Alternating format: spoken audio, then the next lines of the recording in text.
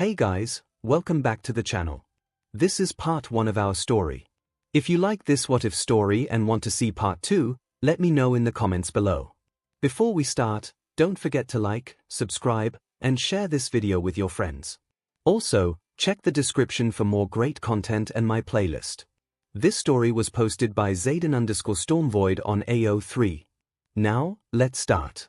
Chapter 1. A gift from another world. Third POV. It was a quiet day at 𝐒𝐲 High School, one of, if not the, best hero school in the world. It would be nice to that it was a normal day as well, but given this world full of superpowers, heroes and villains, and typical, teenage, high school drama, any semblance of the word normal has been proven moot. 𝐒𝐲 was walking around the school whilst classes were going on, hoping to hear about any gossip, to intrigue his intelligent, sadistic mind, or find any evidence of any possible leak to the League of Villains.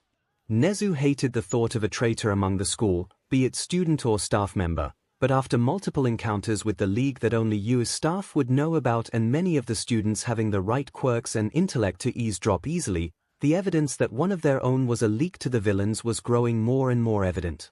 They haven't made a move so far, but it is good to find out, so that we do not get caught with guard down again.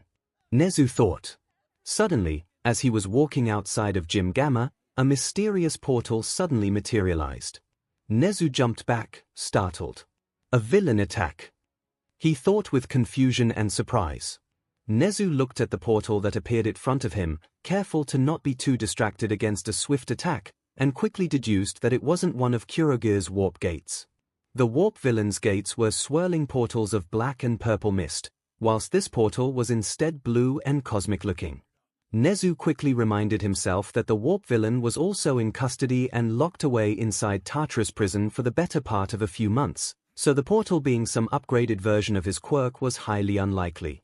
𝐒𝐲 also noticed that the school's alarms weren't going off, meaning that it wasn't some outside intrusion of a quirk being used, so it was even more mysterious. As 𝐒𝐲 took hesitant steps towards the portal out of a sense of curiosity, an object materialized out of it. It was a large black box, highly advanced looking as evidence of the neon techno lines coming from it. On top of it was a note taped onto the box. Then, as quickly as it appeared, the portal shut close and vanished into thin air. 𝐒𝐲 was in shock at what occurred and hesitantly walked towards the box, cautious if it was a bomb or trap of some kind. As he reached it and examined it critically, he found no such evidence of explosives or mechanisms that would indicate a trap. He looked to the note taped to the top and opened it. As he read it, he grabbed his communicator and said, 𝐈𝐲, report to me by Gym Gamma, I have quite the surprise. An hour later, 𝐈𝐲 arrived to where the mouse-bear hybrid principal was after a few minutes, noticing and looking to the mysterious box next to the principal with confusion and suspicion. 𝐒𝐲 explained to him the events that occurred recently and they decided to call up the teachers, especially 𝐿𝐿oader to inspect the box, and the visiting pro-heroes to report to the teachers' meeting room. An hour later, the teachers and visiting heroes arrived to the conference room. The teachers consisted of 𝐒𝐲, at the head of the large wooden table, 𝐈𝐲, All Might, Midnight, Present MIC, Cementos, Vlad King, 𝐿𝐿oader, Snipe, Ectoplasm, Recovery Girl, 13, and Hound Dog. The visiting pro-heroes included the current #1 hero, Endeavor, Miruko, Mount Lady, Ryukyu, the Pussycats, Kamu Woods, Death Arms, Fat Gum, and Gran Torino. They were all confused as to what merit another meeting so soon and the bow that the principal had beside him. After they finished sitting down, 𝐒𝐲 spoke, "Thank you for convening on such short notice." Endeavor spoke up, blunt and angry as always, "What is this meeting for? I was hoping to see my Shoto's progress when you had to call off the training session and sent the students back to their dorms." "Apologies, Endeavor," 𝐒𝐲 responded. "But this situation is of dire importance." "What is it, sir?" All Might said. "Does it involve that black box you have there?" "That is correct, All Might." 𝐒𝐲 said. "Earlier today, a mysterious event occurred right before my eyes. As I was walking by Gym Gamma, a mysterious portal opened up in front of me." The heroes went rigid, surprise and unease evident at the news. All Might quickly said, "Was it the League again?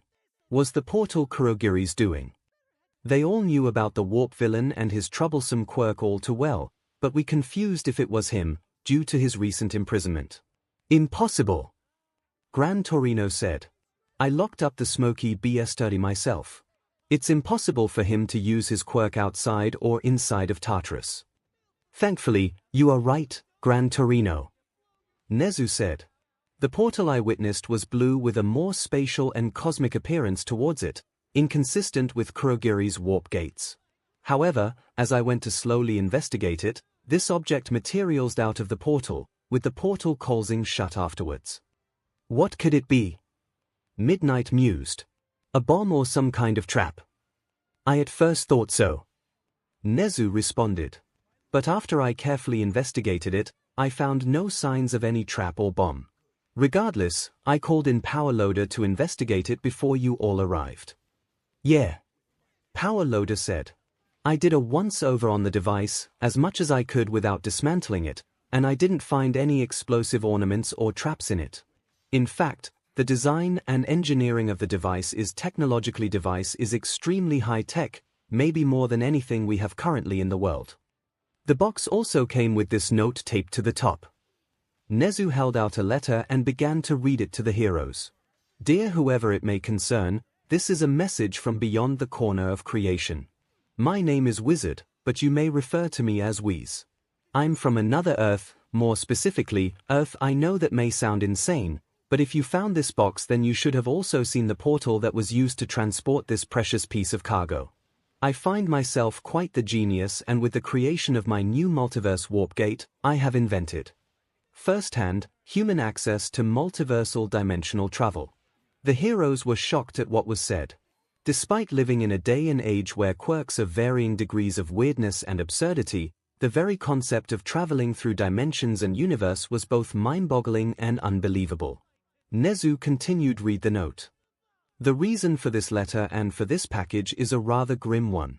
You see, in my universe me and my college, sometimes best friend and sometimes annoying headache, Boomstick, yes that is his name, run an internet program known as Death Battle. We're using our advanced technology to scour information throughout the infinite multiverse and compare it to our world's information and connection. We study, analyze, and pit two or more combatants from two different universes into simulated battles to the death to prove who is the superior fighter. Barbaric at first, sure, but it was all the name of good fun and entertaining for our audiences. We intended it to be a fun, harmless program where our viewers could figure out which heroes, villains, or individuals were to come out victorious in a consequences-less battle to the death. The heroes' faces soured at the notion of a battle to the death, but were eased at that they are simulated recreations. Endeavor, being the battle-hungry and his history with proving he is the strongest and best of the best, paid more attention at this death battle. All Might thought the concept of battling to the death was indeed barbaric, but figured that a fight to prove who the strongest was seemingly justified, as he could picture his successors, Izuku Midoriya's, rivalry with Katsuki Bakugo. What we didn't expect was quite disturbing. Our country's government approached Boomstick and I, already aware of our capabilities to peer and study the multiverse, and demanded that we contribute all our research and technology to them and to work under them so they can create their own army of super soldiers. Me and Boomstick, of course, refused, but were given a month to comply or we would be hunted down, eliminated, and have our work taken anyway.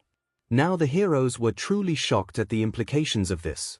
Whilst the heroes can agree that some, if not most, governments can be easily corrupt and extreme at times for the sake of national defense, to go so far to achieve such an end for power was disturbing, especially for 𝐒𝐻𝑒𝑢 as he read, as similar product of government experimentation.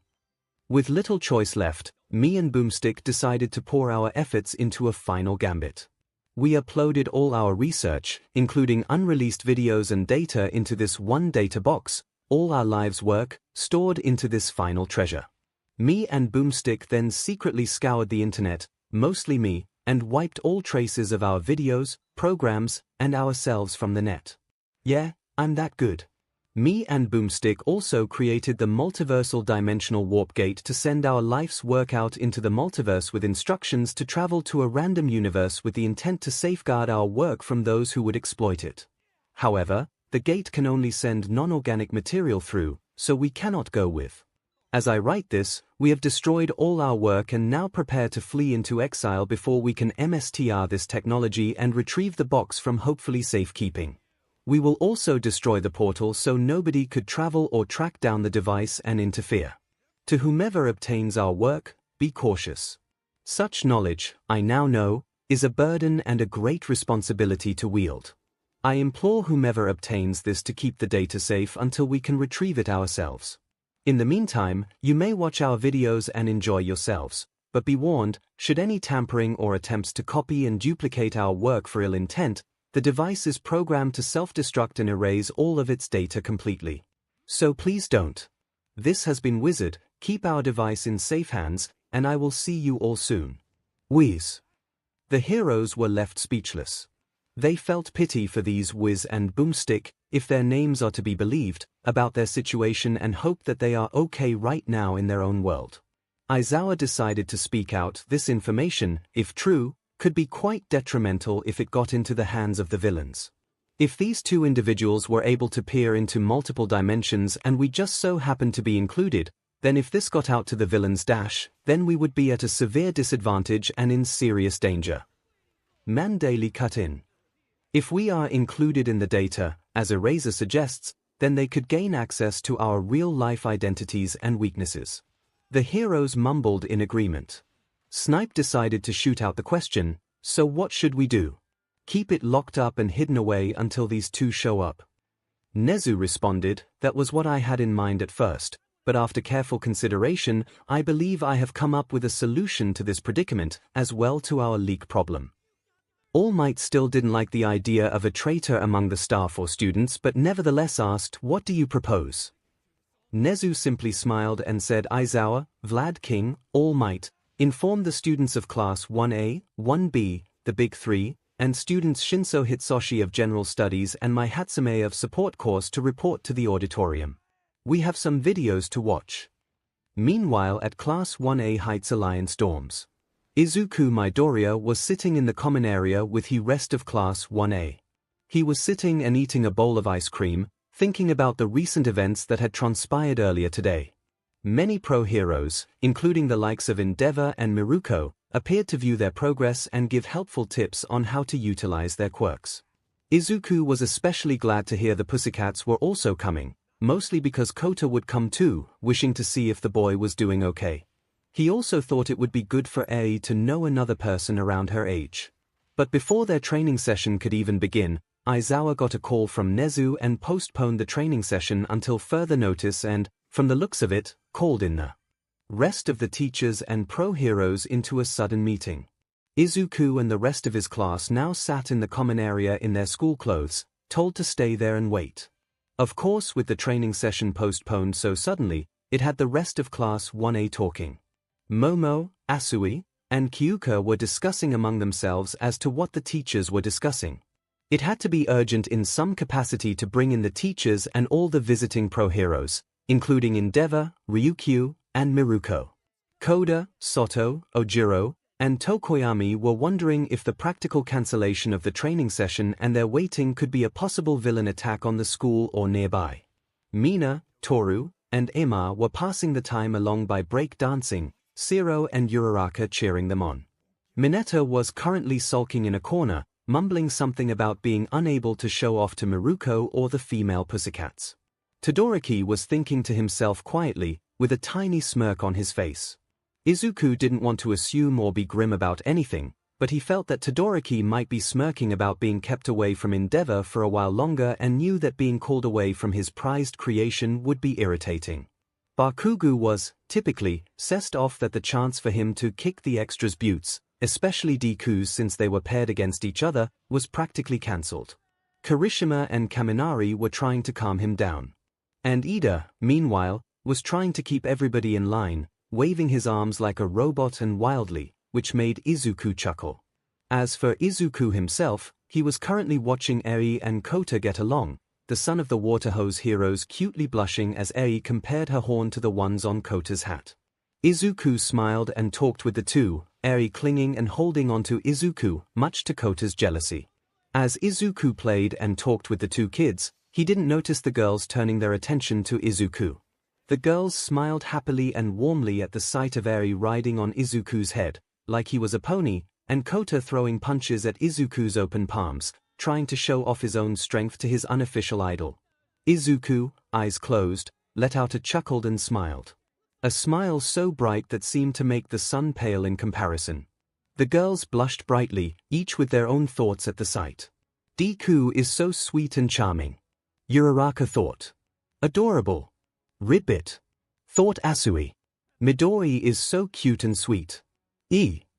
Were Mina's thoughts as she held herself immensely back to not rush over to hold him. He looks like such a doting and loving father to the two. He looks so cute and yet handsome. Momo mused internally, her hand clutching at the seam of her shirt as her heart ached and longed for Izuku's smile on her. Dang, I knew Zuku was sweet and charming, but now he looks cute. Kyuka thought, blushing wildly, trying hard, and failing to deny herself what she thought and desired. OMG. Izuku is so cute. Oh. He's like a super cute, bunny cinnamon roll. Toru squealed in her mind, practically bouncing on the spot. Zero noticed Mina and Toru stopped dancing and looked over to their line of sight and smiled at the happy sight. Todoroki also noticed the group of Momo, Asui, and Kyuka stopped their discussion and looking over at Midoriya. While he smiled at the sight of Midoriya being such friends with Boy from the training camp and he wondered that caused the girls to look at Izuku with such blushing faces. Were they sick? Or could Midoriya's smile be so bright that it is like moths to a flame? Todoroki also saw that Izuku's smile looked similar to All Might, both in display and effectiveness. This got his mind ticking at his dad might theory. While the other guys noticed Izuku's time with the kids, and smiled at the sight, except Bakugo who scoffed and seemed more ticked for some reason. None of the guys noticed all of the girls' blushes or stares at Izuku, except for Ema who smiled mischievously and pondered if he should inform Izuku or subtly push him into the right direction. A moment later, Aizawa came into the common area. Alright, class, quiet down and line up. Principal Nezu has called in an assembly. So stop what you are doing and get ready. Midoriya, bring Ai and Kota along too. The students got themselves together, especially the girls from their blushing states, and lined up, except for Ida who was telling the class to line up, oblivious to him being the only one that wasn't lined up. Izuku also walked with Ai and Kota holding his hands, making the girls practically rush over to get behind Deku. Reasons. Reason 1 was a simple one, to get closer to this sweet and caring display. Reason 2 was more hopeful, hope that Izuku and the two kids notice one of them, and since they made it obvious that they see him like a father figure that they might see one of them as the mommy, especially the innocent Eri. And reason was they're secretly perverted, and openly perverted to the minds of Mina and Toru. Get a closer, more discreet look at Izuku's slightly bent over, firm, good-looking butt. Mina won, smiling mischievously and in victory at the girls behind her, who silently fumed, especially Uraraka, at their defeat. They fumed even more in jealousy as Eri noticed Mina and also innocently asked about Mina's own horns. A few minutes later, they arrived at Gym Gamma. As they arrived, they also saw Vlad King 𝐤𝐻𝑚 Class 1B and All Might 𝐤𝐻𝑚 the UA. Big Three of Mirio Tagata, Nejaya Heido, and Tamaki Imagiki, and Histoshi Shinso from General Studies, soon to be Hero Corps student in the second year. Class 1A were confused as to what would garner the whole of the first-year Hero course, the Big Three, and Shinso to be summoned to Gym Gamma with the teachers and the pro-heroes.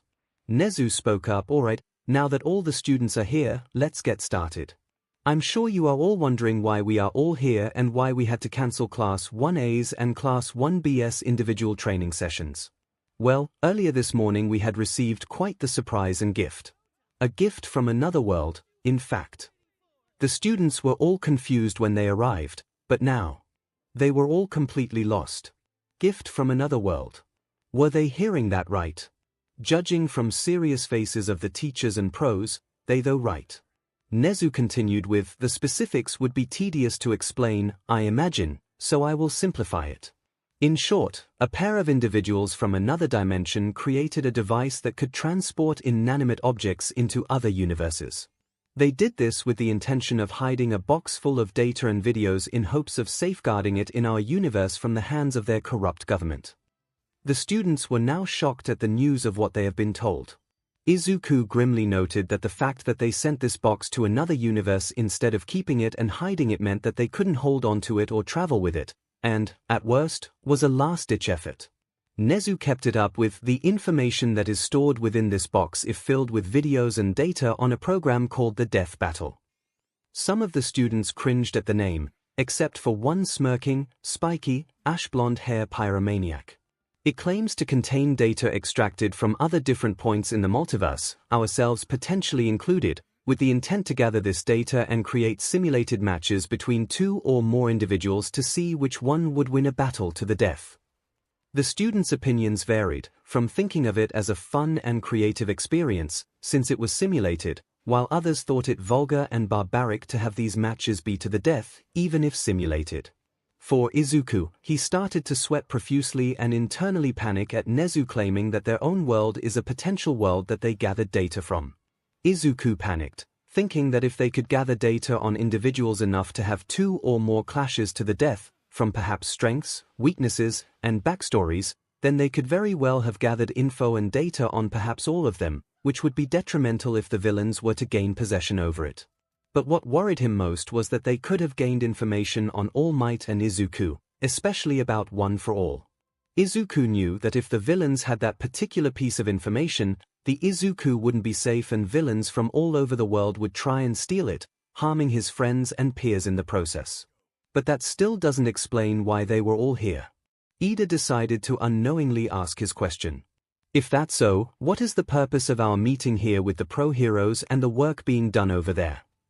The work being done was referring to seeing 𝐶𝐿𝐼𝐼 manipulating a large amount of cement and myheroacademia and 𝐿𝐼𝐼 working on a large white screen and pieces of machinery, along with a mysterious black box that Izuku deduced was the device that was sent over. 𝐒𝐻𝐻 answered with the note that contained this information, "We are also informed that the creators of this box and program will be working to one day bring themselves over to our world to find the box and find a safe haven from their pursuers. In the meanwhile, the note also claimed that we can use the device to view their work, and I thought it would be a splendid idea to invite the first-year Hero Corps students, along with Mr. Tagata, Mr. Amajiki, Ms. Heido, Ms. Hatsume, and Mr. ♯ to join us, the UA teachers, and pro-heroes into watching these death battle videos." The students were shocked, yet excited at being able to watch the videos but still had questions as to any logical purpose in doing so. Momo asked, "Could you please explain why you made this decision? Whilst I admit that I find myself curious to watch this death battle, I can't help but not find a reasoning behind this." Aizawa answered, "It was agreed upon that in watching this program that it would work in benefit to the teachers, pros, and students. If the information is accurate in that these fights are simulated matches between beings that reside in our apparent multiverse, then it would mean that they are real and that if one universe was able to access interdimensional travel, then so could others." The students' eyes widened at the implication of what they were getting at. Midnight jumped in with, "To put it simply, we believe that if these individuals do exist in our multiverse and that such technology or even abilities with the power to go through other dimensions, that they could use that technology or power and potentially travel to our world, and if some are of villainous intent, then it would be beneficial to learn of these potential threats should they ever come and know how to defeat them." All Might finished with, "Plus, some of these individuals could also be heroic or have powers similar to those of you students, in which you could learn from their abilities and incorporate new moves and ways to further train your quirks to their fullest potential." The students eased at the final words from All Might, glad that, as always, All Might managed to give them a sense of peace and comfort, even after his retirement. The students then got excited about being able to find new ways to enhance their quirks by learning of other multiversal individuals with similar abilities, maybe even learn if some of these combatants are different versions of themselves or others they know. 𝐒𝐻𝐻 continued with, "We have also enlisted the assistance of Ms. Hatsume from the support course to help, alongside 𝐿𝐼𝐼, in creating a viewing screen capable of incorporating the data of the box safely. We also have ectoplasm and 𝐶𝐿𝐼𝐼 create seats for all of us to sit down and relax." Bakugo then spoke up, rather bluntly and rudely as always, "Why don't you just hack into the DMN box and download the thing data instead of accessing it?" Monoma from Class 1B interrupted with, "𝐒𝐻𝐻, typical of Class 1A and their villain in all but title to resort to thievery and taking and using the work of others to better themselves. Bakugo didn't take kindly to the insult and screamed out, "Shut the hell up, your piece of copying, hypocrisy. We were all already going to use the thing to better ourselves, all of us. Including your pansy butt. Plus accessing it means it's more likely to be a trap and unleash a virus." While the students and teachers sighed and frowned at Bakugo's language and behavior, they did see where he was coming from. His concerns about trusting the words of strangers and a seemingly unknown machine with unknown capabilities. Before Monoma could angrily retort, he received a chop to the side of his neck from Itsuka Kendo, the Class 1B rep, knocking the blonde copycat out and gave an apology for his behavior. Nezu spoke up, despite the vulgar language and attitude, "You are right in your concerns, Mr. Bakugo. Trusting in an unknown device that claims to be from another world is a big pill to swallow and trust. However, we have investigated the device and found no signs of a trap or virus inside the device. Furthermore, the note also explicitly said that should we try copy or tamper with the device's data or function, then it will program to self-destruct. So in order to preserve that knowledge and not run the risk of having the device explode with an unknown yield that could very well threaten the entire school, including by tampering with the self-destruct program, it is better to access it rather than copy it." The students nodded at the reasoning. Bakugo simply made a TCH-sounding scoff and remained silent. Nezu continued, "Now with all these formalities and information said, I believe we have some death battles to watch." Nezu turned to 𝐺𝐻𝐿oader and Hatsume and said, "Is the screening device ready to go, yet?" Mai hopped up front from what she was doing and said, "Yes sir. My latest incredibly baby, the data projector reader, is up and running. With this baby of mine, we will have the perfect viewing experience and access the data from the box with little to no danger. Plus, I've added some neat little features that will sure to come in handy." The students, especially the likes of Izuku, Uraraka, and Ida, were not fully convinced of Mai's little to no danger claim. In fact, they were even more worried. Nevertheless, the teachers, pro-heroes, and students all got themselves seated on the finished seats. Starting from the bottom row of 10 seats, and going in order from left to right from the screen facing them, sat Mai, who opted to stay as close to the device as possible, Ida, Asui, Uraraka, Izuku, who had Kota beside him in a mini-seat, Mirio, who also had Ei in a mini-seat beside him, and Deku, Amajiki, Kirishima, Bakugo, who was typically sessed that he wasn't at the center, and Zero. The second row housed Shoji, Toru, Mina, Kyuka, Momo, Todoriko, Nejaya, Tetsutisu, Kaminari, and Mineta.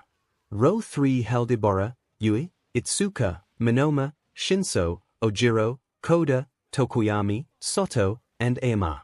Row 4 included Leiko, Kinoko, Setsuna, Pony, Jirota, Rin, Sen, Shihai, Kamakiri, and Honinuki. Row 5 had Vlad King, Tiger, Ragdoll, Pixie Bob, Mandali, Awase, Kosi, Shindo, Manga, and Bondo. In row 6 sat Midnight, present MIC, Eraserhead, Nezu, who was supported by a booster, All Might, Gran Torino, 13, Snipe, Ectoplasm, and 𝐺𝐻𝐿oader. And finally, row 7 had Mount Lady, Kamu Woods, Death Arms, Cementos, Recovery Girl, Endeavor, Miruko, Ryukyu, Fatgum, and Hound Dog. Sorry for the long list of rows, but just make a grid and you can pretty much see how the people are seated. Now that we are all seated, Nezu said. Miss Hatsume, may you please do the honors and start the program. Right away, teach. Hatsume said with a salute. As Nezu saw the support corps student activating the machine and the students talk about what they will see, Nezu thought back the secret reason they are watching these videos. Flashback. Back in the meeting room, the heroes and teachers were confused as to why Nezu asked for all the Hero Corps students and teachers to watch this death battle. Mount Lady raised her hand and asked, "Not to be overly blunt, sir, but how is this a good idea? If there is a leak in the school and could very well be one of the teachers or even the students, why run the risk of having everyone take knowledge of the device and even see it? Sounds like a recipe for giving the villains valuable intel." Nezu nodded and responded, "I'm afraid I cannot answer that, as if the teachers, including the people in this room, Are the leak then to reveal any sort of trap or plan to catch this leak would be proven useless if someone here is the leak and knows about it, though I also can't fully prove to you all that I am not the leak either. For now you will have to trust my judgment and know that secrecy is the best form of making this situation the best it can be. The teachers and heroes nodded their way and suspicious of nearly everyone in the room. They decide to trust the genius animal and hope that he wasn't the leak himself. Flashback over. As before, 𝐒𝐲 hated to suspect the teachers, heroes, and most especially the students, but it was a necessity, for they can't have the league play them for fiddles any longer than they avenue. Last times, All Might was around to ease people and stop the villain's ploys in both the USJ incident and the Camino Ward incident. But now that the symbol of peace has been forced to retire and has lost his powers, any mistake up to this point could be proven more disastrous than anything they have seen yet. So 𝐒𝐲 knew that if one of the students were the traitor, then one of them will try to steal the valuable information and get caught in 𝐒𝐲's trap. If it was one of the teachers, then they know that the genius principle of 𝐸 has a trap in place for anybody who would wish to steal this valuable set of information and would make no move in fear of getting caught. And if anyone tries to record or copy information here, then they would risk the info's destruction and or be exposed by the number of individuals in this room. And if any of them were to try and sneak out to inform the villains through phones or other devices, then 𝐒𝐲's hidden cameras around every nook and cranny in 𝐸 will notice them and inform 𝐒𝐲. It may not be the most elegant or thought-out plan, but it was the best the rodent principle could conceive in such a short PRD of time. 𝐒𝐲 could only hope that all goes well. He watched as Mai raised a large remote and pressed a button and the large screen in front of them turned on. Third POV as Hatsume pressed the button and the screen turned on. Izuku and the students prayed to any god that existed for the machine not to blow up. Thankfully, their prayers were heard. The screen turned on and showed a large white screen. The device turned on suddenly and started making several noises that had the teachers and students wary. It sent out a pulse through the system of wires connected to it, and the top of the screen shined a red, scanning laser over the students, teachers, and heroes. They were about to demand what that was, but the device already answered them. It spoke in a male robotic voice, scanning, identifying individuals through multiversal databox storage info, identifying multiversal variants of identified individuals, scanning information and data of this world's new outlets and history, determining Earth. Earth determined. Earth 626 confirmed. Notable points of timeline include manifestation of superpowers called quirks, the advancement of superhuman society, and 1-4A error. Error. Protocol dictates not to reveal information detrimental to world's current timeline. Whilst all the students, heroes, and teachers were busy gaping at the capabilities of the machine and likewise confused onto what it meant by detrimental information that it kept classified, a few certain individuals were already starting to sweat nervously. Izuku, All Might, Bakugo, Recovery Girl, 𝐒𝐲, and Gran Torino, the individuals who knew about One for All, were already panicking internally that the device knew about the quirk. They did breathe out a sigh of relief when it cut out. The device continued and said, accessing video memory logs. Will you like to watch Death Battle? Hatsume immediately pressed the yes button on the remote, which the students near her found that convenient. The device said, accessing video memory logs labeled a Death Battle. Selecting and opening video file number 1, Boba Fett vs. Samus Aran. The group was intrigued at the name of the fight, even more so when the screen showed a loading screen with the faces of a man covered in high-tech, rusted armor with a jetpack and an intimidating helmet and a red, yellow, and green suit of armor. Amazing! Momo said. This kind of technology and sophistication is perhaps leaps and bounds away from current society's capabilities. The class's sweat dropped at Momo's intelligent use of vocabulary and weren't going to bother with a response, but a certain green-haired cinnamon roll did anyways. Izuku responded with, well, it isn't all that surprising. This universe both learned how to perceive different Earths and multidimensional travel, so I could see how their society's technology should be more advanced than ours. Plus, if it weren't for the appearances of quirks and society collapsing into a brief state of unrest and chaos, we would have already have access to interstellar travel or exploration by now. The students and teachers gaped at the knowledge and wisdom in Izuku's words. All Might smiled proudly, choosing not only a compassionate, pure-hearted successor, but also one with an intelligent, analytical mind. As for Momo, she blushed to new extremes, which made the girls all the more jealous. The video started soon after. Rocking music sounded off that made the more hardcore students like Bakugo, Kirishima, Kaminari, Tetsu, and Jiru bob their head to. The screen showed the words Death Battle, some of the letters splashed in BLD and the surroundings filled with BLD-stained chains and spikes. A series of images and videos popped up with two voices monologue off-screen. One sounded intelligent and high-pitched, while the other was rough and tougher. "The bounty hunter.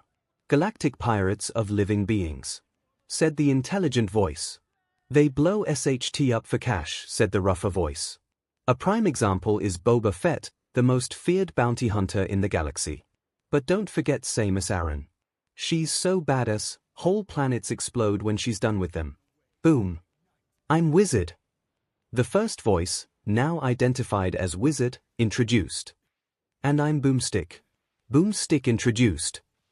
"And it's our job to analyze the weapons, armor, and skills of these two beastly killers and answer the most important question of all, which of these warriors will win a death battle?" Wiz said. "In these videos, we will be assessing their capabilities and determine the fight through simulated fights and will be following a certain guideline of rules, death battle rules. Combatants shall possess no knowledge of each other to make it a fair fight.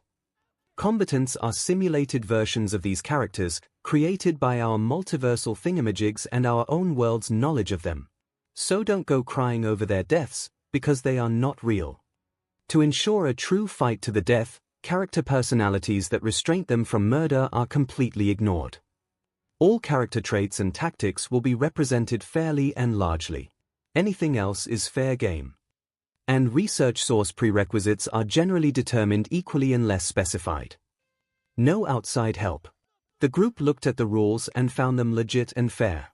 The more sensitive of the group were also galled that the deaths portrayed are not real. Izuku meanwhile was excited about this and was glad that he brought along with book bag full of notebooks, antsy to draw up the info. Just because they couldn't copy the core info inside the box didn't mean that Izuku couldn't copy it by hand. Plus, he saw this as using it for good intentions instead of any ill intent. "Now that we got that covered," Wizard said, "it's time to begin." Boba Fett is well known for his cunning, ruthlessness, and brute force. But his killer instinct relies on his diverse arsenal of death. Wiz explained. Most of the guys were intrigued at the bounty hunter, especially Bakugo when he heard the words ruthlessness and death. Izuku was curious about his cunning nature, and Kirishima was curious over his supposed brute force. The teacher and heroes were already anxious about the description of this individual. Bounty hunters and mercenaries aren't usually of well repute or status. Mandalorian body armor, nearly indestructible micro-energy field penetrating radar minetagrins, pervertedly protection from fire, poison, acid, and cold peaks. Todoroki's and Mina's interest retractable drinking straw made a few people chuckle. Plus, he wears the most badass spacesuit ever. Boomstick said. Everybody agreed that the suit looked impressive. Power Loader was curious over this Mandalorian armor, especially its properties and material, while Mai was already drawing up designs with a fervor after she snatched one of Deku's notebooks. "That's no ordinary spacesuit, Boomstick," Wiz clarified. "That's Fett's Mandalorian armor, forged from nearly indestructible duraplast containing a micro-energy field for dispersing impacts. This guy can have a freaking bomb blow up in his face and still walk away." Bakugo flashed a sinister smile. "That sounds like a Fing challenge." Ida said, "I must say that for a mercenary, his use of armor is impeccable. Also, language." Wrist gauntlets flame projector intrigued both Endeavor and Shoto fiber cord WHP intrigued Uraraka wrist laser concussion missiles stun missiles. His gauntlets house a flamethrower with a reach of 5 meters, a fiber cord WHP, and numerous concussion and stun missiles. "Ha!" Bakugo exclaimed. "Those missiles and grenades have nothing won me and my gauntlets. They make those look like Fing firecrackers. The amount of things that one gauntlet can do." Momo mused. "I would try to make that with my quirk, but without the molecular structure of the material, it would be difficult. Hatsume perked up and said, I can help with that. E3 carbine rifle fires in short burst scope outfitted shoulder sling rockabye rifle weird out a lot of the crowd. His weapon of choice is his E3 carbine rifle, an extremely accurate and powerful weapon which Fett often cradles like a child. Wiz explained. Why would he cradle that thing like a child? One wrong touch of the SWCH and he could blow his own head off. Kaminari said. Really? Kyoka asked sarcastically. That's what you are worried about. Not that no one sane person does that. Yeah, I do that with my guns too. That's not weird at all, Boomstick. Wiz said, sounding a bit weirded out. Most of everyone chuckled at the comedic timing. Jiru blushed in embarrassment. Fill us in on Fett's heavy weaponry. Wiz asked to move things along. Mitronamon Z6 jetpack hands-free up to 1 minute of flight max speed, 145 km/h magnetic grappling hook anti-vehicle homing rocket. Well, everyone and their grandmother knows that Fett can zoom around on his badass jetpack, but that jetpack also has a single anti-vehicle homing rocket, and believe me, you don't want to see this thing heading your way. Boomstick stated.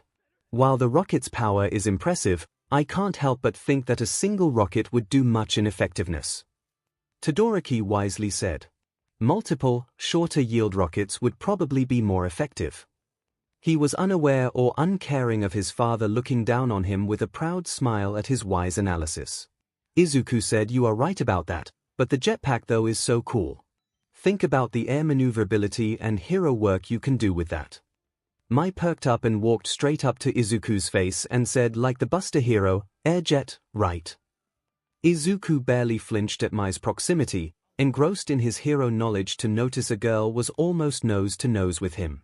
He said with vigor, and just like your jets from the sports festival, they were amazing. I'm sure if you could gain the proper design of that jetpack, that you can make such awesome equipment. Mai blushed and smiled more at Izuku's words of praise. The Class 1A girls, and Nejia's, eyes twitched in annoyance and jealousy. Even Pixie Bob and Mandalay, that last one being unknowingly, frowned and gained a dark aura of jealousy at the two's closeness. After settling down, they resumed the video. That's right, Boomstick. In short, Fett is a human Swiss Army knife. He's killed hundreds of criminals, politicians, and Jedi. He even held his own against Darth Vader. Twice. Holy SD, that's hardcore. Boomstick exclaimed. The image of Darth Vader with his red lightsaber and black attire and mask made the students shiver in fear. Even Mai, who wanted to pay more attention to the blade of light in his hand, was too focused on the large dark-suited man. All Might, Gran Torino, Bakugo, and the members of the Bakugo rescue squad from when he was kidnapped by the League, couldn't help but shiver and fearfully compare the dark-suited man's helmet to that of AFO. They were also shocked at the fact that Boba Fett could go toe-to-toe with this guy twice and survive. Momo was even more so intrigued with Fett's comparison to a Swiss Army knife of a man, much like Quirk makes her able to be too.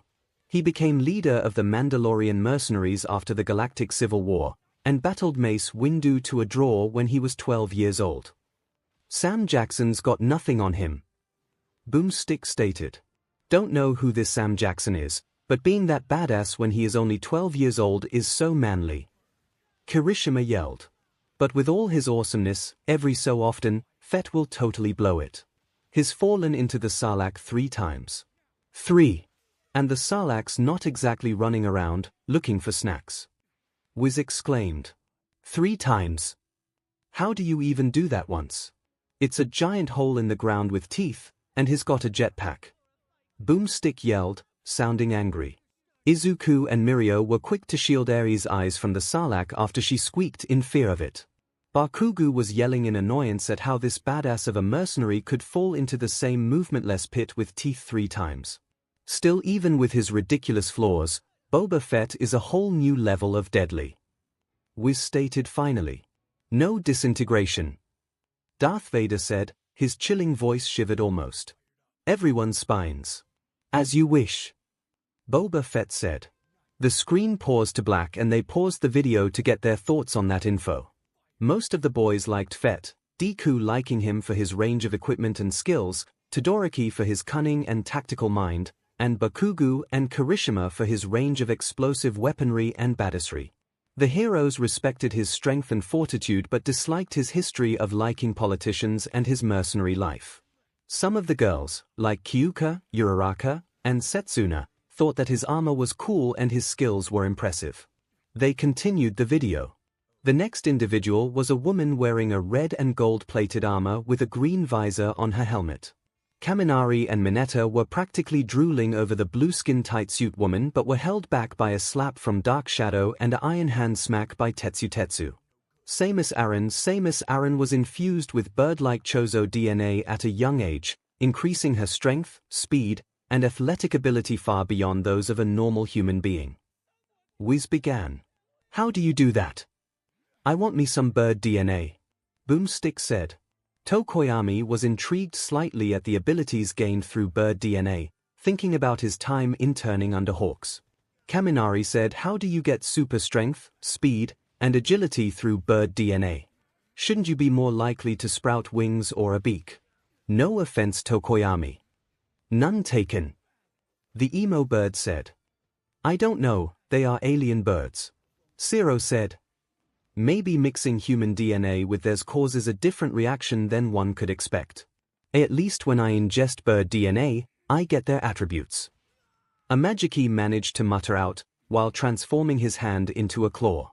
"Power suit shield, entire body environmental protection, easy to upgrade, no restriction of movement or flexibility." She wears the power suit, typically in Varia form, shielding her entire body without restricting any movement or flexibility. Wiz explained. "Too bad it makes her look like a dude," Boomstick plainly said.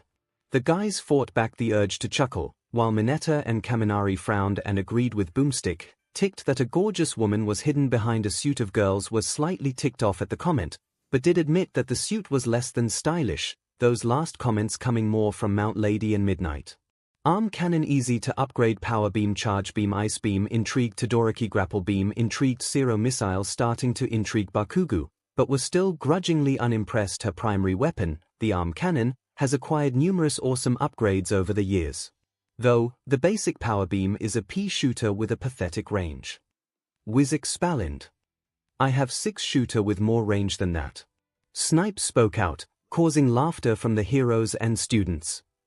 "But when it's fully charged, it'll blow your face off." "Bam! Shoop da whoop," Boomstick said excitingly. Snipe lowered his hat in embarrassment in not having any weapon with that kind of caliber. Ectoplasm did his best, cheering him up with a pat on the back. The arm cannon can also use an ice beam, a grapple beam, and a plethora of seeking and super missiles. Wiz explained. "Hey, those kind of remind me of your quirks, Zero and Todoroki," Kirishima pointed out. "Yeah, she could be hyper-cooling the air into a beam of liquid nitrogen just like how my quirk functions, but it seems she can do it with thin air rather than physical touch." Todoroki said, looking at his right hand, and wondered if he could do the same. "Yeah," Zero said. "And that grapple beam reminds me of how I can swing around using my tape." "How about her missiles, Bakugo?" Bakugo simply grunted and said, "The missiles are a nice touch, but they got nothing compared to my explosions." Izuku looked to Todoroki and said, "You think that her multiple missiles will be more effective against Fett's anti-vehicle missile?" Todoroki nodded his head and said, "We'll have to wait and see." Screw attack, powerful electric charge. Kaminari intrigued greatly, temporary invincibility, extremely fast, namesake of an awesome website. Some chuckled at this and they wondered if it was the website that these two used before for their videos. Morph ball, ALT form, 1 meter diameter, can release bombs. Bakugo rapidly approving jumping ability, also called Marumari, can access small or hard to reach places. Samus controls the skies with the powerful and speedy screw attack, and if there's trouble on the battlefield, she can curl up into morph ball mode and slip away unnoticed. What the? How does she do that? Bird DNA, Boomstick. Bird DNA. Enough with the bird DNA bullshit. Bakugo yelled out. Kendo this time spoke up, saying, "Well, if the bird DNA increased her speed and agility, then it could have made her bones more flexible." The students and teachers nodded at her intuitive thinking. Kaminari said, "Regardless of that, that screw attack looks awesome." I wonder if I could do something similar with my quirk. Izuku looked to the blonde teen and asked, when this is over, want to practice with me and find out if we can both do it? I think we could do something similar with incorporating Kaken's howitzer impact. Kaminari pumped his fist up and said, you won Midoriya. Don T you dare copy my moves, Udaman nerd. Power Bomb's huge blast radius Bakugo approves more deals massive damage crystal flash healing ability deployed only in morph ball mode. 𝐤𝐵𝐼 also has a freaking huge supply of power bombs, which will destroy anything on the screen in seconds. Nothing survives. Boomstick yelled out excitingly. Bakugo practically leapt out of his seat and yelled, hell yeah. Now that's what I call explosions. I'm definitely trying that out. The rest looked at him with a mix of annoyance and worry. Most thought him unbelievable in his obliviousness and hypocrisy. She is known to be the bounty hunter capable of taking on impossible missions, fighting massive beasts and even wiping out an entire species. Wiz explained. However, she often makes mistakes. Somehow, she always seems to lose all her power-ups and upgrades at the beginning of every mission.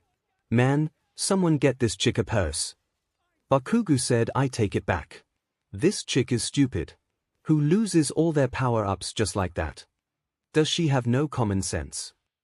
Ida meanwhile yelled, Boomstick, that is highly sexist and rude to say. While the girls thanked Ida for his comment, Kyuka said, Ida, you know that the guy can't hear you right.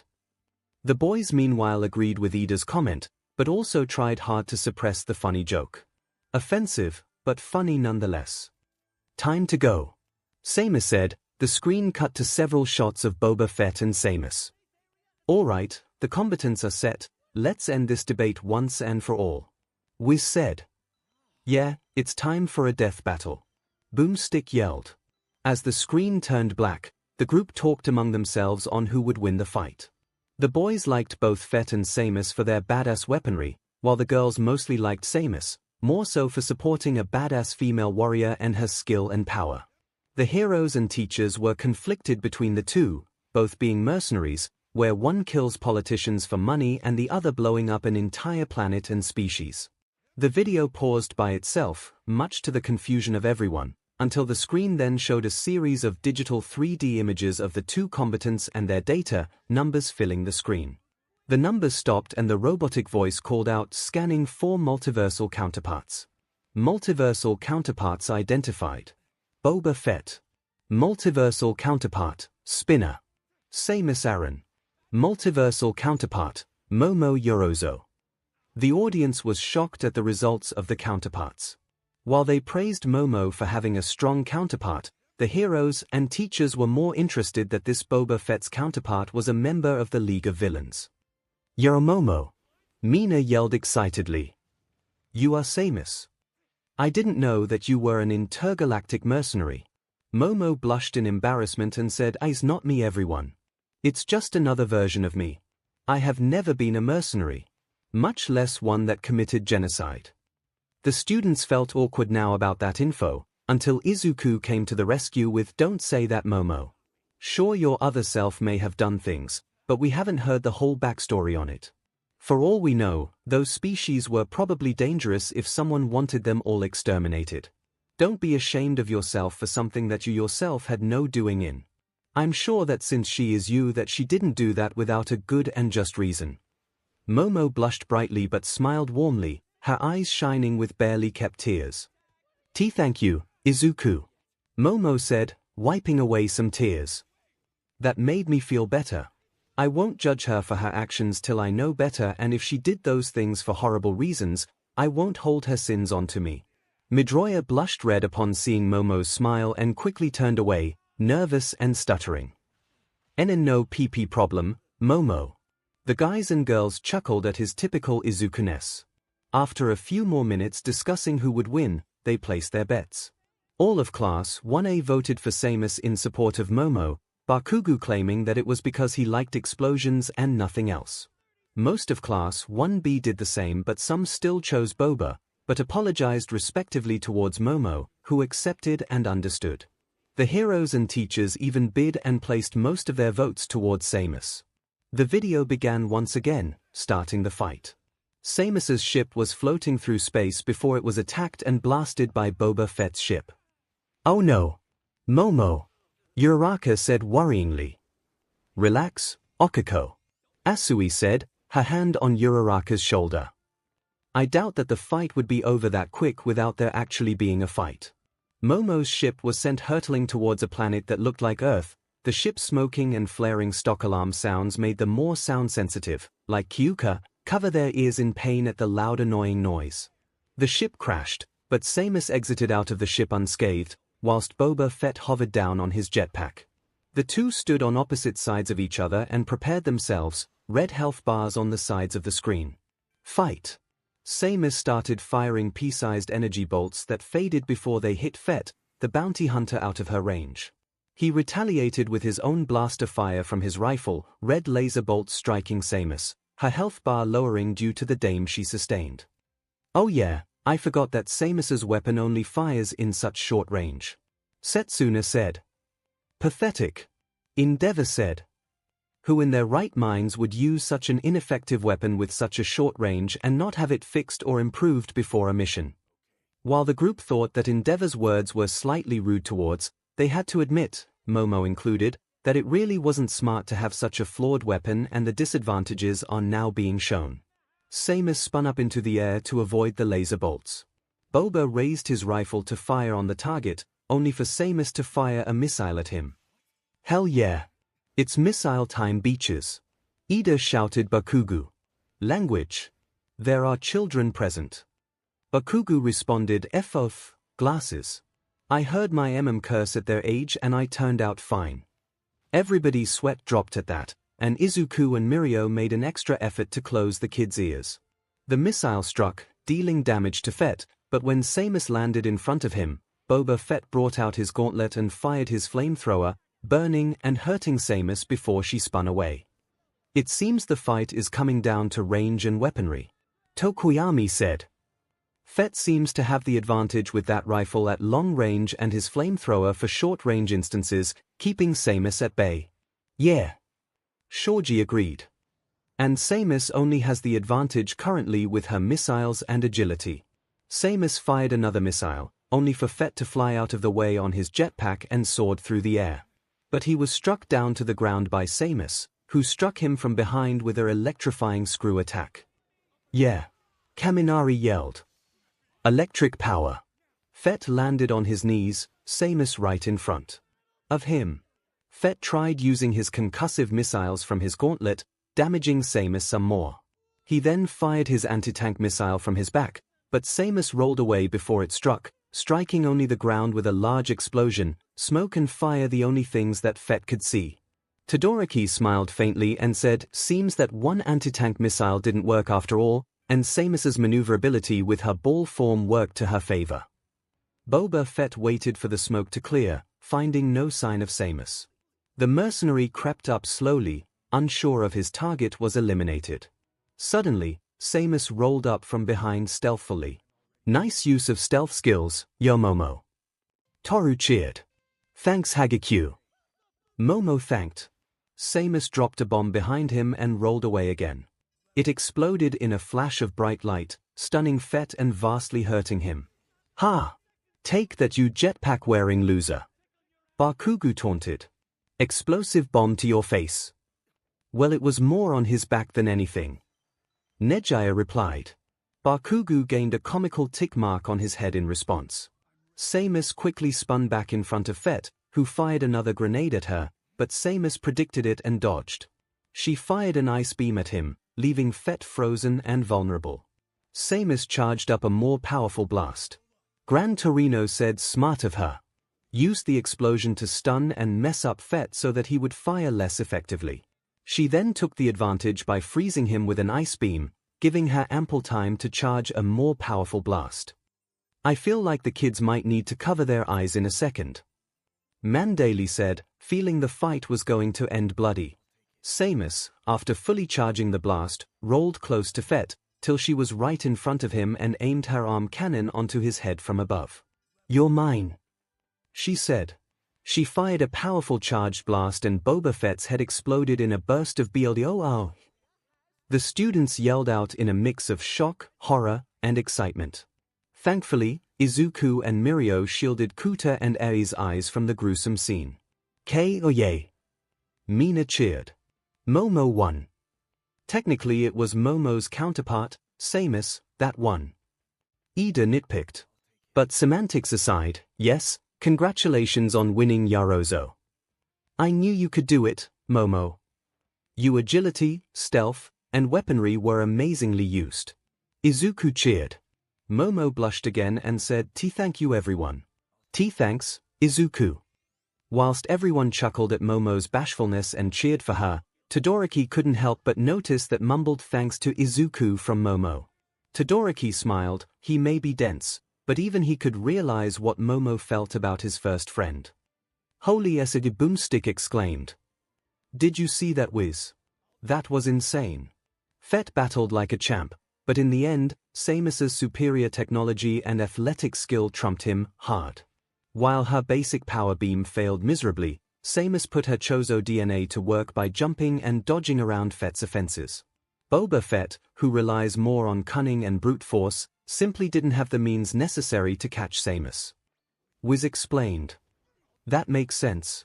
13 said.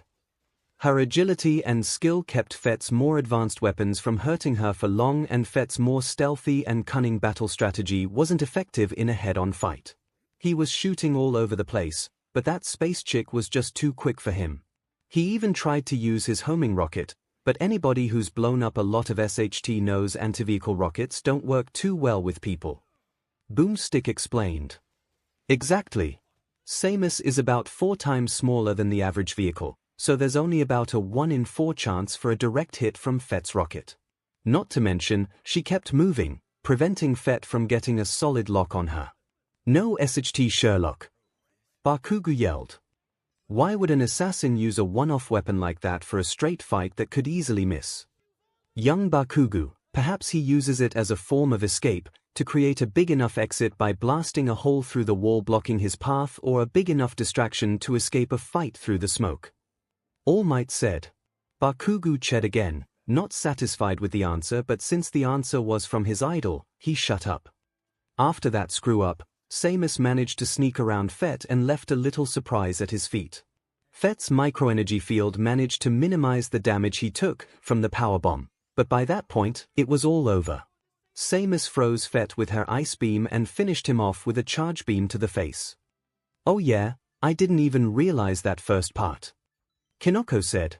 Makes sense when they say that the bomb destroys anything, but he still shroom-vived the blast. Samus sure stopped him cold. Boomstick joked. Some people chuckled and groaned at Boomstick's bad joke. Todoroki, however, was thinking that the joke would help him be more receptive with the public and make him seem more approachable when he does pro. The winner is Samus Aran. Wiz finished. Everybody clapped for Momo's victory, much to her embarrassment. She didn't even show off her grapple hook. Sir mumbled depressingly. Everyone hushed when the screen turned black and showed the words "next time" with Boomstick voice saying "next time on Death Battle." There was a flurry of punches covered in purple flames, and then an off-burning symbol hung on the screen. They then heard a creepy chilling voice. Unknown, your soul is mine. Kirishima was shaking in excitement. That looked so cool. Yeah bro. It looked straight manly. Tetsu agreed. The heroes, however, were wary about the voice, their instincts and years of experience pretty much screaming bad guy.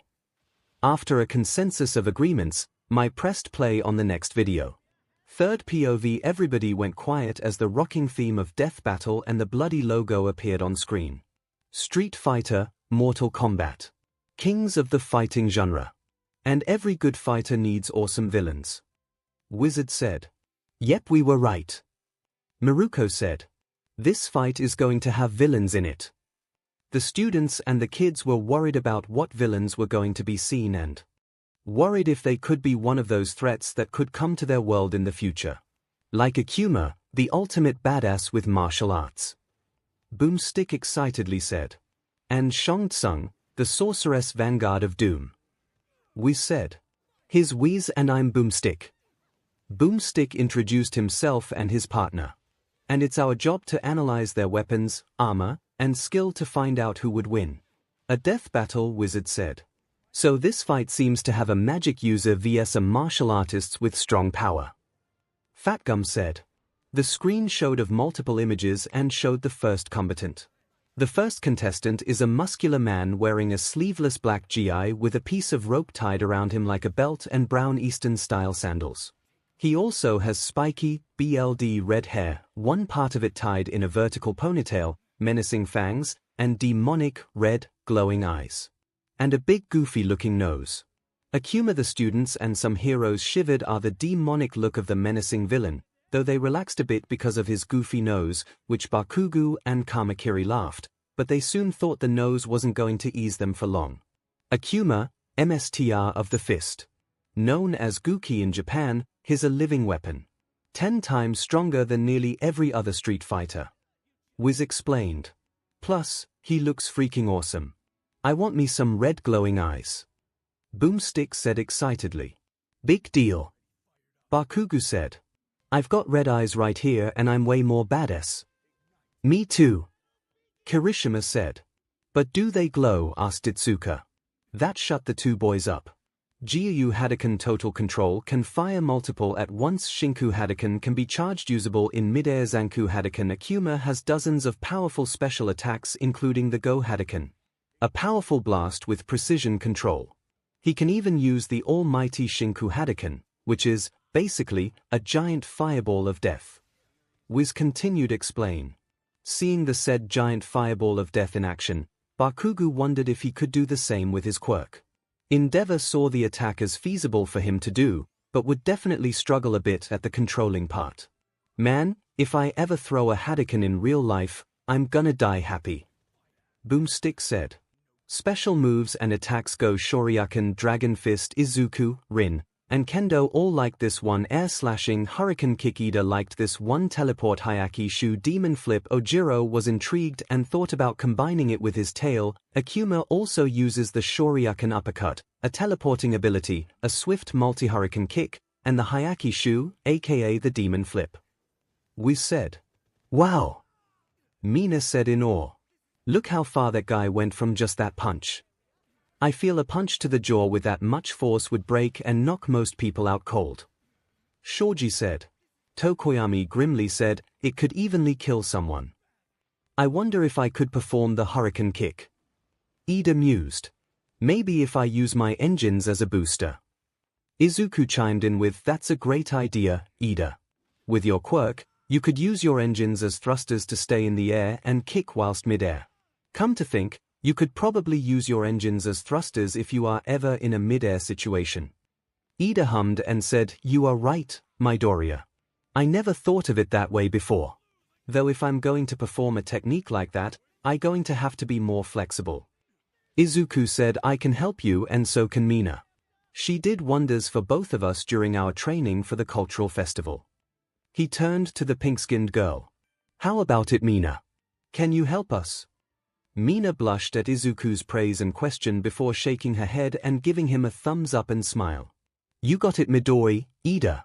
I'll WHP you boys into shape. After Ida and Izuku thanked her, Mina internally squealed at spending more time with Midori. She couldn't help but feel a little disappointed in not being just her and Izuku, but Ida needs help and as a good friend she should do what she can to help. Plus, it might make her look better in Izuku's eyes. Mina was unaware of glaring, jealous eyes from the girls. The teachers were looking at their students proudly at already coming up with new techniques and helping each other. Now if only they didn't have to gain the inspiration from a villain. Super Arts Shinku Hadouken Kongo Kokuretsu Zon Shun Goku Satsu. The Raging Demon literally translates to instant hell murderer. Funny flashbacks played on the students' minds about a certain Pomeranian classmate of theirs. Also, 𝐒𝐭𝐚𝐲's got a ton of super arts, but two really stand out. First there's the Kongo Kokuretsu ZA, how do you say that? Boomstick asked his co-host. No idea. Was all Wiz said. Maybe just call it Kongo, to make it easier. Kaminari said. Yeah, but then it sounds like you are talking about a conga line. Mineta said, that actually got a few chuckles. Well, I'm pretty sure that's Japanese for F you up. 'Cause basically, 𝐒𝐭𝐚𝐲 punches the ground and things explode. Boomstick said. Seeing 𝐒𝐭𝐚𝐲 create exploding shockwaves by punching the ground, Bakugo leapt up in crazy glee. Oh hell yeah, I'm using that. Get ready to eat dirt, Deku. All Might intervened and said maybe save it for the robots first, young Bakugo. Before you accidentally cause major damage to both the ground and Midoriya. Wow, that's some power to be able to cause shockwaves by punching the ground. Miruko said. I could possibly do it with my feet, but probably not to that extent. He shattered a whole frigging island just by punching it. Holy sh, Boomstick said in awe. The jaws of students and heroes' jaws all unhinged and dropped to the floor at the feat they saw. Okay, scratch that, now I know that I can't do that. Holy sht indeed. Miruko said. Even I probably couldn't do that. All Might said, gulping in slight fear that such a being exists somewhere in the multiverse. With that power, he could give even all for one trouble. Gran Torino said grimly. But that's not the deadliest weapon up his non-existent sleeve. We said. What was what almost everybody yelled. What could be possible more powerful than punching a freaking island to death? Kaminari yelled. His answer was given when 𝐒𝐭𝐚𝐲 slid towards his opponent before the screen turned pitch black. Then a flurry of punches covered in purple flames appeared in rapid succession. Afterwards, the screen showed the fighter on the floor dead and 𝐒𝐭𝐚𝐲 standing with his back turned to them with a symbol on his back glowing. The heroes and students were amazed, horrified, and shocked at what they just saw. Kaminari was so stunned that his brain was short-circuiting. Mirio saw the attack as faster than his own attacks and shivered a bit in slight terror. Even All Might had a shiver run through him at the sight. The Shun Goku Satsu, also known as the Raging Demon, literally translated as Instant Hell Murder Wizard, said, well, apparently we found a more powerful move. Monoma said, still stunned. Man, I'm totally gonna name my first kid that. Boomstick stated. That's stupid. Bakugo yelled. Who would be sane enough to name their kid something like that? Says the guy who was apparently sane enough to name himself King Explosion Murder. Todoroki coolly said. The students and heroes laughed at the burn. Bakugo blushed embarrassed and yelled out, hey screw you, I see why hot. Besides, I changed it, didn't I? Bakugo wouldn't say Lord Explosion Murder is any different. Midnight said, trying to contain her laughter before she giggled. More people laughed, with Bakugo screaming out, screw all of you. Returning to the video. The Raging Demon at full power is fatal. It attacks the souls of victims by the weights of their own sins. Man, this guy is a freaking onslaught of pain. Boomstick said. That's right, Boomstick. We said. 𝐒𝐭𝐚𝐲 lives for one thing and one thing only, fighting. He travels the world day and night searching for worthy opponents. He's an unstoppable human holocaust, losing only once to his brother Gouken. But after a brutal rematch. We started before stopping for a moment. They then saw an image of Gouken's body slumped by a wall with a kanji symbol painted in BLD above him. The students and heroes were horrified at the sight. Some of the students, like Mina, Uraraka, and Mineta, began feeling a little queasy, and the heroes like Endeavor and Miruko growled in rage at seeing a villain do such a thing, to their own brother no less. Oh hey look, he can finger paint. Boomstick jokingly said. Oh no, too soon, Boomstick. Too soon. Honinuki said. Indeed. Ida said grimly, the memories of his brother Tensai maimed by the hero killer, Stain flashed in his mind and left him feeling drowned in rage. He felt a hand on his shoulder and looked to see Asui, Uraraka, Izuku, and Todoroki looking at him worryingly but supportively. Ida snapped out of his rage and gave them a look of gratitude. Kamakiri then voiced his thoughts with, although to be fair, Boomstick could have tried to make a joke to give some levity over the depressing, horrifying scene.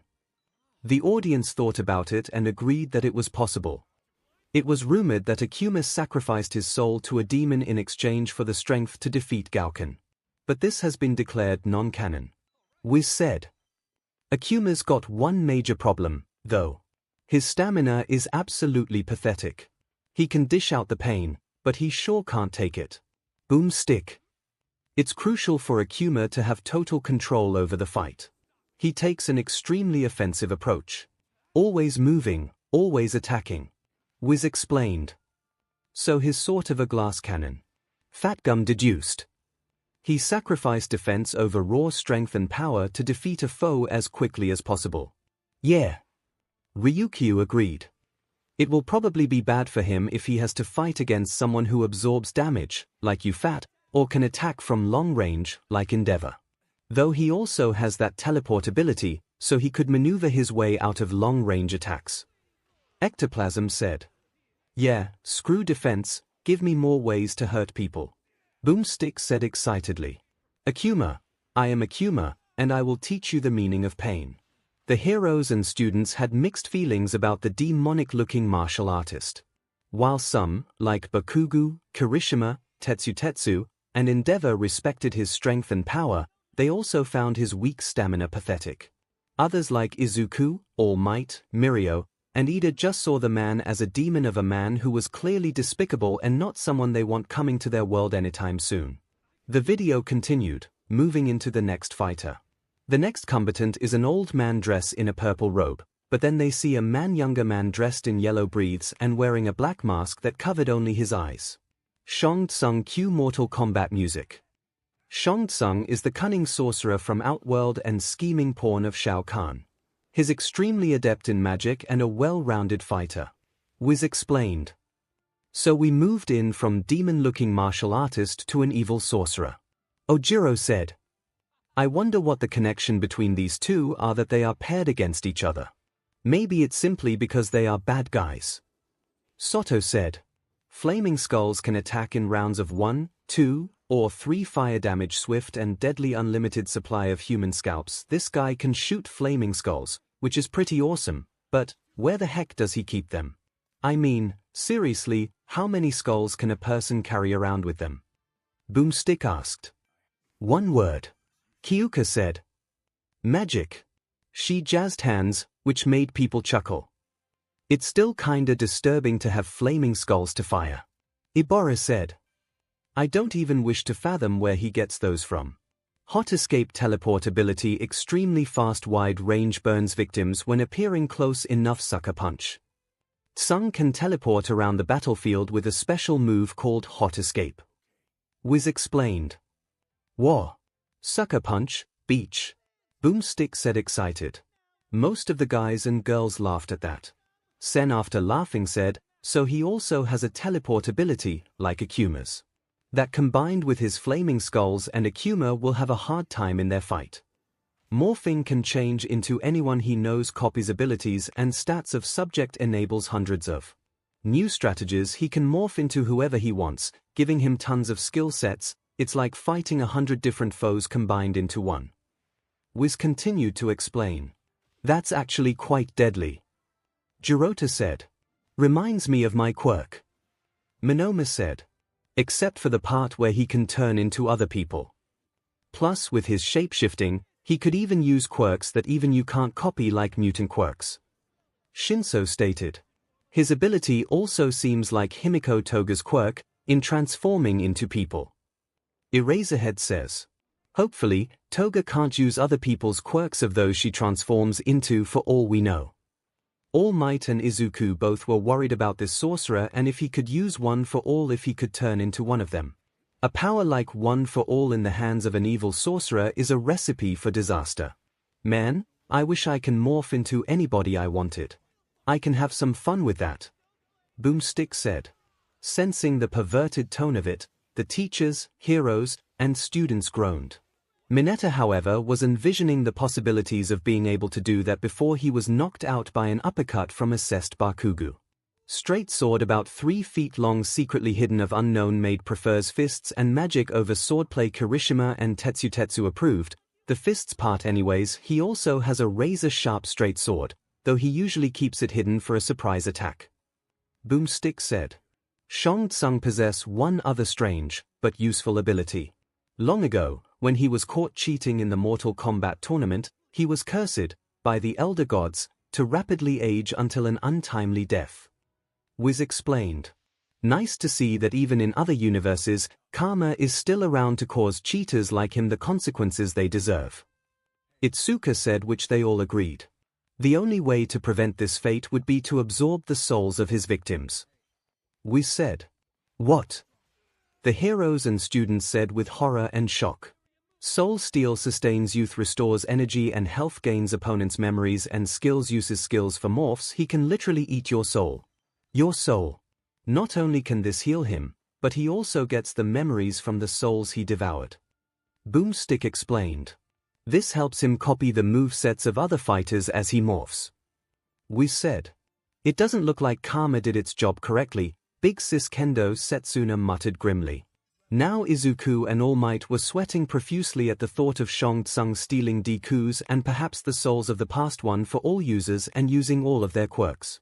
So really, his curse became his deadliest weapon. Sarcastic good punishment there, gods. Boomstick sarcastically said. Yep, those gods don't seem too bright if that could happen. Kaminari said. You mean like you after you use your quirk? Kyuka said, the mental image of Kaminari's dunce face making everybody laugh slightly, much to Kaminari's pouting displeasure. While I find it resourceful to use one's debilitation as a weapon, insightful and cunning, stealing souls of others to heal yourself is disgusting. Nezu said. Everyone agreed. 𝐭𝐸𝐵 has lived and fought for over 1,000 years. His sorcery, powers, and brutal fatalities are rivaled by few, and has claimed the title of Grand Champion of Mortal Kombat several times, almost bringing about the winning streak necessary to allow Shao Kahn to invade Earthrealm, key word being almost.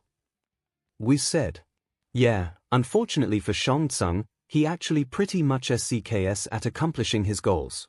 He's super powerful, but like most villains, he can never get around some goody two-shoes getting in the way of global takeover. Boomstick said. Whilst everyone was shocked at a guy being able to live over 1,000 years, those who know of AFO taking it slightly better, and being so powerful, they were glad to know that there are still heroes that beat the villains in the end. His only notable victories have required treachery and deceit. But keep in mind, 𝐿's not fighting any ordinary meatheads. He's fighting demons, fellow sorcerers, and gods, and even in defeat, he somehow keeps coming back more lethal than ever. We said. 𝐭𝐸𝐵, pointing his finger at his opponent, you will die. Everybody's feelings of 𝐭𝐸𝐵 were less mixed than 𝐒𝐿𝐵's. Whilst 𝐒𝐿𝐵 was a demon, monster of a man that kills his own brother, he still fights like an honorable warrior, at least from what they know, whilst 𝐭𝐸𝐵 is a cheat, evil, and scheming villain that steals the souls of others. But they were understandably worried about how powerful he was, that he was able to fight against demons and gods, if that was to be believed. Izuku then said, now I see why these two are paired to fight. Everyone looked to the green-haired teen. Mirio asked, what is it? Izuku said, other than the fact that they are both villains who have done horrible things, they also have a thing to do with souls. 𝐒𝐿𝐵, from what is shown, attacks people's souls, especially with his raging demon attack, and uses his soul for power, whilst 𝐭𝐸𝐵 uses souls to power himself and grow stronger. Plus they can also teleport and shoot flaming projectiles from their hands and still employ martial arts in their fights.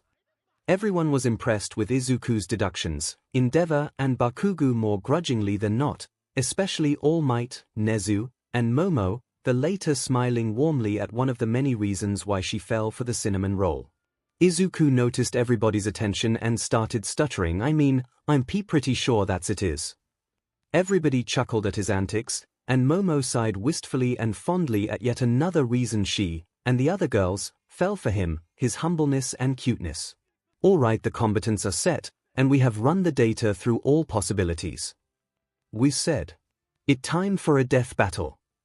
Boomstick yelled out. The screen froze and, just like what happened in the previous video, the 3D images of the combatants appeared and numbers flying around. As it stopped, the robotic voice spoke, scanning. Scanning 4 multiversal counterparts. Scanning complete. 𝐒𝐿𝐵. Multiversal. Counterpart. All 4 1 aka error. Error.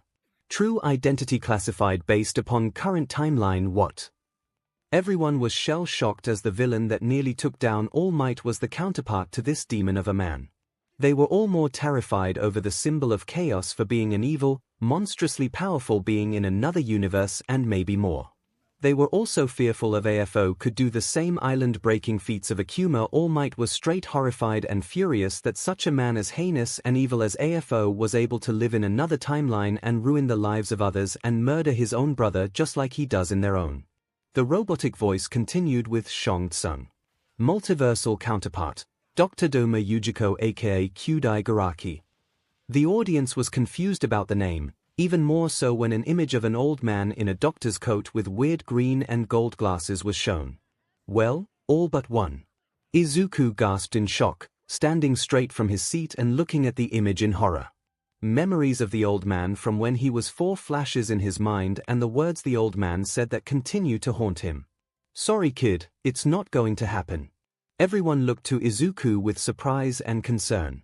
Uraraka asked Deku, "What's wrong?"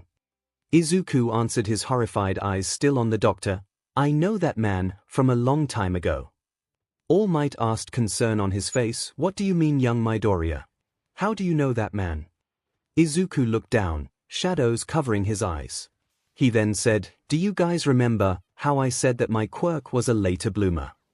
Everybody nodded, still confused and wondering how Izuku's quirk manifested longer than usual for it being so strong, with All Might, Bakugo, Nezu, Recovery Girl, and Bakugo knowing the truth. Izuku continued, "Well, when I was 4 and my quirk didn't come out then, me and my mother went to see a doctor to find out my quirk. He told me that I didn't have a quirk, told me that I was quirkless, something that I believed for most of my life." Everybody was shocked and felt immediate pity for the boy, having to spend all your life thinking you are quirkless when wanted to become a hero. Todoroki's eyes widened in realization and asked, "Wait. Midoriya, does that mean?" Izuku cut him off by saying, "That man is the same doctor.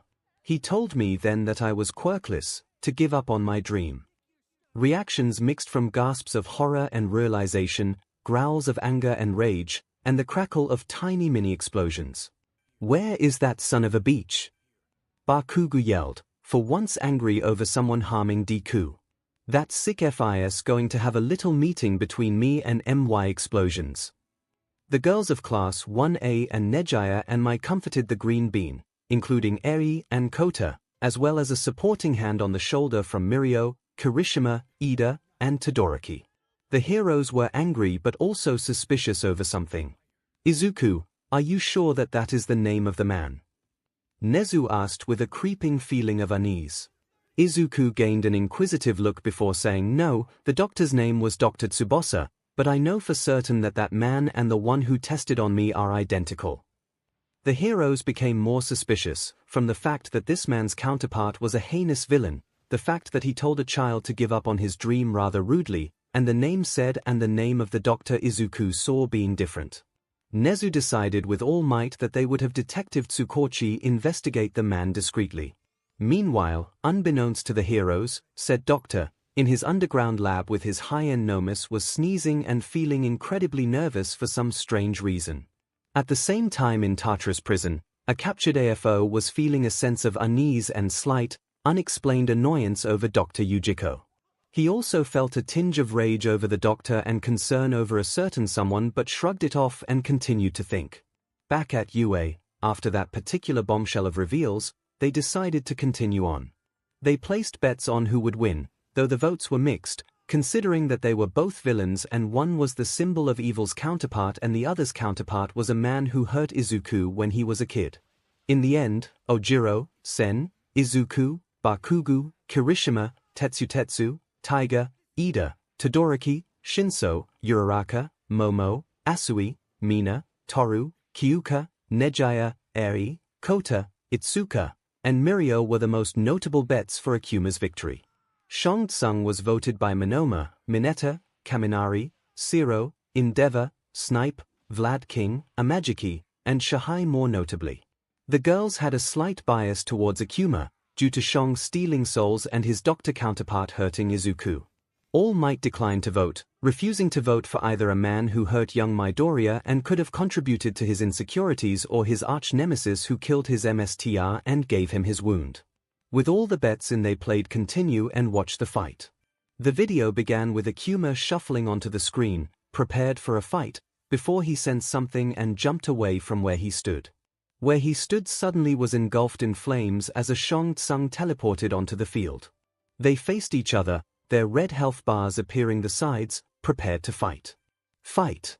𝐒𝐭𝐚𝐲 immediately fired a flaming skull at 𝐒𝐭𝐚𝐲, who jumped high in the air and dodged the attack.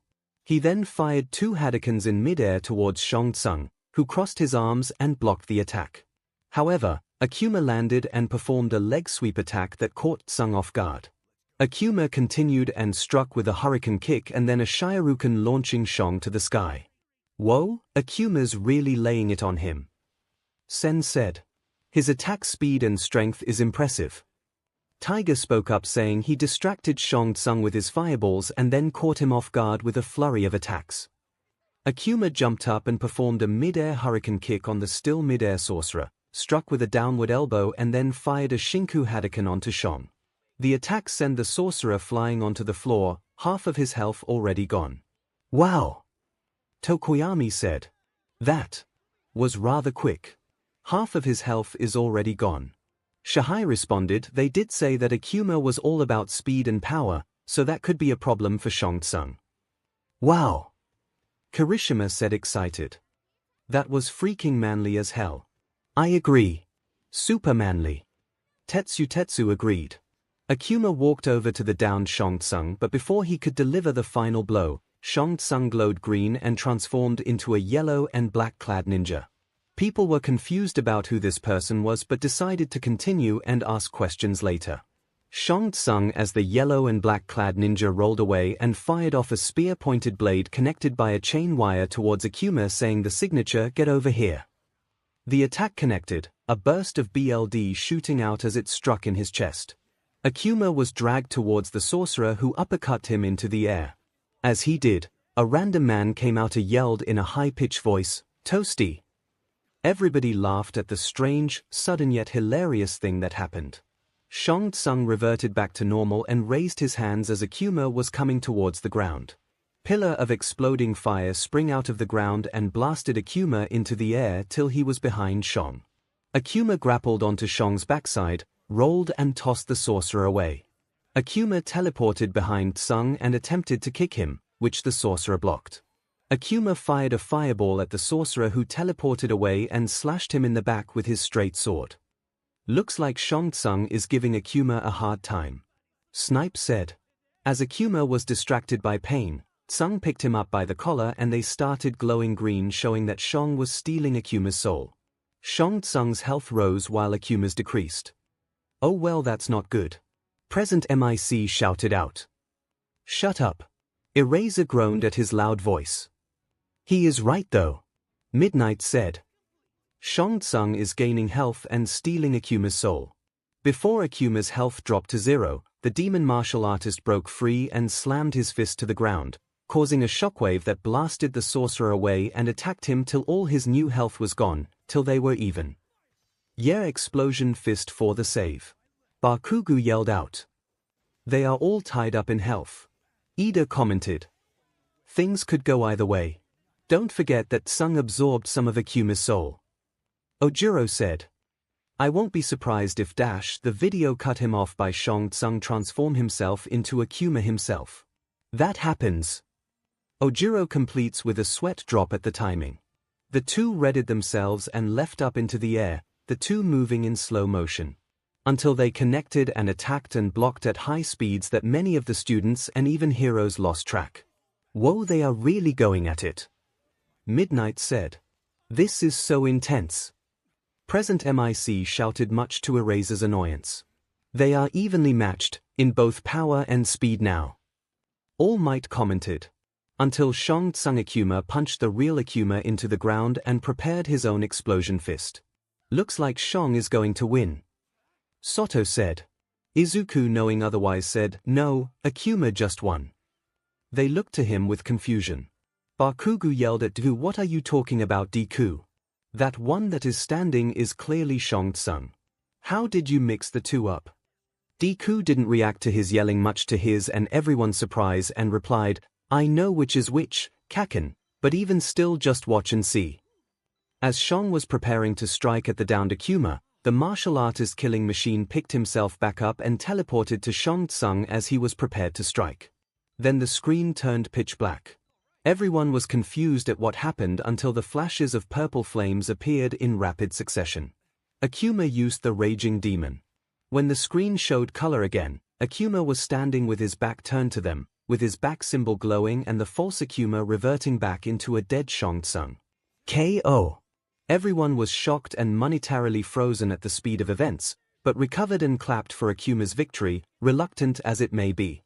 Bakugo was still frozen, mostly due to him mentally berating himself for making himself look foolish compared to Deku. Kirishima and Tetsu cheered and roared out that was manly. Oh, man. That was way too close. Boomstick excitedly said. Why I think? Snipe said. I guess this battle took more precedence on speed and who could land the final move than anything else. While defense is important to have to withstand any blows that you could suffer and outlast your opponents, strength and speed are also crucial in making sure you defeat the foe as quickly as possible, else he could harm further civilians and property. Nezu wisely said. No kidding, Boomstick. 𝐒𝐭𝐚𝐲's raw power and speed pressed a distinct advantage early on. But 𝐒𝐭's own cleverness and wide array of skills quickly evened the odds. Wiz explained. It looked like 𝐒𝐭𝐚𝐲 had the whole thing wrapped up, but 𝐒𝐭's morphing skills saved his butt. Boomstick said. 𝐒𝐭𝐚𝐲's pride for battle almost cost his life, as he stopped to see if his new face was worth a challenge. Wiz said. Fat Gum and Kirishima both recalled their fight with Rapper and compared that statement from Wiz to then. After suching up strategies, 𝐒𝐿 managed to steal enough of 𝐒𝐭𝐚𝐲's soul for some extra health and new abilities. Boomstick said. But it wasn't enough. In the end 𝐒𝐭𝐚𝐲's skills as a fighter proved unmatched. Wiz said. I mean, 𝐒𝐿 loses to Liu Kang all the time, and compared to 𝐒𝐭𝐚𝐲, Liu Kang's the nicest guy in the world. There is no way he could take 𝐒𝐭𝐚𝐲's constant punishment. Boomstick said.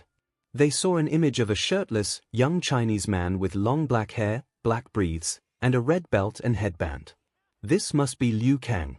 As 𝐿 isn't used to winning on his own, he wasn't perfect on delivering the final blow. Wiz explained. Leaving him wide open for the experienced 𝐒𝐭𝐚𝐲 to unleash his ultimate weapon. The Raging Demon of instant hell murder awesomeness. Boomstick said excitedly. Most of the boys chuckled at Boomstick's excitement and funny lines. The heroes nodded their heads at their analysis, especially when even if you can copy someone's powers it takes skill and practice to make them truly effective. And so 𝐭 fell once again, releasing his devoured souls, again. Wizard said. Everybody liked that part of how 𝐒𝐭𝐚𝐲 unintentionally did good by releasing all those captured souls, most which were probably of good people. All Might smiled as well, with a small part of his smile being vindictive at the slight sick thought that AFO would absolutely hate to do something like that. Looks like 𝐭 is all sold out. Ha ha, get it, Wiz? Boomstick asked his co-host. The same mix of groans and laughter occurred from the bad joke. The winner is 𝐒𝐭𝐚𝐲. Wiz said. Despite the two combatants being villains, they enjoyed the fight, and were satisfied at having learned new techniques to learn and copy off. Next time on Death Battle. They hear Boomstick said. The music was composed of angelic choir along with brass instruments. The contestant was another female combatant wearing a skin-tight red and blue outfit, with stars on them, as well wearing metal bracelets on her wrists and wearing a golden tiara on her head. She sports long black hair that flows past her shoulders. Her stern face is appealing to the male, and some female, eye, and she also has soul-piercing blue eyes. Unknown, good night sugar. Mineta was drooling like a pig and almost hounded Mai to play the next video. He was tied back to his seat thanks to 𝐒𝐿 and a slightly cessed-off Izuku, which they found kind of terrifying. Izuku strapped Mineta onto the seat, and spoke to Mineta with a smiling, yet terrifying face. He said in a sickly sweet voice that was also cold enough for Todoroki to shiver. Now Mineta, here is how this will work. You shape up, calm down, and stop with your disgusting, perverse actions or there will be consequences. And if I hear so much as one perverted peep out of you about the girls, the video, or anything, I will use you as target practice for when I try out that Shirooken and let Kaken blast you away for as long as he wants. He opened his closed eyes to stare at Mineta with cold, glowing eyes. Do I make myself clear? Mineta nodded his head in light speed, so terrified that he started crying out BLD and his breaths felt warm and wet. Izuku returned to his regular cheerful self and said okay. He walked back, unaware of the fearful looks that everyone was giving him. While the girls and heroines were glad that Izuku put the pervert in his place, they were completely terrified at Izuku's change in demeanor. It was almost like they saw a glimpse of a villainous form of Izuku himself. The guys were likewise shaking in fear of the cinnamon roll, with Todoroki and even Bakugo shivering in terror. The heroes themselves were stunned at the perhaps most promising and heroic out of all the students look and act out like that they were praying to whatever god existed. Thank yous for having this kid want to be a hero. All Mighty Mind flashed to AFO for a second when he saw Deku's chilling smile and eyes. He shook his head and immediately erased the absurd, yet true, comparison from his mind. Meanwhile, said compared villain suddenly felt a surge of vindictive pleasure and pride go through him that made him smile. He didn't know why he was feeling like this, but he decided to go along with it, hoping that it was a jab at All Might, at the very least. Third POV. After the group calmed down and quickly tried to erase the Izuku that they saw, they quickly played the next video. Superheroines. Millions have been drawn to these modern myths of comic book lore. Wizard starts. The heroes and students were excited that instead of morally questionable mercenaries and vile villains, that they now can see actual superheroes taking each other on. The death part of Death Battle made them feel for a moment guilty for wishing a fight between superheroes to the death, but they remembered that they are mere simulations to see which one is superior. Anyways, the girls and superheroines were super excited at the mention of having this fight between two female superheroes and see which had the greatest girl power. The boys were just as curious as their female counterparts but quickly tried to rein in any impulse or thought that could even be slightly perverse, lest they get targeted by Izuku's wrath like Mineta. Bakugo was the only one not worried because he knows that no matter how hot the female will be that he won't go drooling like his pig of a classmate. Or you could, just to be drawn the way they're drawn. Boostic says, perversion in every word on his every phrase. The boys could not say the same for Boomstick. The girls were already getting annoyed at Boomstick's perverted phrasing and they felt that they will have to put up with it for the rest of the video. Like Anna Marie, the Rogue. Wiz introduces the first character. And Diana Prince, the Wonder Woman. Boomstick introduces the second. His Boomstick and I'm Wizard. Wiz introduces himself and his partner. And we're here to watch two chicks duke it out. Cat fight. Boomstick yelled excitedly. Boomstick. Behave yourself. Ida said. Zero said, Ida, you know he can't hear you, it's just a video, right? Ida blushed embarrassed and sat back down, much to everyone's amusement. And it's our job to analyze their weapons, armor, and skills. Wiz started before Boomstick interrupts him. And maybe a few other things. Boomstick said. Cue the groans from 90% of the viewing audience. To find out who would win a death battle. Wizard continued. Rogue, the first contestant, is a young, attractive woman wearing a green and gray mixed skin-tight suit. Her hair is curly and brown with big white streaks in it. They all found her quite attractive and wondered what her powers were. Owen and Priscilla lived in a back-to-nature hippie commune in Caldecott County, Mississippi. Here they gave BH to Anna Marie, who enjoyed the attention of her Aunt Carrie from her mother's side. The commune's failed attempt to use Native American mysticism to reach the far banks resulted Priscilla's disappearance. Wiz explained. They all felt for the future heroine, knowing that losing the life of a family member is devastating. The one who could understand it most currently were Ida, Mirio, and All Might. Ida knew how it felt to nearly lose someone close to you, such as when his brother was maimed and nearly killed by Stain. He couldn't fully sympathize with fully losing a relative, but if it was anything close to his own experience of nearly losing Tensai, then he could feel for her. Mirio has the same thoughts in mind with the death of Sir Night Eye. Mirio knew how it felt to lose someone close to him upon Sir's death, who was like a father or uncle to him. Mirio also knew that Eri would likely feel the same when she finds out about her own parents, but that's a story to tell some other time. All Might also knew what it was like to lose someone close to you. He has suffered with both his predecessor, Nana Shamaira, who was like a mother to him, and Sir Nightai, a brother in everything but BLD. They were probably so high at the time that they didn't notice she was gone. Boomstick said. That was a little insensitive, don't you think? Toru said, flinching slightly. Miruko voiced her thoughts with, they tried to perform a Native American mystic ritual and they are hippies. Doesn't sound like something one does when sober. Carrie took over Anna's care and, in her grief at the loss of her sister, was strict and authoritarian guardian. Anna Marie was a rebellious child and her equally poor relationship with her father prompted her to run away from her home as a young teenager. This prompted her nickname Rogue. Wiz continued to explain. Already they were feeling that she has had a difficult life, and felt like things were only getting worse. At some point, Rogue grew close to Cody Robbins. In the heat of the moment, Rogue kissed Cody. For some reason, her latent mutant power emerged, and Cody was left in a coma. Traumatized by the experience, Rogue decided to pack up and leave. Boomstick continued to explain. And just when you think it can't get any worse, you have putting your crush in a coma by kissing him. Kaminari said, wincing at what she must have gone through. Mutant. Momo questioned. Could it be related to quirks? Nezu chimed in with actually, back when quirks started appearing, mutants was one of the throwaway suggestions to call these superpowers individuals, but they decided to go with quirks. I'm not sure if it was meant to ease the public by making it sound more natural or meant as a stigma to ostracize those with quirks. Izuku spoke up with, as for it being related to quirks, it may be. Boomstick said mutant genes, which points it out to be a biological evolutionary factor rather than bioengineered or magical. Fancy words and history lesson aside, I feel for the girl. Mina said. Couldn't have been easy to have such a hard life and then have your crush get hurt because of you. I know that's how I felt when I kissed my first boy. Wait, what? Class 1A said. Izuku momentarily flinched as well and had a nasty feeling in his chest at hearing Mina kissed a guy.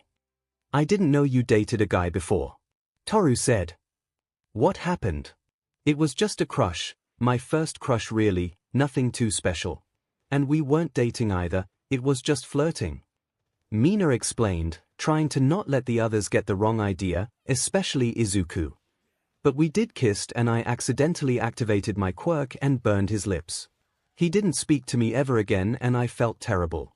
Well, you shouldn't. Izuku said, surprising Mina. It wasn't your fault that you couldn't control your quirk back then, and if he did blame you then he wasn't worth the time. They were shocked that Izuku would say anything so harsh on a random guy, but Mina blushed and had tears fill her eyes. Kirishima voices in too saying, yeah, it was an accident. If he didn't have the stones to face you or forgive you for an honest mistake, then he's not a real man. Everybody agreed with Izuku and Kirishima, Mina tearing up more and thanking the two, with Mina holding her friendship with Kirishima more dear to her and her love for Izuku Midoriya growing more than ever. Not that this isn't sweet and anything, but are we going to have a cry fest or are we going to watch a death battle? Miruko shouted out. I agree with bunny ears. Quick the sob fest and continued in video already. Bakugo yelled out a more impatient, vulgar version of Miruko's words. After some time finding herself, she finally found her place among the X-Men. Physical attributes: height, 5 feet 8 inches, weight, 120 pounds. Eyes, green hair, brown with white streak. Rogue has possessed a variety of different powers over the years. We said. For this duel, in particular, we will use the most well-known version, the original iteration from the comics and television show. Wait, she has had more than one power? Kirishima asked. Like more than one quirk? It could be a hybrid quirk of 2 different quirks, similar to mine.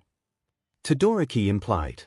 Or it could be that he is talking about multiple versions of Rogue from alternate multiverse or sources. He did say that they are using data from different sources.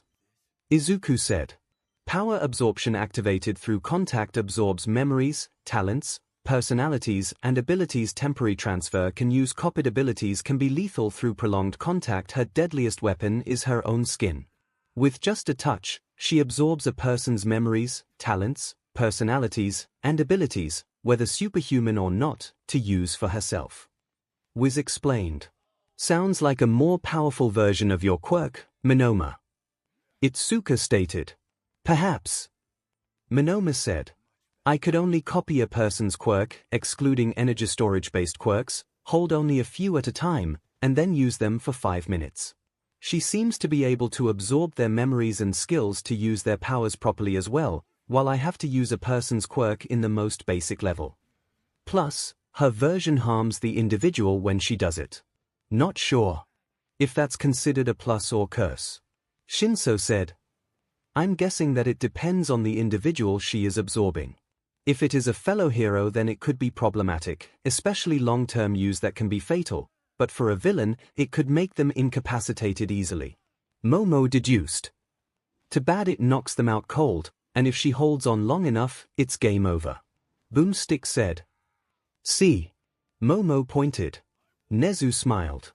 He definitely is going to find a way to have Ms. Yorozo join Midoriya in their after-school analysis classes. Tenacious foes, like Juggernaut, can resist it, but in the end, no one is safe from Rogue's parasitic touch. For every second of contact, Rogue can keep these powers for a full minute. Though sometimes, there's unforeseen side effects. Wiz explained. Okay, that is stupidly overpowered. Setsuna said. Unless the lethal side effects take seconds as well, then she basically can hold someone for 10 seconds and use their powers twice as long as Monoma can. Ms. Marvel's powers: super strength, flight at subsonic speed, near invulnerability, enhanced reflexes, telepathic resistance, 7th sense. She held on to Ms. Marvel for so long she absorbed her powers permanently. Now, she's got super strength, speed, and near invulnerability. Not that I blame her, though. I'd be holding on to Ms. Marvel for as long as I could. Plus, when she's unconscious I could. Boomstick started before being stopped by Ida and Whis. Whoa. TMI. Kaminari said. Boomstick. This is highly unethical and sexist of you to say. Ida screamed out. Zero mumbled out to Kirishima, did he forget what I said a few minutes ago? Kirishima shrugged and said, whatever man, just let him do his thing. Trying to get him to stop would be like trying to force Midoriya to stop mumbling or Bakugo to stop yelling all the time. Bakugo replied to that with, did you demon extras forget that I'm sitting right next to you? They continued on with the video, most getting rather annoyed at Boomstick's increased perversion in Think His video. She's also gained a 7th sense, the ability to subconsciously predict her opponent's move. But her 7th sense doesn't always seems to work. That or the writers forget about it, 'cause Rogue gets her butt kicked a lot. For plot convenience. Wiz answered. First of all, lame. Kaminari said. Second of all, writers. The video paused with the robotic voice of the box saying, note, many of the universes shown are also shown in Wiz and Boomstick's universe in the form of comics, TV shows, and movies. Most of the writers and showrunners of said forms of information have individuals that unconsciously peer into the multiverse and pass them off as fiction. Wiz suspected this and managed to create the technology to properly view the multiverse in a more coherent form. Satisfied, yet still slightly confused the specifics of the mechanics of their world, they decided to continue. And Diamond, she's got a hot butt. Boomstick said out of nowhere. What? Wiz said dumbfounded. 95% of audience groaning at Boomstick's perverted comments. Mineta agreed and would have voiced it if he didn't have the watchful glare of Izuku and Bakugo still looking at him. Kaminari noticed their glares at Mineta and slightly praised himself for, while admittingly more perverted than most of his classmates, that he wasn't as perverted or desperate as Mineta. Never mind. Boomstick corrects himself. Ain't that enough? Rogue says. The heroes found her mutant ability to be quite useful, especially for incapacitating villains with just simple touch and being the bonus of having enough power to fight without resorting to just power absorption. Nejaya asked, wait, about her powers from that Ms. Marvel person, how was she able to gain those powers permanently? How long did she hold on to Ms. Marvel? How did Ms. Marvel survive? Can there be probably other people she can absorb to fully gain their powers without killing them? Everybody's sweat dropped at Nejia's rapid-fire questions but did not expect for Izuku to answer her. Izuku said, well, Wiz did say that they were side effects, so maybe there was something in Ms. Marvel's biology and powers that allowed her to survive for so long for Rogue to fully gain her powers. Also Wiz did say that people can resist, so they could either resist her powers fully or resist being incapacitated or suffer lethal injury for longer than most. Kota managed to stop the two from diving into Mumble Question Fest by splashing the two with water. It made everybody laugh and the afflicted people to realize their relative closeness, that being a few inches from their noses touching, and quickly backed up. Izuku went as bright as a tomato while Nejia blushed hard but smiled at her progress of being closer to the cinnamon roll. The video continued with the next combatant. Wonder Woman. The next combatant was wearing a red and blue outfit with stars on her blue parts and a golden eagle on the W of her outfit over her large BRSTS. She wore red and white boots, a golden, glowing lasso on her side, and a golden tiara on her head. She had a waterfall of raven black hair that seemed to shine and wave with perfect elegance, and her Amazonian form and shine was simply stunning and powerful. Most of the males in the room were blushing at the sight of the woman with the beauty of a goddess.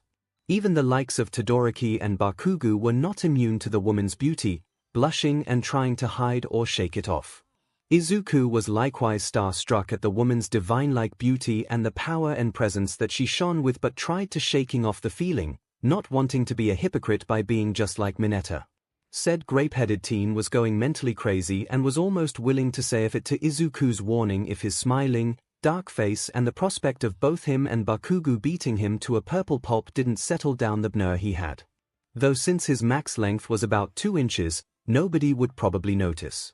To the uneducated nerd, Wonder Woman may seem a cheap clone of Superman. Wiz began. With super boobies. Boomstick says once again out of nowhere. Kaminari actually had a nosebleed and asked for napkins, trying to pass it off as accidentally hitting his nose, but everyone and even himself but didn't blame him. Not even the girls. Momo made some napkins for him, to which he thanked her. But in reality, she's a whole different story. Created from earth, born by gods, trained by ancient warriors. Wiz started. Maker of Wonder Bread. Designer of the Wonder Bra. Boomstick continued for Wizard.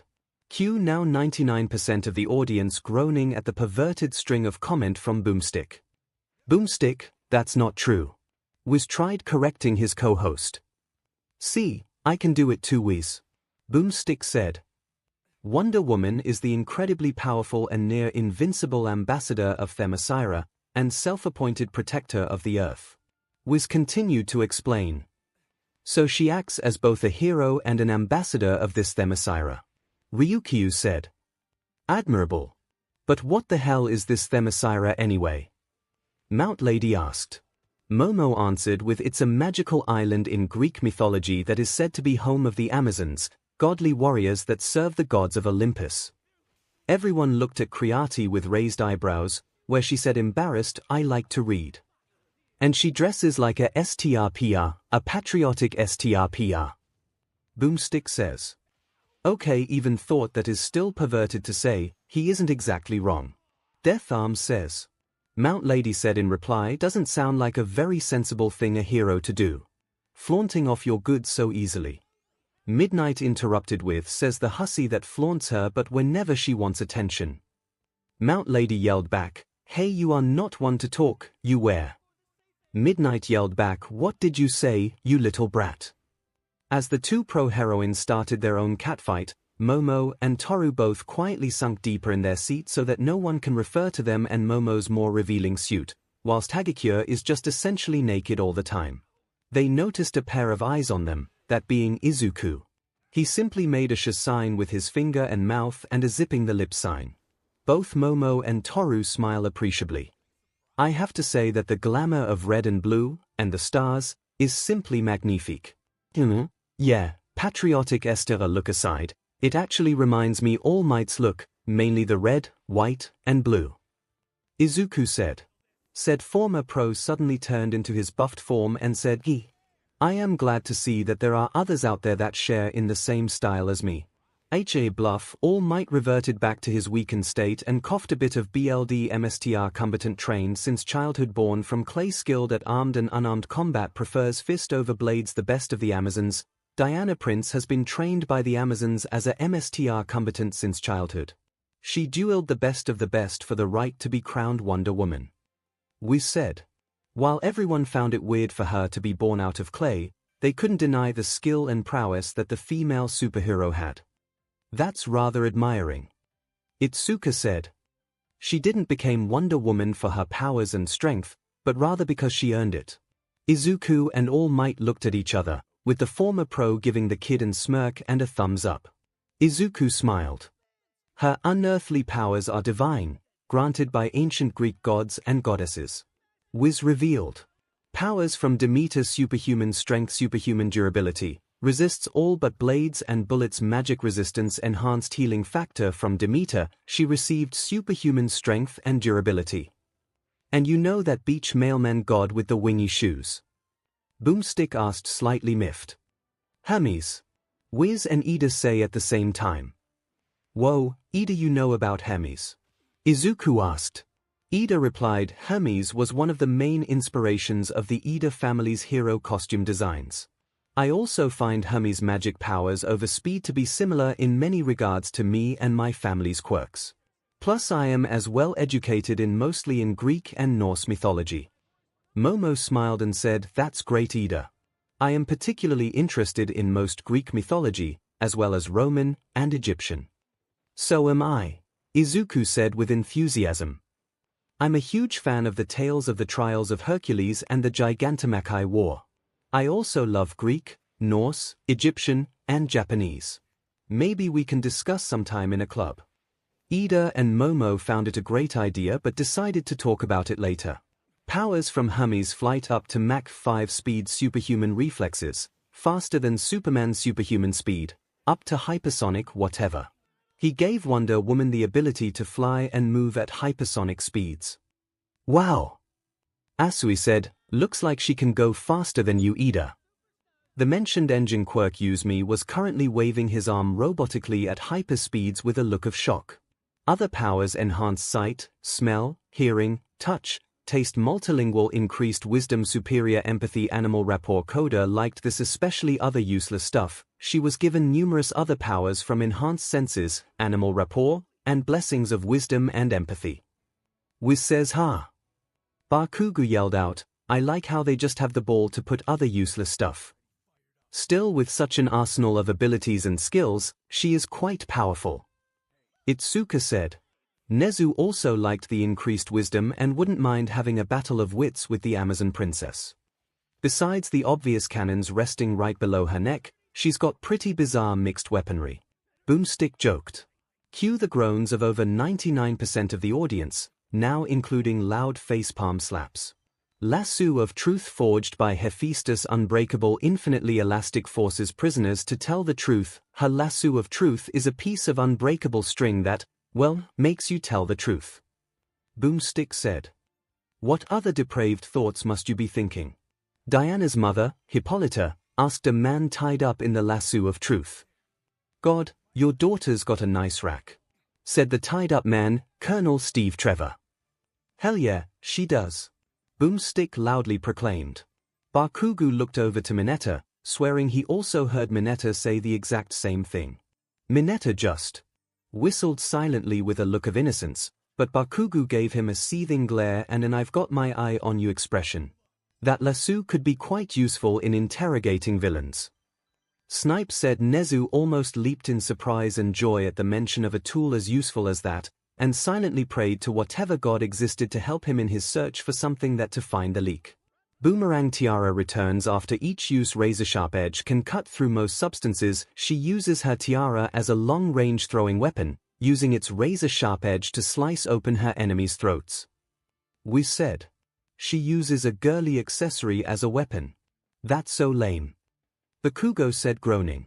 How about you say that when she is tossing that to your face, Bakadoku? Mina said. Is that a challenge I hear, Alien Beach? Bakugo explodes out. Bracelets of 𝐆𝐵𝐴𝐻𝐵 indestructible formed from the aegis of Zeus blocks blades, bullets, beams, and other attacks can discharge lightning. Wonder Babe wears the bracelets of 𝐆𝐵𝐴𝐻𝐵, indestructible steel gauntlets forged from the remains of Zeus' legendary aegis. These babies can block all sorts of attacks.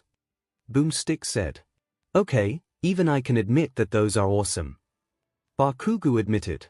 And they can discharge lightning. Kaminari said excitingly. Now that's awesome. I wonder if I can do that with my iron. Tetsu mumbled out.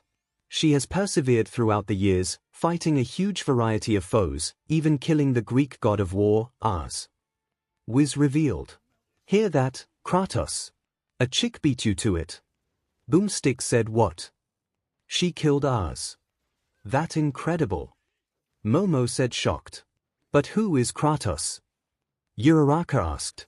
He's a spirit or god of strength and power and a son of Zeus, but I don't believe I have ever read a part of Greek mythology that had Kratos trying to kill Ars. Izuku said alright, the combatants are set. Let's end this debate once and for all. Wiz says. Now it's time for a catfight death battle. Boomstick excitedly yelled. The video paused as it was canning for multiversal counterparts like always where the heroes and students discussed the two combatants. Sounds to me that this Wonder Chick is going to win easy if she managed to defeat the god of war himself. Miruko stated. I would agree, with her being powered by the gods, but I feel that Rogue stands for a chance at winning. Endeavor said. How do you figure? Snipe asked. It's simple. Endeavor said. Despite the use of the lasso and tiara as her only projectile or long-ranged weapons, it seems this Wonder Woman mostly fights hand-to-hand, and against someone who can beat you with but a mere touch, it might only take touch. Plus, Wonder Woman's lack of clothing, especially in her arms and legs, allows for Rogue to have an easier time to have skin-to-skin contact. Midnight pointed out. And Rogue's increased senses will aid her in avoiding and predicting Wonder Woman's attacks. Cementos added. Plus if she does absorb Wonder Woman's powers, combined with her own, then she could overpower easily. The robotic voice, finished scanning, said scanning complete. Rogue. Multiversal counterpart, Toru Hagekyu. Nice Toru. Mina exclaimed. It's your turn. And you are a powerful heroine at that. It's kinda sad though. Kaminari said. Hagekyu is stuck being invisible so no one can see what she looks like while this one can't actually touch anyone she likes because they could get hurt. The room was silent. They then heard sniffles and saw Hagekyu's floating clothes shaking, indicating that she was starting to cry. This resulted in the girls immediately cheering up Hagekyu and a certain green bean to lose his SHT. He zipped towards the electrification user and grabbed him by the collar, a dark aura around him and rage in his eyes. Izuku yelled out, apologize right now or I swear that you will join Mineta Iron Kaken's pummeling session with me as backup. Kaminari shook with fear and then as he was threatened and apologized profusely to Hagekyu, who accepted the apology but her mind was too busy squealing over Izuku sticking up for her so loudly. Eraserhead wrote down to remember giving Mineta and Kaminari detention, as well as give Bakugo and perhaps Midoriya counseling and therapy sessions. All Might looked as his successor with pride at him sticking up for his friends, perhaps more if the girls have given much indication over. The robotic voices continued with Wonder Woman. Multiversal counterpart, Momo Yorozo. Yamomo again. Uraraka asked out. Wow Yamomo. Asui said. You have a lot of different version in the multiverse, this one probably more appealing than even you. Momo dumbly nodded, shocked that the literal demigoddess was actually her and that she found another version of herself. Jiru then realized something and said, wait, then that means that, in a simulated, multiverse way, Toru and Momo are going to fight to the death. Toru immediately started crying out apologies to Momo, to which the Class 1A vice rep calmed her down. The teachers weren't pleased that their students were going to be fighting to the death, but they figured it was all right for now since they were merely simulations. Though that didn't mean that they still didn't like it. Afterwards, the bets were set. Izuku didn't want to bet against either of the girls, but he bet for Wonder Woman because of her mythology ties, same with Ida. Kirishima voted for Wonder Woman, as well as Itsuka, Tetsu, Uraraka, Todoroki, All Might, Gran Torino, Eri, and Koda. As for Rogue, the ones who voted for her were Monoma, Ojiro, Kota, Mirio, Bakugo, Kamakiri, Tokoyami, Shihai, Endeavor, Cementos, and Kamu Woods. They continued the video and started the fight. It started with Rogue in a green and white hero suit flying through the air until Wonder Woman appeared and kicked her towards the ground. It had Rogue land on the ground and dust of her thighs, with Wonder Woman landing before her. Fight. Wonder Woman tossed her tiara at a charging Rogue, which slashed her head and stunned her. Wonder Woman quickly appeared behind the mutant, catching her tiara, and roundhouse kicked her away. Looks like Wonder Woman is opting to finish this fight quickly. Ryukyu said. She is going to need to strike as fast and hard as possible to not let Rogue get the opportunity to take off her gloves, much less touch her. Mirio said. Wonder Woman launched towards Rogue and let loose a flurry of kicks to her sides, before speeding in front of her trajectory and punching her away again. Come on! Hit her already, you white-strapped beach! Bakadoosh yelled out at Rogue, not even attacking. Wonder Woman is just too fast for her to keep up. Setsuna said. Wonder Woman grabbed Rogue with her lasso of truth, snaking her onto the ground until she brought the mutant to her and uppercutted her into the sky. She then unleashed a fury of attacks at high speeds all over Rogue. Wow! She is going so fast that I can barely even keep track of her. Mina exclaimed. Then Wonder Woman punched Rogue in her exposer's cheek, where she glowed yellow in a faint hum. And she fed up. Miruko said. They agreed with the rabbit hero as they saw Wonder Woman pause from her physical contact with Rogue, enough time for the mutant to recover and latch onto Diana's thigh, continuing to drain her. Lucky beach. Mineta mumbled jealousy. You say something, you grape-head midget. Bakugo said. Nothing. Mineta quickly responded, sweating profusely. Diana grew pale as she was drained, every second giving Rogue more time to drain her of her powers. Diana broke free, but Rogue was instantly on her, attacking with super fast punches of her own and Diana's strength combined. After a flurry of Rogue's attacks, Diana flew back and launched her lasso again to restrain her. This time Rogue caught it and flung Diana onto the ground. Let that be a lesson, students, to not rely too much on your support items, or you'll quirk the same way over time. A smart enough foe can anticipate and predict your attacks if you rely too heavily on your tools. Nezu said. It's even worse for Wonder Woman because Rogue's absorption powers also include absorbing their skills and personalities, so Rogue can predict Diana's attacks. Momo said, now worried for her alternate self. Plus, by adding in her sixth sense ability, and Wonder Woman is toast. Mirio said. Rogue landed behind her, before Diana recovered and super sped around behind Rogue. She tossed her tiara, which was blocked, and left her open for Rogue to slide and attack her legs before finishing with an uppercut. Wonder Woman retaliated with a flurry of punches that ended with Rogue recovering, blocking, and kicking Diana to the skies before flying off after her. Rogue flew into the sky and looked around for Diana before she was struck with another barrage of super speeding punches. Yay, Wonder Woman is fighting back! Eri cried out, making everybody's heart swell in how adorable it looked and sounded. Rogue blocked one final punch behind her, struck Diana, and then unleashed her own barrage of super speeding punches as well. Now Rogue is figuring back. Kota yelled excited. This fight is awesome. The excitement of the two kids made everybody smile. After flurry of attacks and blocks from the two, they landed on the ground preparing for a final attack. As Wonder Woman soared and tried to deliver a powerful high kick to Rogue's head, the mutant's sixth sense activated and dodged it with Diana now close to her. Sixth sense for the save. Mirio cheered. Now Diana's vulnerable and dangerously close to Rogue. Ojiro said. Looks like it's game over. Rogue grabbed onto Wonder Woman, grabbed her face and brought her lips to the fellow superheroine for a deadly kiss, saying, "Good night, sugar." The fight ended with Diana's pale body in the ground fatally drained and dead, and Rogue posing securely in victory. KO.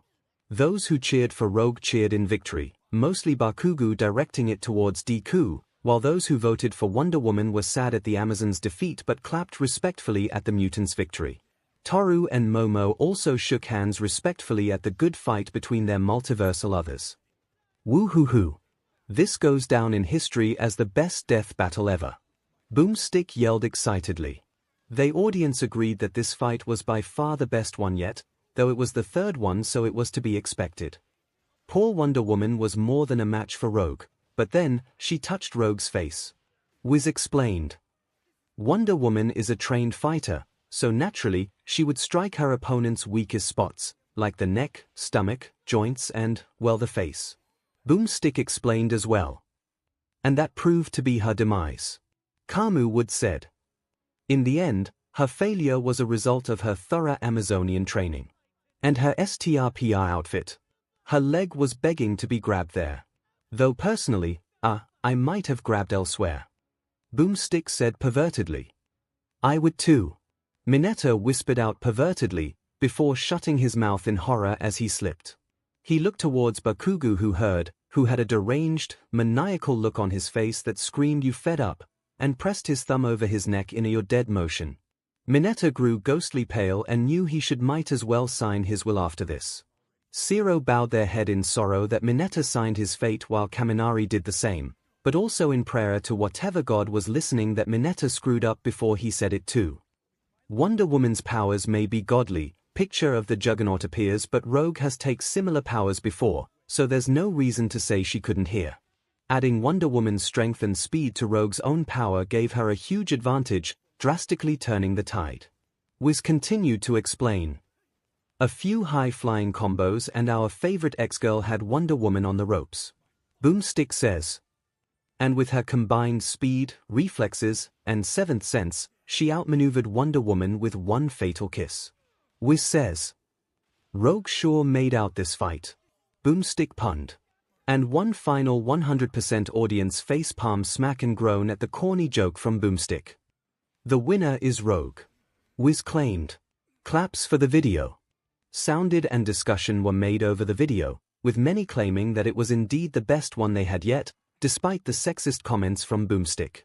But one question was voiced most frequently: I get why the first two pairs fought each other, but why did those two fight? Kaminari asked. Yeah, Samus and Boba Fett were mercenaries and Akuma and Shang Tsung were deadly villains that had soul powers. Soto thought over. But what does a mutant hero with absorption powers compare with a super-powered demigoddess? Maybe it was because the two were simply heroines and they had similar powers of both flying and super strength. Izuku deduced. Nah. Bakugo said, his arms crossed behind him and looked bored. I say that it was just the lazy excuse of them being females with a good button rack. Pretty lazy excuse if you ask me. Next time on Death Battle. Boomstick said. The music is 8-bit and what they see is a field with strange floating blocks with question marks on them. A red, mushroom-shaped creature with legs, angry eyes and a mouth enter the field. Shortly after, a four-legged turtle also enters. Fight. The audience saw the next two combatants with a mixture of confusion and annoyance. Well, it's an interesting matchup, I'll say. Kirishima tried saying, but even he could see the absurdity of this fight. They proceeded to play the video and continue. Third PV fast-forwarding a boring, uneventful death battle later.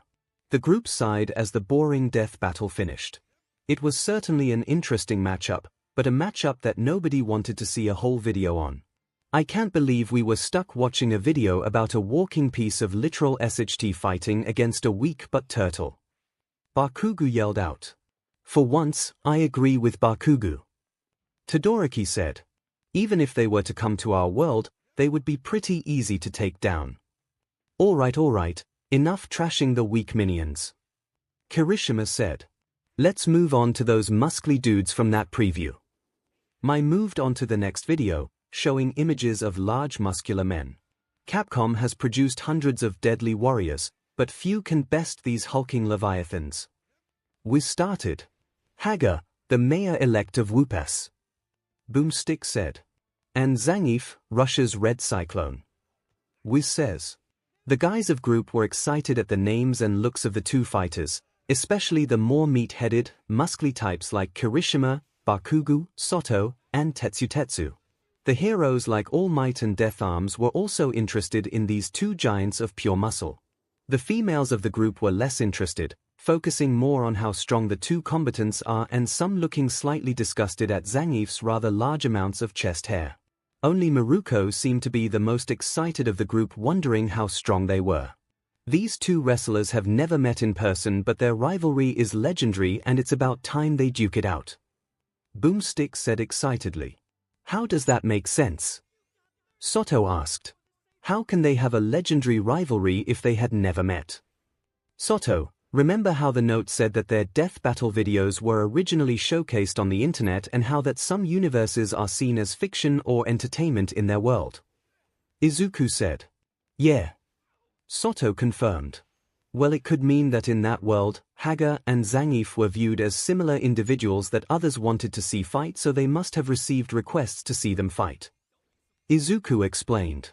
The group nodded their heads at the explanation and continued the video. I'm Wizard and his boomstick, and it's our job to analyze their weapons, armor, and skills to find out who would win a death battle. Wiz introduced himself and his partner before the battle started. The first fighter was a muscular man that appears to be in his early to mid-40s with a thick mustache and brown hair. He wore jeans, supported by a shoulder belt strap. Some depictions show him wearing fingerless gloves. Mike 𝐻𝐵, he looks so manly. Kirishima yelled. Look at that mustache. Kaminari said. It looks glorious. The girls chuckled at the boy's enthusiasm and admitted that he did look rather powerful. Standing 6 feet 7 inches and weighing 266 pounds, 30 of which is in his manly mustache, it's Mike 𝐻𝐵. Boomstick introduced. That mustache comment earned laughs from the group, especially from Kota. Background height, 200 centimeters, 6 feet 7 inches weight, 121 kilograms, 266 pounds. Fighting style, American wrestling and Scottish backhold. Mayor of Metro City, former wrestler for many years. 𝐻𝐵 was a champion wrestler of Slam MSTs until being elected mayor of Metro City, a metropolis overrun with street gangs. Wiz says. That's awesome. Tetsu praised. He must have been very well liked if a wrestler was able to run and be elected mayor. Ayama deduced. He's also Scottish. Kaminari said. That's a cool touch. Wonder how much beer he could chug. Probably enough to close down a pub. Zero joked, causing the students and some heroes to laugh. Too bad there aren't more badasses in office. Most mayors put up laws against crime or increase the police force, but Mike takes matters into his own hands.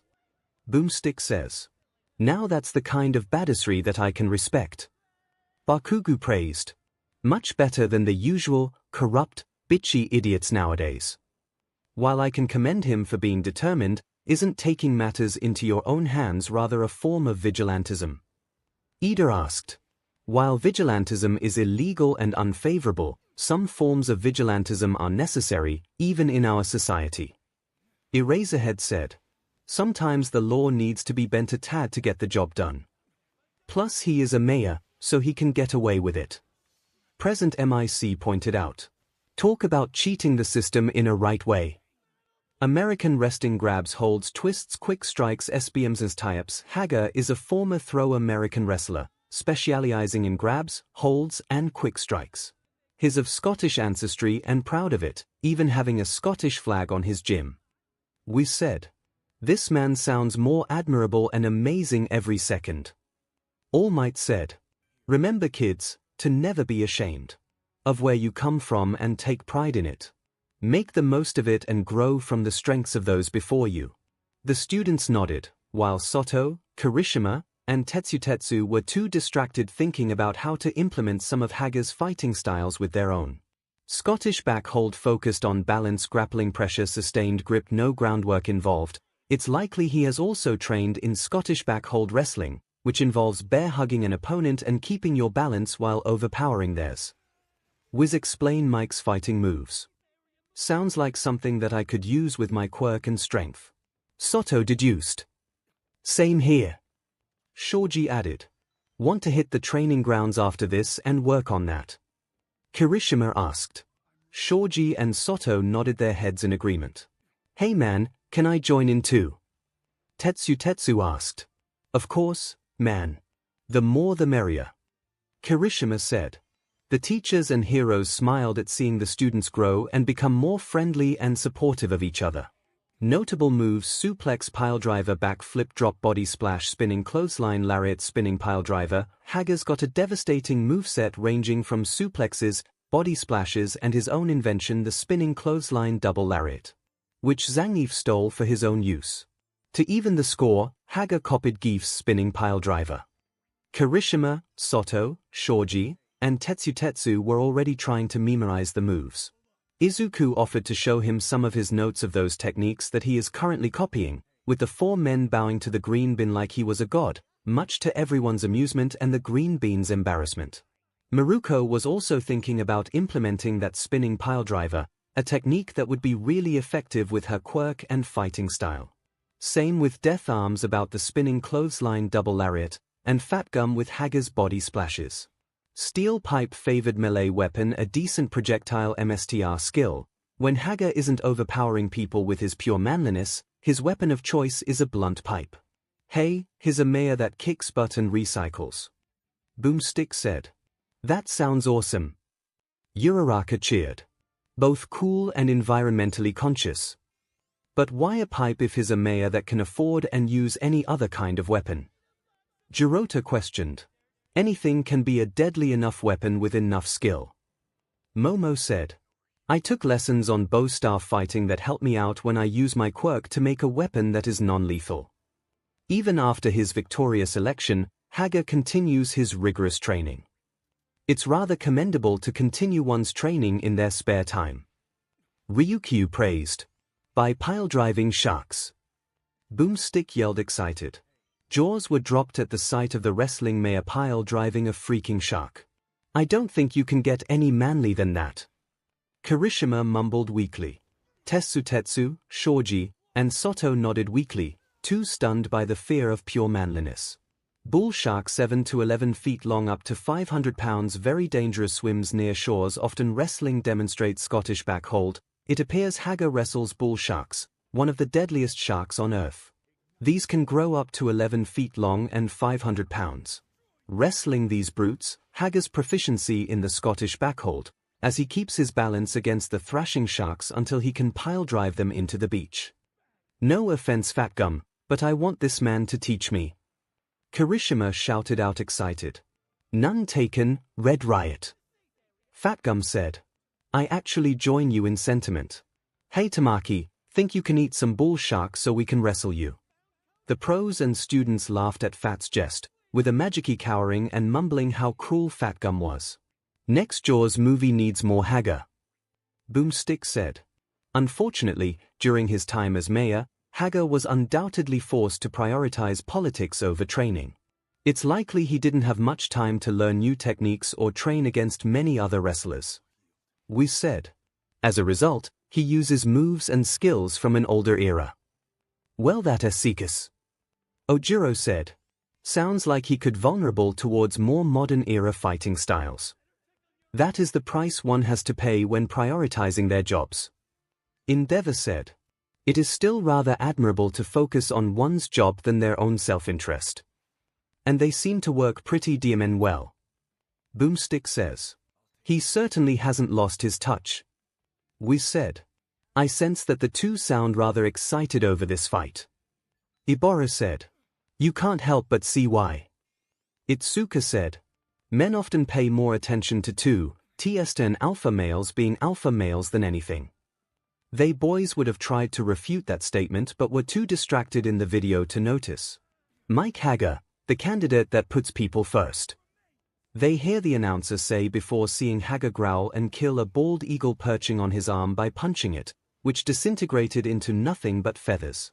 Laughs occurred, whilst All Might and Koda were horrified at the bald eagle's demise. The next fighter is a huge, muscled man flexing his muscles with an intense, almost rabid look on his face. His rock-hard body is covered in thick chest hair, much to the girl's SNDMR's slight disgust, and he even appears to have scars scattered across his arms, legs, shoulders and back, much to Izuku's relatableness. He has a nearly bald head with a short, thick mohawk on top and a stunning beard. He's wearing nothing but red wrestling trunks with a gold belt, red and gold wristbands and red wrestling boots. 𝐒𝐬𝐽𝐫 stands 7 feet tall at 350 pounds, weighing in as one of the strongest on the street fighting circuit. Wiz began. Background height, 214 centimeters, 7 feet 0 inches weight, 159 kilograms, 350 pounds hobbies, wrestling, Cossack dancing, vodka drinking fighting style, Russian wrestling and Sambo Jesus. 𝐒𝐿 exclaimed. He looks almost as big and strong as All Might or Endeavor. Said mentioned individuals nodded at the man's size and wondered how strong he was in comparison. And as a testament to his manliness, check out that wicked shin hair. Boomstick said. Ooh, I prefer for my chest to be prestige and spotless, thank you. Emma said disgusted. To have such vulgar amounts of hair in repulsive. Shut your face, sparkle turd. Bakugu yelled out. Quit acting like some fancy pants DJ and watch the video. Russian wrestling grabs and holds tie-ups, throws from tie-ups, push and pull opponents to throw off-balance counterattacks when foe loses balance. Zangief is a champion wrestler in Russia, using push and pull techniques to throw his opponents off balance. Wiz said. So is this fight basically a Russian versus American man fight? Sen asked. Seems like it. Shahai said. Either way, this is quickly turning into my favorite death battle video. Tetsu exclaimed. Sambo mix of wrestling and martial arts uses tactics from Vikings, Tartans, and Golden Horde grappling, groundwork and 𝐆𝐵𝐻𝐻 no leg locks or chokeholds. He also specializes in Sambo, a combination of wrestling and martial arts. He's not skilled in leg locks and chokeholds, but his grappling, 𝐆𝐵𝐻𝐻 and groundwork are second to none. Wiz says. Wrestling and martial arts. Kirishima exclaimed. This man is a beast. Kirishima, correction, he is a man. Tetsu said. I have to admit that this Zangief seems quite interesting. Itsuka said, looking to see what kind of moves he had and if she can use them herself. Notable moves: double lariat, flying power bomb, atomic suplex, body splash, banishing, flat spinning, screw, pile driver. Zangief's best moves include his double lariat, atomic suplex, flying power bomb, and a wicked backhand called the banishing flat, a move Zangief learned specifically to counter projectiles. Zangief hates projectiles. Boomstick explains. That's so cool. Soto said. I wonder if I can do that with my quirk. Itsuka mumbled, thinking of a way to implement her big hand quirk by enlarging them at the point where her hands meet the projectile to help with long-ranged attacks. His signature move is the spinning pile driver, which he learned while getting caught in a cyclone while pile driving a bear. The feat send Jaws to floor once again. This guy's so manly. Kirishima screamed to the heavens. Now that this is more impressive. Bakugu yelled. Wait. But. How?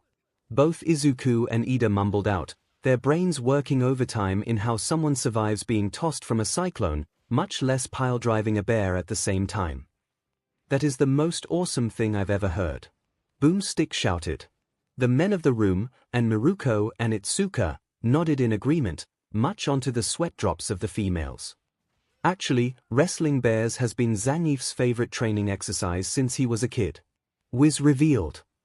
Come again. Mount Lady sputtered, whilst jaws were dropping like flies. Ushuri brown bears up to 1,500 pounds. Twice as large as grizzly bears, rarely in packs. Occasionally he wrestles polar bears. Supposedly, he wrestles grizzly bears, but these are not native to Russia. Wiz clarified. It's far more likely he wrestles Ushuri brown bears, which can grow to 1,500 pounds, well over twice the size of a full-grown grizzly. Alright. Screw Hager pile driving sharks. That is so awesome that this guy is getting my vote no matter what. Bakugu yelled. He also fights polar bears. Shoji questioned, and my brain cannot seem to handle this kind of absurdity. Momo said. Holy SHT. He pile-drived one of those things into a tornado. Boomstick asked, completely dumbfounded. Battling such a massive beast corresponds with his Russian wrestling training perfectly, forcing the bears off balance and knocking them out cold. Zangief is a loyal Russian through and through, always fighting for his country rather than personal gain. He is often employed by the Russian president as the country's official fighting representative. That said, Zangief is pretty dim-witted, more of a follower than a leader. He fights with instinct rather than reason. Wiz explained. Sounds like that will leave him more vulnerable to advanced techniques or forms of deceit and trickery. 𝐒𝐿 said. So the American guy's weakness is lack of new technique and training because he is a politician and this one is dim-witted. 𝐒𝐻𝐼 deduced. Pretty much. 𝐒𝐿 said. All the more reason to get out of his way. Boomstick said. Zangief suddenly attacks a dog, the duck hunt dog, and piledrives the poor mutt, breaking his neck. This got a good laugh from everyone, except for Eri and Koda, who were whimpering at the sight of the dog's fate. All right, the combatants are set. Wizard announced. The unstoppable force against the immovable mayor. Boomstick says. Let's end this debate once and for all. Wiz said. It's time for a death battle. Boomstick yelled out. The video paused as the two combatants were scanned. Finished the video said multiversal counterparts detected. 𝐻𝐻𝐿. Multiversal counterpart, Toshinori Yagi All Might. All Might. The group said in shock, surprised that the former symbol of peace was counterparts to one of the combatants. All Might smiled, buffed out, and said, ha ha ha. I am honored to be a counterpart to a patriotic, admirable mayor and wrestler to such impressive skill. Haha blech, he reverted to normal and coughed up Bill. Actually, now that I think about it, it kinda makes sense. 𝐒𝐿 said. All Might obviously is patriotic from his time in America, and both of them are super strong, cool guys of heroism. The robotic voice spoke again. Zangief. Multiversal counterpart, 𝐿 Todoroki aka Endeavor. Endeavor! Shouts of surprise rang again. 𝐻𝐼, so this is a battle between you and me, All Might.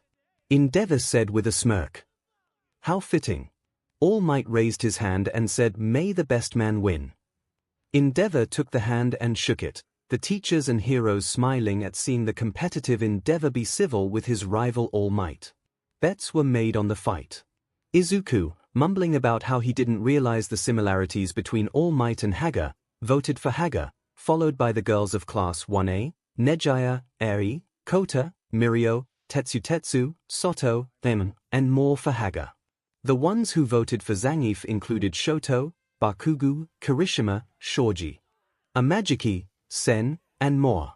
The video began the fight with 𝐻𝐻𝐿 and Zangief standing before each other in a rundown street, a red cloak around Zangief and 𝐻𝐻𝐿 in a business suit. Without one word, 𝐻𝐻𝐿 grunted, flexed, and his top part of his suit ripped off his body, showing the muscles underneath, a feat that All Might smiled at the similarity. Zangief flung the red cloak aside, flexed, and downed a bottle of beer before crushing it in his hand, the confident arrogant cuff show making Bakugo smirk. Fight. The two rushed forwards, grabbing each other in a grip, pushing and trying to overpower the other. Soon Zangief tossed 𝐻𝐻𝐿 behind him and jumped after him. 𝐻𝐻𝐿 recovers quickly to block a drop kick from Zangief, followed by a chop, punch, and another chop that were also blocked. Zangief followed it up with a double lariat that 𝐻𝐻𝐿 ducked. 𝐻𝐻𝐿 punished Zangief by grabbing the Russian off guard, suplexing him, followed up by a spinning clothesline lariat that struck and spun the mid-air red cyclone around, and ended with a kick that sent the Russian away. Man, this fight is intense. Tetsu yelled. 𝐻𝐻𝐿 is owning it to Zangief with his own lariat. Zangief quickly recovered and grabbed 𝐻𝐻𝐿 from behind and suplexed him, followed by a roundabout suplex before ending in a spinning screw piledriver followed by tossing 𝐻𝐻𝐿 away. Now Zangief is turning the tide and piledrived 𝐻𝐻𝐿 away. Kirishima yelled out. So manly. They are failing to realize how they are mirroring each other, don't they? The girls all thought. This fight does appear to be equal in terms of skills. Gran Torino said. One shows to be better with a lariat attacks while the other shows his superiority with grapple and pile-driving attacks. 𝐻𝐻𝐿, a black eye gained, slid down, a steel pipe beside him as he stopped. Oh, steel pipe equipped. Kaminari yelled out. Although that may help him, I fail to see how it was just there. Momo said, scratching her head in confusion. Convenience. 𝐤𝐬 shrugged and said. 𝐒𝐬 stalked towards 𝐒𝐬𝐽, who jumped onto him with a successful drop kick and attacked with the steel pipe and kick. Hey, no fair. Kirishima said. Drop that pipe and fight like a man with your bare hands. In a battle to the death, you have to employ any advantage over the other, especially one that mirrors and copies your own moves. Eraser said. Agreed. All Might added. It's how I managed to defeat the gnome you made to face me back in the USJ. 𝐒𝐬 blocked a follow-up attack from the pipe and launched it out of 𝐒𝐬𝐽's hands with the banishing flap.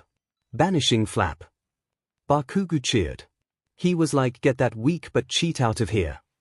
𝐒𝐬 chopped 𝐒𝐬𝐽 into a building and went after him inside.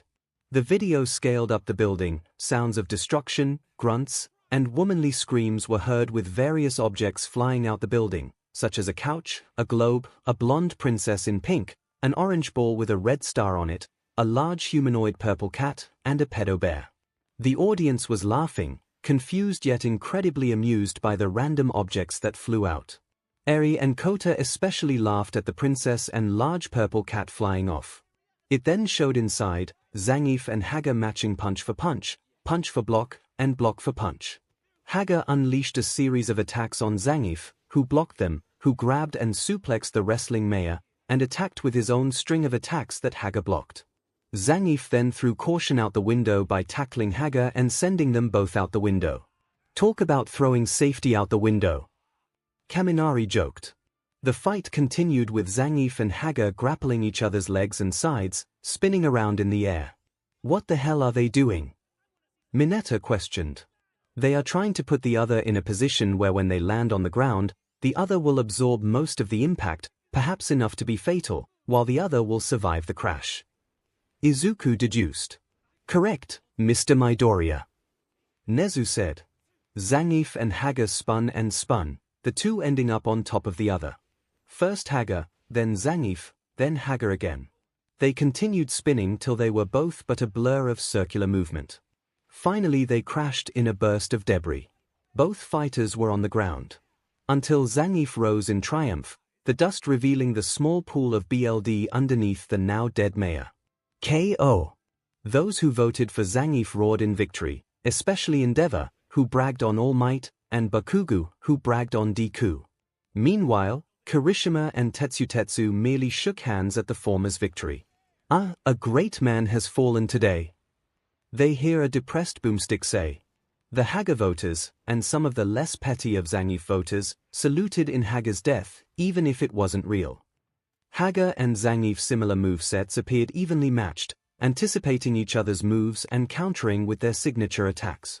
Wiz said, lamenting he led a long, productive life, kicking butt, ruling Metro City and keeping the beaches safe from rogue sharks. They hear Boomstick lamenting. Why does it feel like a depressed Boomstick is the same as a sad, depressed puppy? Mina cooed. Not only 𝐒𝐽𝐽 is almost 100 pounds larger than 𝐒𝐬𝐽, he's also 13 years younger and has been training all his life. I'm gonna miss that wonderful mustache. They hear an upset Boomstick. All Might comically saluted and tear-dropped in honor of his counterpart, much to the annoyance of Endeavor and Eraserhead. 𝐒𝐽𝐽's youth and lack of political agenda were enough to give him a slight edge. Wiz said. True. Fatgum said. 𝐒𝐽𝐽's better experience and larger amounts of training defiantly overwhelmed 𝐒𝐬𝐽, who was hindered by his time being a politician and older, more slower state. All Might couldn't help but feel another touch of similarity at that last statement, relating to his weakened state and responsibility as a teacher and symbol of peace. Poor 𝐒𝐬𝐽. He may pile-drive sharks, but 𝐒𝐽𝐽's bears were 3 times larger and probably twice as dangerous. Sure, 𝐒𝐬𝐽 can grapple a half-ton shark without falling over, but if 𝐒𝐽𝐽 can push around 1500 PND bears as a hobby, 𝐒𝐬𝐽 didn't stand a chance. Boomstick said, had finally calmed down but was still a bit sorrowed by the battle. Plus, 𝐒𝐽𝐽 pile-drived one for those bears in a cyclone, so he had a better handle in outbalancing his opponent. Miruko said. He definitely put up a good fight, though. Wiz said that he did. He just found his window of opportunity. Boomstick joked, lamented. The group rolled their eyes, but the guys couldn't help but smile fondly at Boomstick's string of terrible puns. The winner is Zangief. Whiz finished. The group clapped at the amazing fight and Endeavor managed to shake hands with a smiling, teasing All Might, smirking himself. That fight was so manly. Kirishima yelled out. Definitely my favorite. I'm in, brother. Tetsu cheered. Bakugo, Fat Gum, Soto, All Might, and Shoji shared that sentiment. Next time on Death Battle, they hear Boomstick say. The video showed the next contestants, but instead of 2, there were 4. All of which were a pair of large, anthropomorphic turtles. As ninjas. One had blue bandana with 2 katanas, the next has a purple bandana with a BOE staff, the third was a shorter turtle with a yellow bandana and wielding a pair of nunchucks, and final one was a taller turtle with twin sai and a red bandana. Battle Royal. Wait, so the next one is 4 fighters instead of 2. That's awesome. Izuku said. I'm confused. Momo said. They are turtles, but they are also ninjas. Do they all have the same quirk? Plus, aren't turtles slow? Jiru said. How are they ninjas then? Guess we will find out in the next video. Asui said. If you would, Miss Hatsume. Nezu said, curious himself for this battle royal of 4 fighters. My presses the button and started the next video. Third POV after the manly fight between Haga and Zangief, Hatsume pressed the button and played the next video, the TMNT Battle Royal. TMNT? Setsuna asked. Wonder what that stands for. Teenage Mutant Ninja Turtles 2012 theme song. A catchy theme song started playing with the screen showing a look of space with a shine of 1 star before rushing down towards a New York City saw great smoking out green smoke. Teenage Mutant Ninja Turtles. Teenage Mutant Ninja Turtles. Teenage Mutant Ninja Turtles. It showed a humanoid rat man, with bandages in his arms and a crimson-red GI, setting 4 regular turtles onto a puddle of mysterious green and blue ooze. Heroes in a half-shell. Turtle power. The turtles then flowed bright and became larger and more humanoid. Here we go, it's the lean, green, ninja team. The video followed with the 4 kid turtles kneeling before Ratman. The Ratman gave one of them a red bandana, and the scene changed to see the 4 turtles, each with their own colored bandana with blank white eyes looking at the screen looking cool. On the scene, cool teens, doing ninja things. The one in blue was shown, in a blue background, wielding a katana and showing off his skills by jumping and perform some slashes. So extreme, out the saw, like laser beams. The screens changed to the yellow bandana turtle, showing off his skills with a nunchuck. Get rocked with the shell-shocked Pizza Kings. The screen shifted to see the purple turtle showing his skills with the bow staff. Can't stop these radical dudes, the final turtle, the red bandana one, showing of his twin sai and yelling out. The secret of the ooze made the chosen few emerge from the shadows to make their moves. The screen then showed quick scroll of an army of black ninjas, bearing a banner with a black foot on it, led by a large humanoid fishman with robotic legs, a large humanoid dogman with spikes on him, and a man in silver and black armor with blades all over his body slashing at the screen. The group shivers slightly at the sight of the bladed man, wondering if they will see him in other video. The good guys win and the bad guys lose. They did see the turtles driving around a modified-looking dump truck with the yellow ninja turtle firing a cannon made of trash. Mai and Power Loader impressed with how they modified it.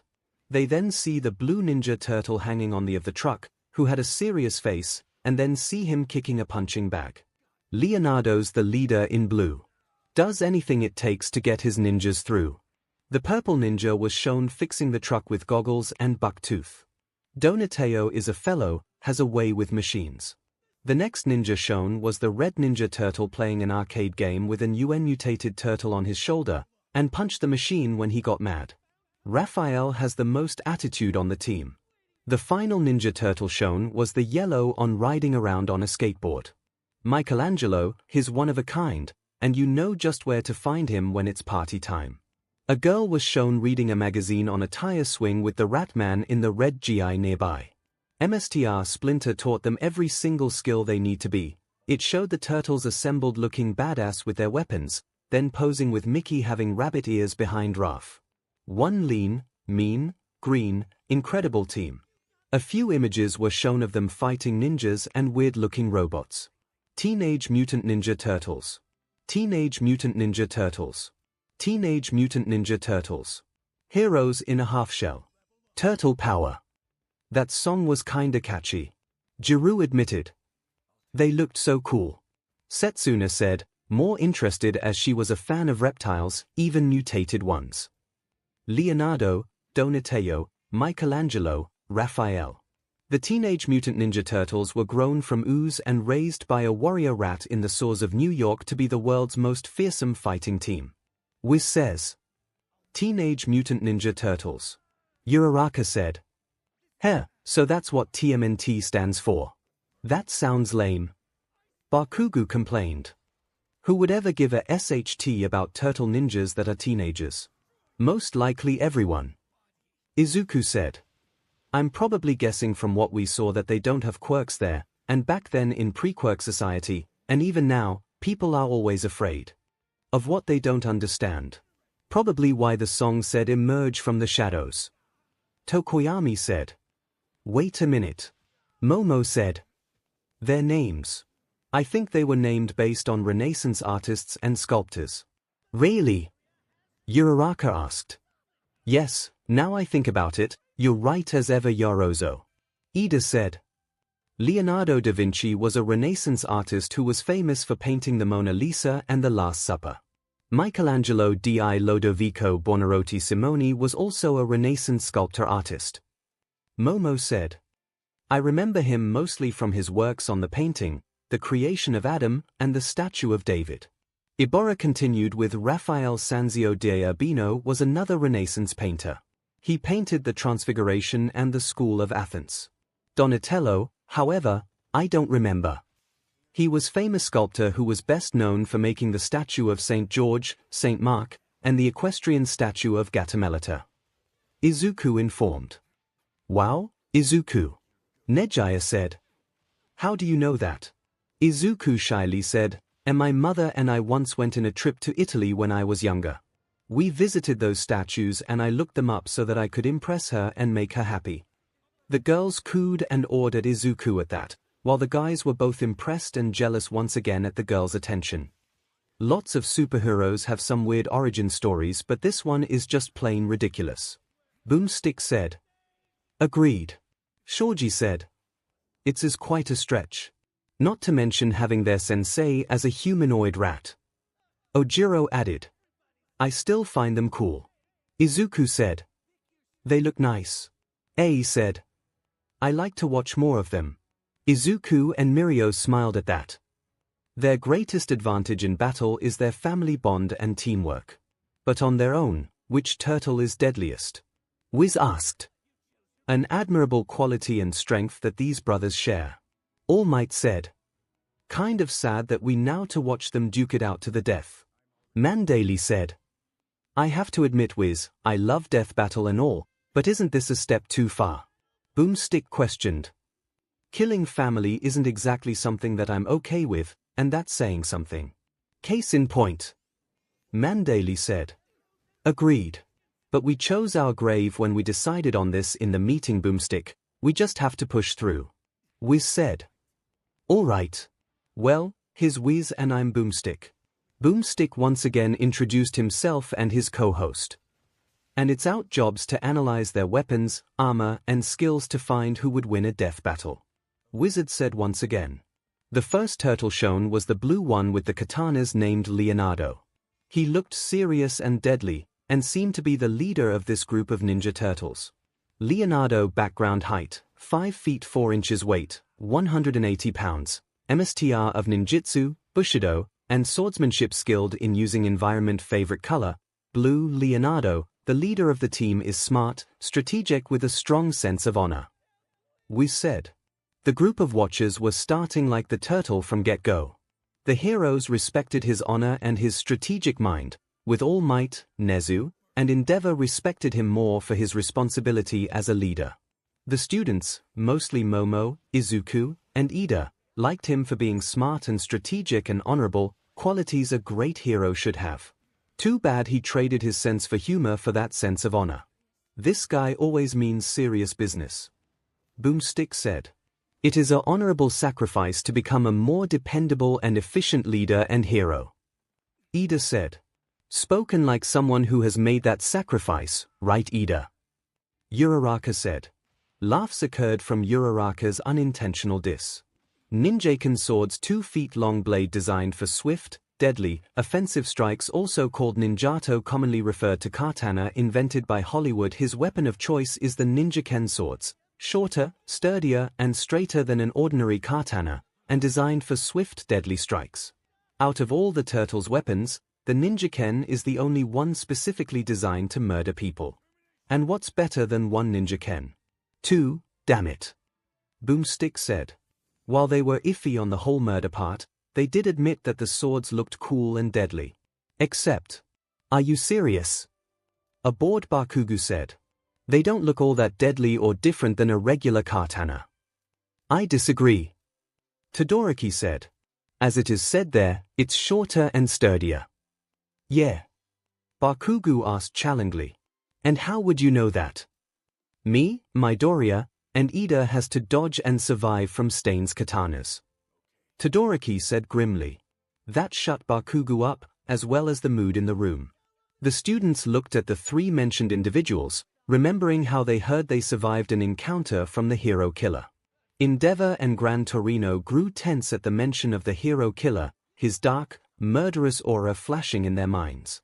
Endeavor especially sweated as he remembered and knew what exactly happened and who really took down the hero killer. He was unaware of questioning gaze from Aizawa on him, suspicious of Endeavor's demeanor. The scene changed to show the intimidating man from the theme song, the man covered in blades. He looked like a tall, armored ninja with a 3-pronged horn metal samurai helmet, and shoulders and limbs covered in sharp blades. Named Oroku Saki at beach, this man was the young brother of Oroku Nogi, who was killed by fellow ninja Hamato Yoshi, the owner of the Turtles' rap mentor, in a feud over a woman named Tang Shin, resulting in Yoshi fleeing with Shin to the United States. Wiz explained. Why the hell would they do that all for a chick? Bakugu said. Love is one to the strongest strengths one can wield against their foes, but it is also one a great weakness. Tokoyami sagely said. Cessed at the death of his older brother, Saki joined the Foot Clan and trained to be a ninja. He quickly became one of their deadliest warriors and rose up the ranks and was chosen to lead the Foot's American branch. He became the Shredder, and Saki avenged his brother by killing Yoshi and Shin. Talk about long-term goals. Under the leadership of Saki, the Foot took part in drag smuggling, arms running and assassination. Boomstick explained. So he became just another petty crook and criminal. Fat Gum said, having experience taking down his fair share of drag traffickers and arms-selling thugs. All that skills and power, and he wastes it by being a criminal. Disappointing. Eraserhead said, he too knowing his fair share of those kinds of criminals as an underground hero. Wait. Ojiro said. Did he name himself after a cheese grater? Shredder was presented as extremely cunning and was described by Splinter as the most dangerous adversary they ever faced. Shredder's intelligence persevered throughout his various portrayals, and it is claimed that Shredder has an IQ of 300. Impressive. Nezu said. Even though my IQ still skyrockets that, it is still an respectable level for a human. That kind of IQ is almost twice as much as the world's greatest minds. Momo said stunned. In many timelines, Leonardo's the one who ultimately defeats the Shredder, though always with plenty of help. Wiz revealed. So, they also have multiple different versions of themselves in the multiverse. Shinso asked. Seems like it. Izuku said. Though for Leonardo to defeat someone like that is amazing. Skill set expert strategist sword MSTR strong both physically and mentally, serious devotion to training and family Bushido code as leader, his is the strategic mind of the group. He does his best to achieve the best possible outcome of the current situation.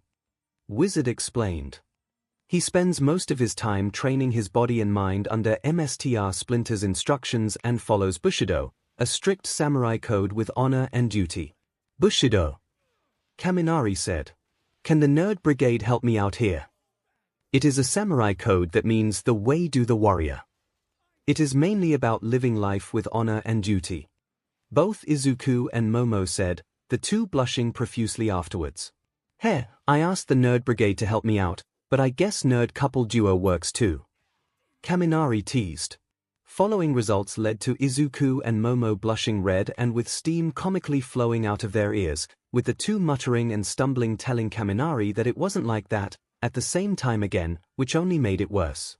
It also had side effects, including dark blank looks of jealousy from the girls, Mineta wailing in jealousy, Ida confused and waving his hands robotically, the male heroes, especially All Might, Nezu, and Aizawa, smiling teasingly at the sight, the female heroine's eyes flinching and twitching slightly for some reason, Gran Torino laughing his butt off, and Nejaya, with a blank look of dark jealousy herself, almost choking the life of Kaminari. At one point, he even fought and killed a sort of physical embodiment of the devil. Boomstick said. That led to Ibora sending praises and thank yous to Leonardo. One of Leonardo's most prominent qualities is his determination to believe in the good and the best in people, even potential enemies. Wiz says. Izuku smiled at that, he himself following that principle as well. Pacifism is just a bullshit excuse for weaklings to not do what needs to be done. Bakugo typically said. It just gives the villains more time and opportunity to get away or kill others. Izuku, for once, tightened his hands in a fist and gained a serious, and slightly angry, look on his face. All Might, likewise disturbed by Bakugo saying, began to say young Bakugo - he was cut off by Izuku saying while what you say has truth to it Kaken, you aren't fully right either. If all you do is attack and beat down people without giving them the chance to do the right thing or explain his side of the story, then you are no better than a villain.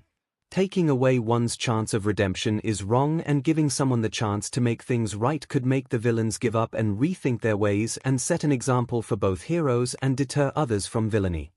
The group was stunned at Izuku's words, mouths agape at hearing such serious and angry tone in the green cinnamon roll. The girls smiled at Deku and his courageous and kind heart, hearts circling around Izuku in their eyes. The heroes smiled at Izuku's words, agreeing with Kid and actually inspired to do the same. All Might smiled proudly at his successor, along with Nezu, Erasehead, Recovery Girl, and Gran Torino. Endeavor gained an inquisitive look on his face, thinking back somewhat with guilt and wondered if any of the many criminals and villains could have been given that chance and he never gave it to them. Bakugo just glared back at Izuku, not bothering to say anything back, part by shock and rage at Izuku's boldness to speak out against him and call him a villain and part because he didn't know what to say back to Izuku's sound point. However, Leonardo finds it difficult to accept failure. Wiz explained.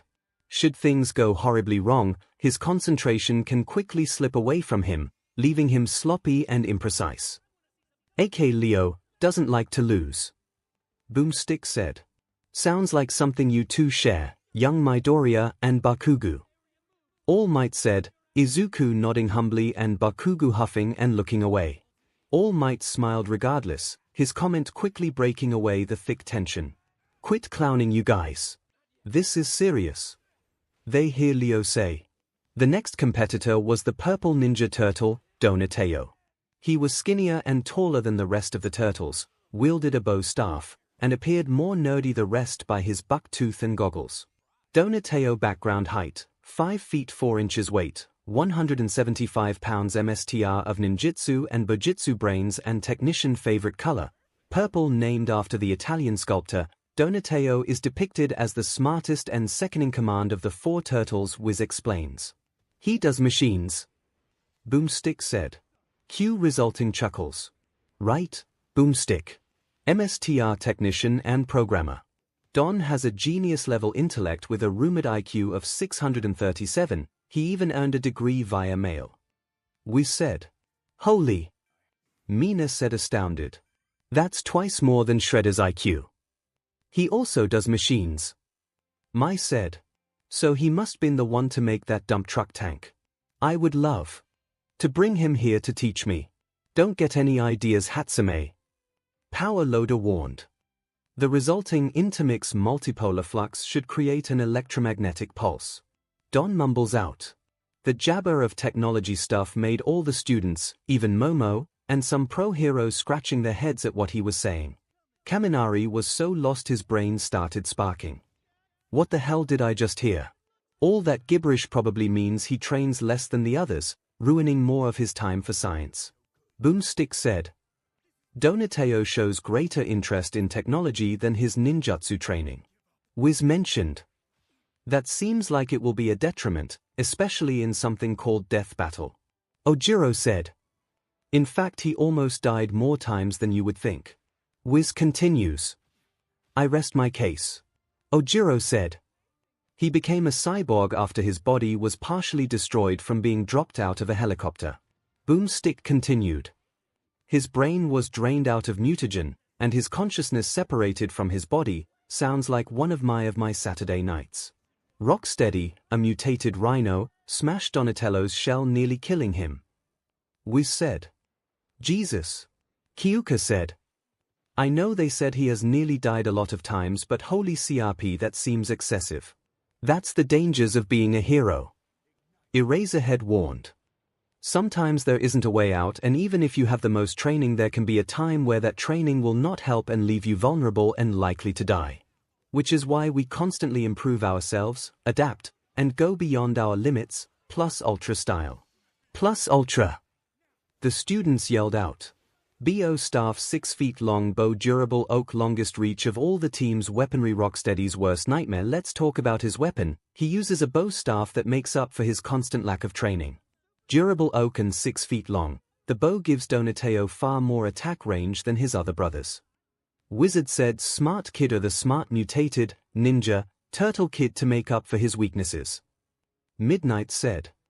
The range is nice, but it takes a lot of time and patience to kill anyone with a stick. Boomstick said. Yeah. Bakugu said. How is a stick going to be useful? Give him something deadlier. You do remember that as heroes in training we are supposed to prevent deaths, not cause them, right, Bakugu? Momo sarcastically asked. Shut it, Ponytail. He shouted back. That's why he modified his staff to convert to a naginata, a Japanese halberd. Wiz explained. Ha! Bakugu cheered triumphantly. See that, rich girl, that's how it's done. Though I think that is used many for more durable foes like those robots from the theme song, or maybe to use it to cling onto a wall of falling. Izuku analyzed.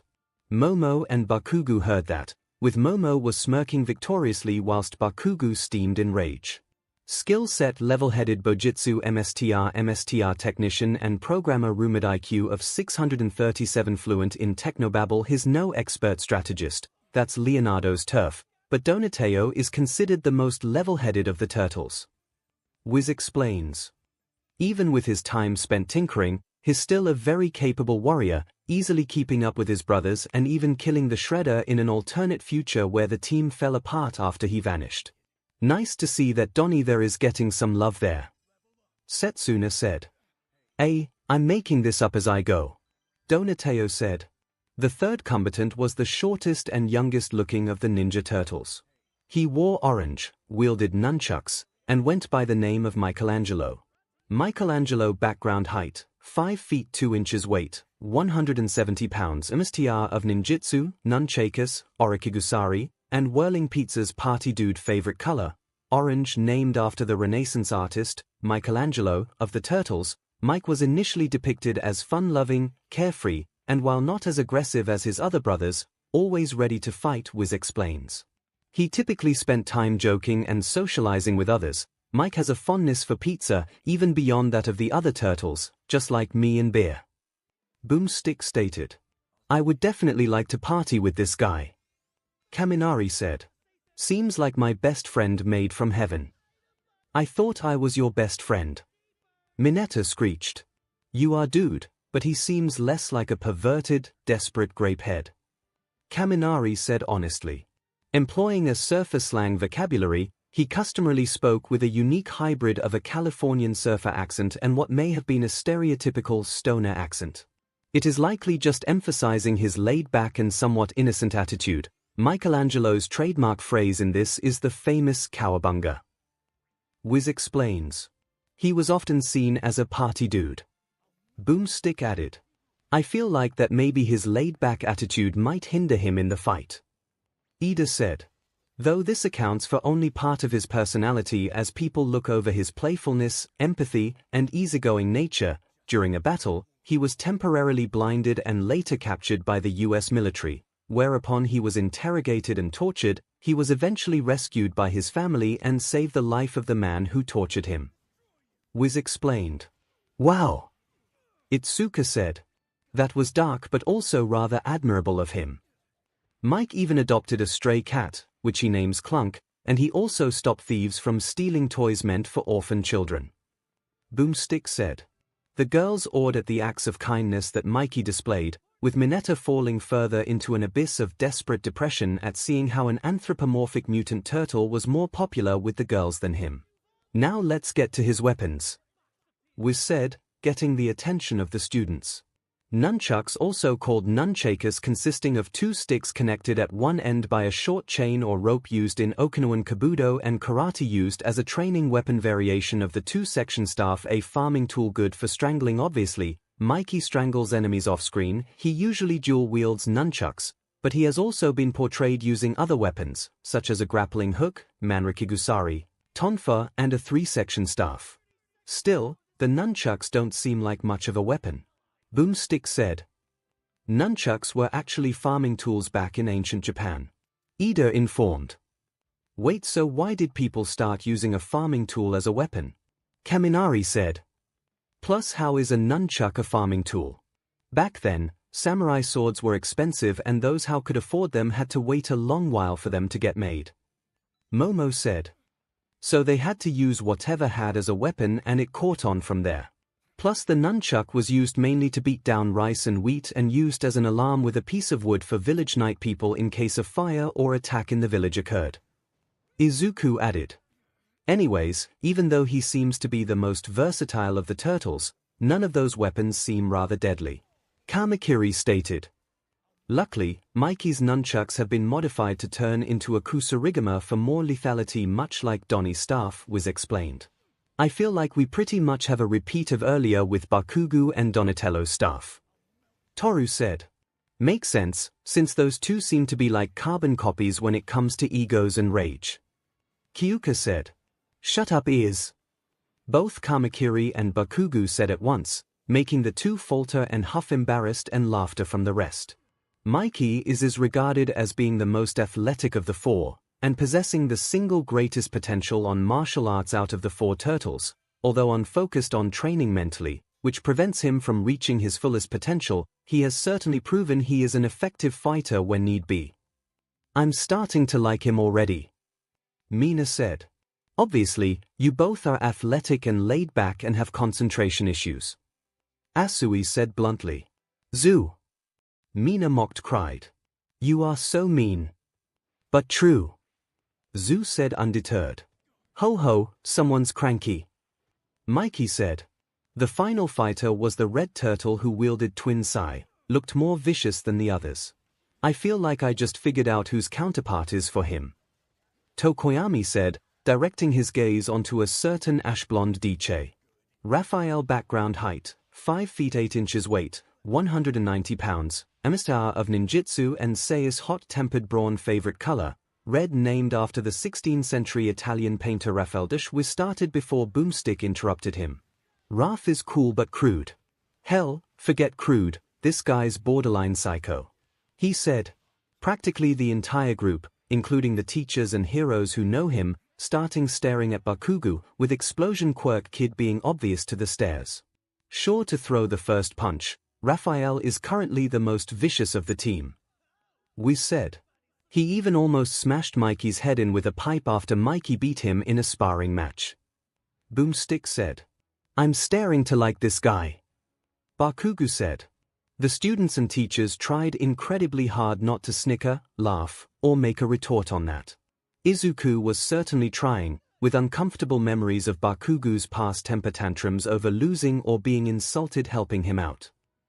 I stand corrected. Raph is the most violent turtle and has a tendency for going berserk either in battle or when his temper flares up, He is generally the most likely to experience extremes of rage and anger, and he is usually depicted as being aggressive, sullen, maddened and rebellious. When he isn't angry, which is somewhat rare, he is more sociable. Wiz explains. Gee, I wonder who that reminds me of. Kaminari asked sarcastically while doing his best to not look at Lord Explosion Murder. That temper, I feel, will likely be a hindrance towards his fight. Snipe said. Indeed, a smart enough opponent can capitalize on it and manipulate him into falling into a trap. Ectoplasm said. All Might coughed up a bit of BLD, almost looking at Bakugo in the eye by accident, much to the suspicion of the ash-blonde teen. This guy is in some need of serious anger management. The reason behind why he is so angry all the time is not always fully explored. Boomstick said. Unbeknownst to the characters, a certain fourth wall-breaking author is currently having a coughing fit and looking at the ash-blonde DJ that he wished he could write into a fiery pit of hell. JK, he is naturally hot-headed and sometimes loses control of his rage. He is much more vicious than the other turtles and, at one point in the comics, even became the Shredder himself. Wiz said, much to everyone's shock. He became what? Izuku cried hour in horror. Why? How? What? Momo asked stunned. You either die a hero, or live long enough to see yourself become the villain. Tokoyami said grimly. If that were true, wouldn't All Might have snapped and tried to murder all of us? Todoroki said grimly. He did seem rather villainous during Deku's and Bakugo's final exam. Uraraka pointed out nervously. I still am quite furious at what you did to those boys, All Might. Recovery Girl yelled at the former symbol of peace, while hitting his head with her cane. You even nearly broke my Doria's back entirely beyond repair. All Might would have retorted back an apology but get a shiver go up his spine. He nervously looked towards the origin of those glares and found them being from most of the entire female population in the room, with glares that if could kill, would have made him turn into 1,000 disintegrated pieces. Raph is cynical and witty with a sarcastic sense of humor, and he is not particularly fond of the supernatural, Wiz said. Hey Baku, are you afraid of ghosts? Zero asked teasingly. What? Bakugo yelled out. Of course not. I'm not afraid of anything. Why did you even point that out? He felt a tap of his shoulder for him to turn his head to find a stereotype blanket with 𝐒𝐻𝐽's ghost beside him that shouted boo. Ah!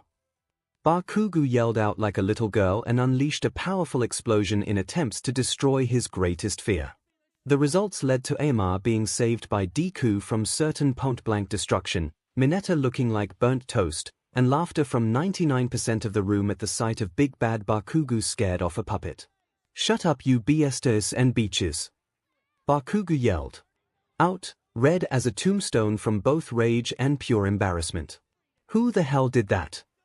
Momo, who created the puppet, Leiko, who controlled it, and Setsuna, whose mouth that was inside the puppet and yelled out boo, discreetly high-fived each other.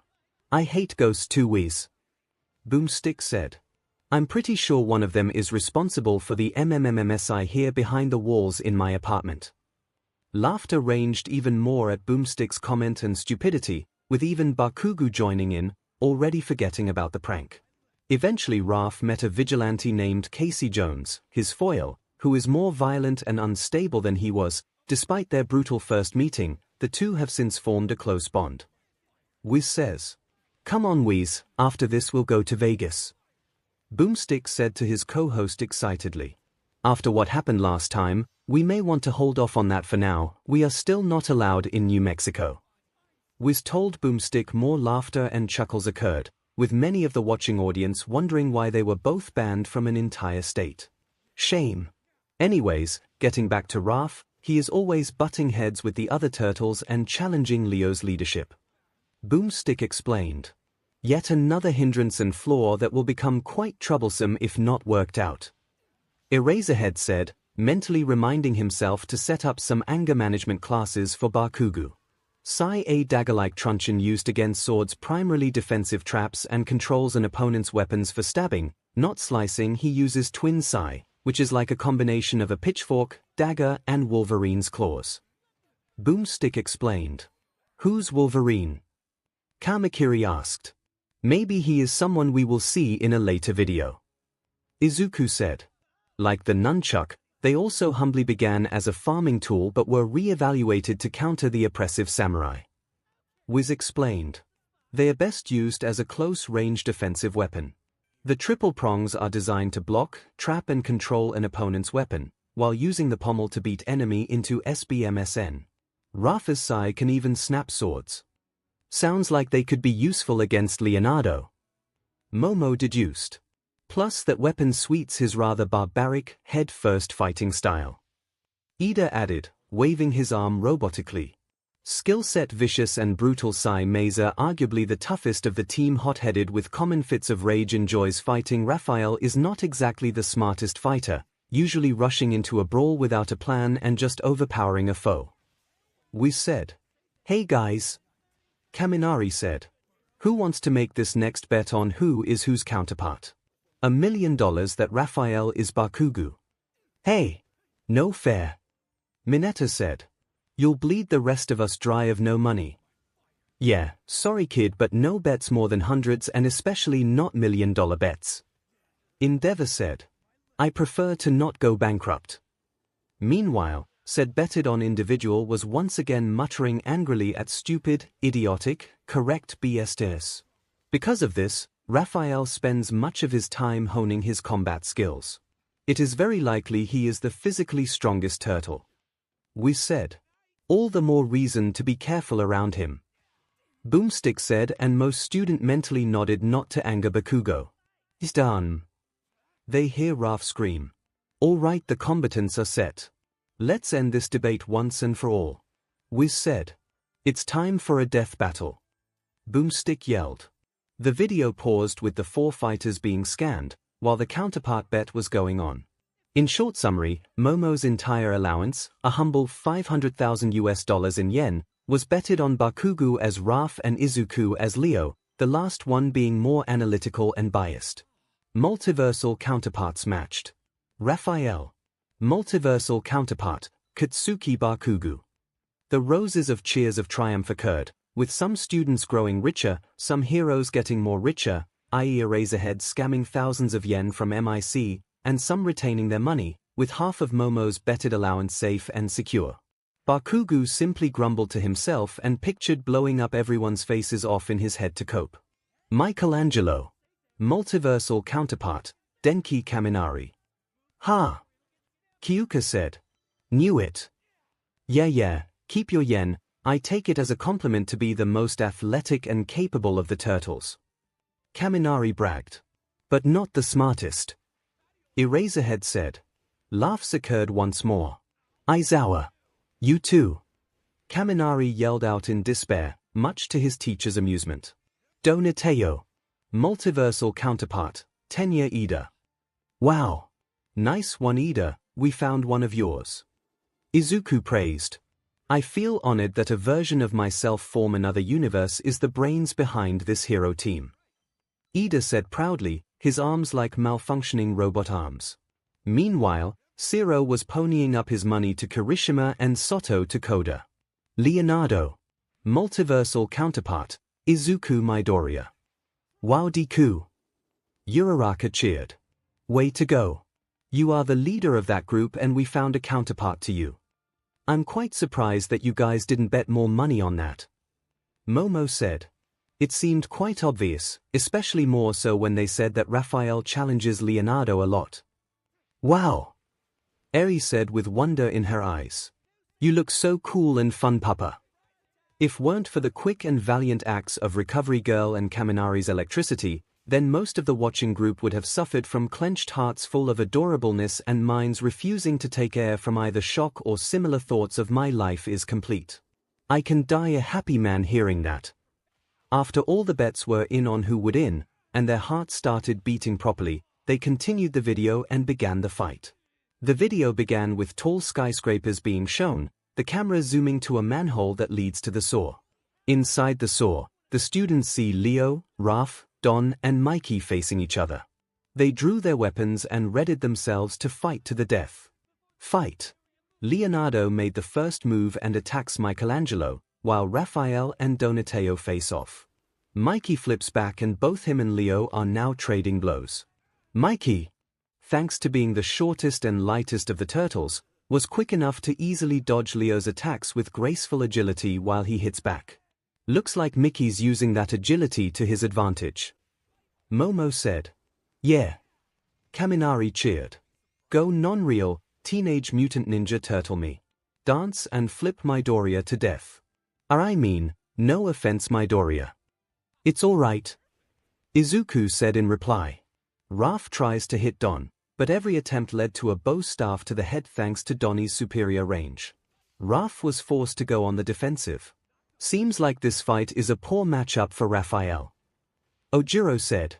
Raph is mostly a close-range fighter and Donatello's staff gives him wider range. Come on, mutated turtle BSTD of myself. Bakugu screamed, cheered. Kill the cheap son of Beach. Wouldn't that be your mother too? Zero asked jokingly, much to Bakugu's comical tick mark of annoyance and being caught wrong. Leo flips backwards a good distance until Michelangelo catches the blue turtle off guard and lands a couple of hits. Leo counters with a stab, flips over the orange turtle and cuts his arm off. Michelangelo exclaims in pain, while Leo ends his life with a decapitation. Mikey's headless body collapses to the ground. The results of which led to audible gulps of held-down vomit from a lot of the students, flinches and grimaces from the adults, the kids being blocked to the sight, and Kaminari fainting in shocked horror at seeing himself, even if it was simulated, die. Raph and Don are still fighting, Raph still unable to land a hit on Donatello. Leo continues watching on as the fight between the two turtles continued. Hey, that seems rather unmanly to just watch do nothing. Tetsu yelled out. Actually bro, I think it's just that Midobro's turtle self is letting Bakubro's and Idabro's fight continue to let them settle it like men. Kirishima explained. Oh. Tetsu said. Manly. The rest to the audience watched the scene between the similar quirk teens with sweat drops and deadpan expressions. Yeah Rozo, translation, please. Tokoyami asked. I think they believe that Leonardo not attacking is noble in letting Raphael and Donatello finish their fight, but what I think is that Leonardo's letting the two tore each other out so that he can have an easier chance of victory. Momo deduced. Not manly. Kirishima and Tetsu yelled as they heard. It seems like a viable strategy, especially for someone who is known to be a strategist and tactician. Izuku said. It's easier to let your enemies fight each other and tire themselves out. Manly. Kirishima and Tetsu swayed out again, much to more sweat drop and deadpan expressions. Don was landed several heavy hits on Raphael, then turning his staff into a spinning discus on his hand that he then uses to smack Raph at a rapid rate. Raph tried to attack from above but Don caught him and threw him across the saw, landing unconscious by the floor. Is he out? Mina said. He seems unconscious for the moment. Ida said. An opportunity for Leonardo to attack. Leo now faced against Donnie while the red turtle was out, for the moment. Leo and Don traded blows until Leonardo misses and gets his sword stuck in a crate. Donatello takes the higher ground on the stack of crates to his advantage and begins hitting Leo on the head. The camera focuses on Raph who is still out cold, until Rapha's eyes open with pure rage burning out. Oh. Uraraka said, nervously. Rapha's temper just broke. In a fit of rage, he charges at full speed, shattering and scattering the crates he rammed into. Leo is knocked away and Don hits the ground hard, knocking him out. Raph jumps onto the unconscious purple turtle and begins stabbing Donatello. Rapha's begins stabbing harder and faster, BLD was spilled everywhere. He was attacking like a wild animal. Holy CRP! Mineta screeched out. He looks almost like Bakugu when he attacked Midoriya at our first battle training. He look insane. Bakugu and Izuku flinched at the memory of that, with the two having flashes of memories of Bakugu's similar treatment of Izuku, at least with less stabbing and bloodiness. Raph finally stopped, the only remains of Donatello being a bloody, gooey mess.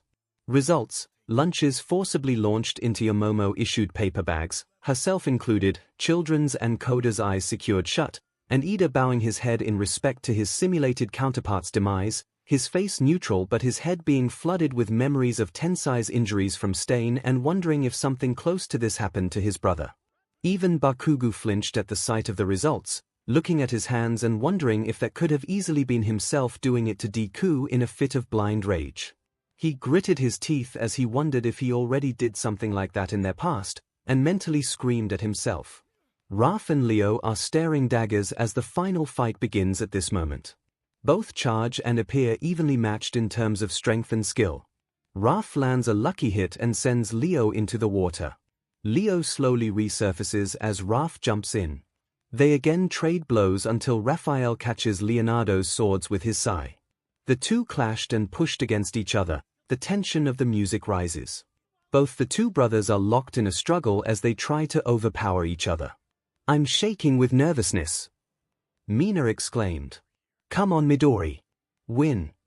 "I agree with you Mina, but Bakugo's sai are said to break swords." Ida said. "Even if Midoriya can strike it would have to be precise and quick." A moment later, both turtles stab each other at the same time. Raph stabbed Leo in non-fatal spot.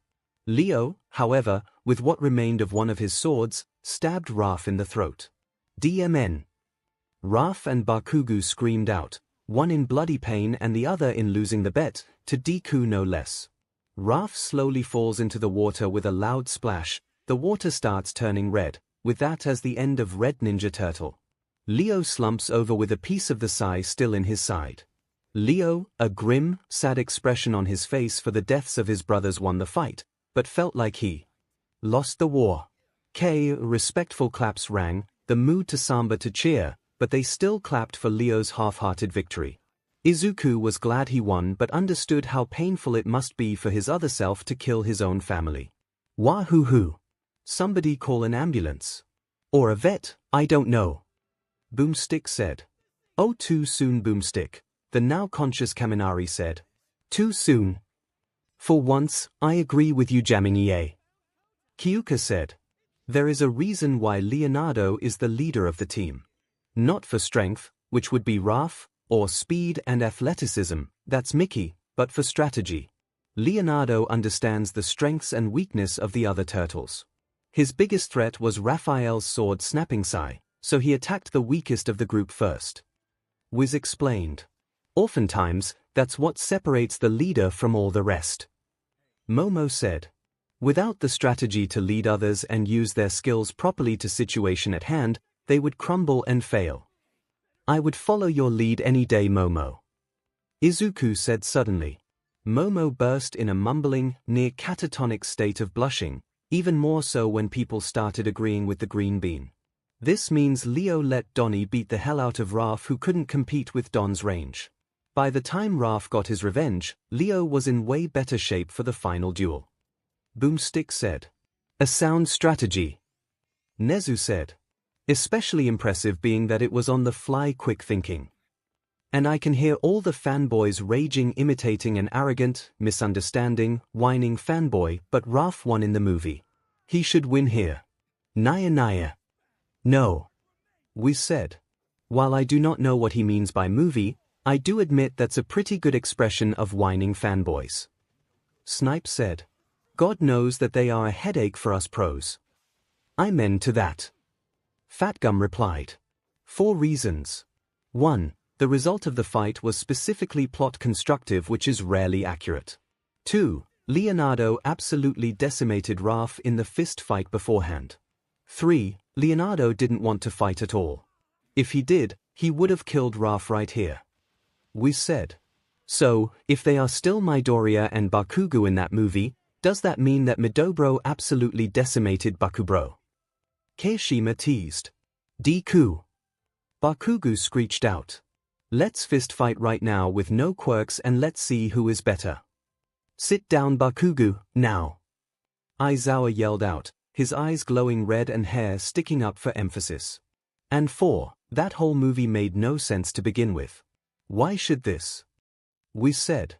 I know this box only has death battle video for all we know," Izuku stuttered, still a little shaken up from Bakugo's attempted impromptu declaration. "But do we actually have that movie in there? I would love to see it. The students nodded at that, and the teachers decided to see if the device did have any additional videos after all this. But, hey, Leo can still die from that stab, right? Boomstick asked. Doubtful for several reasons. Turtles proportionally have smaller vital organs and far more muscle mass than humans, meaning there's little chance Raphael actually hit anything important.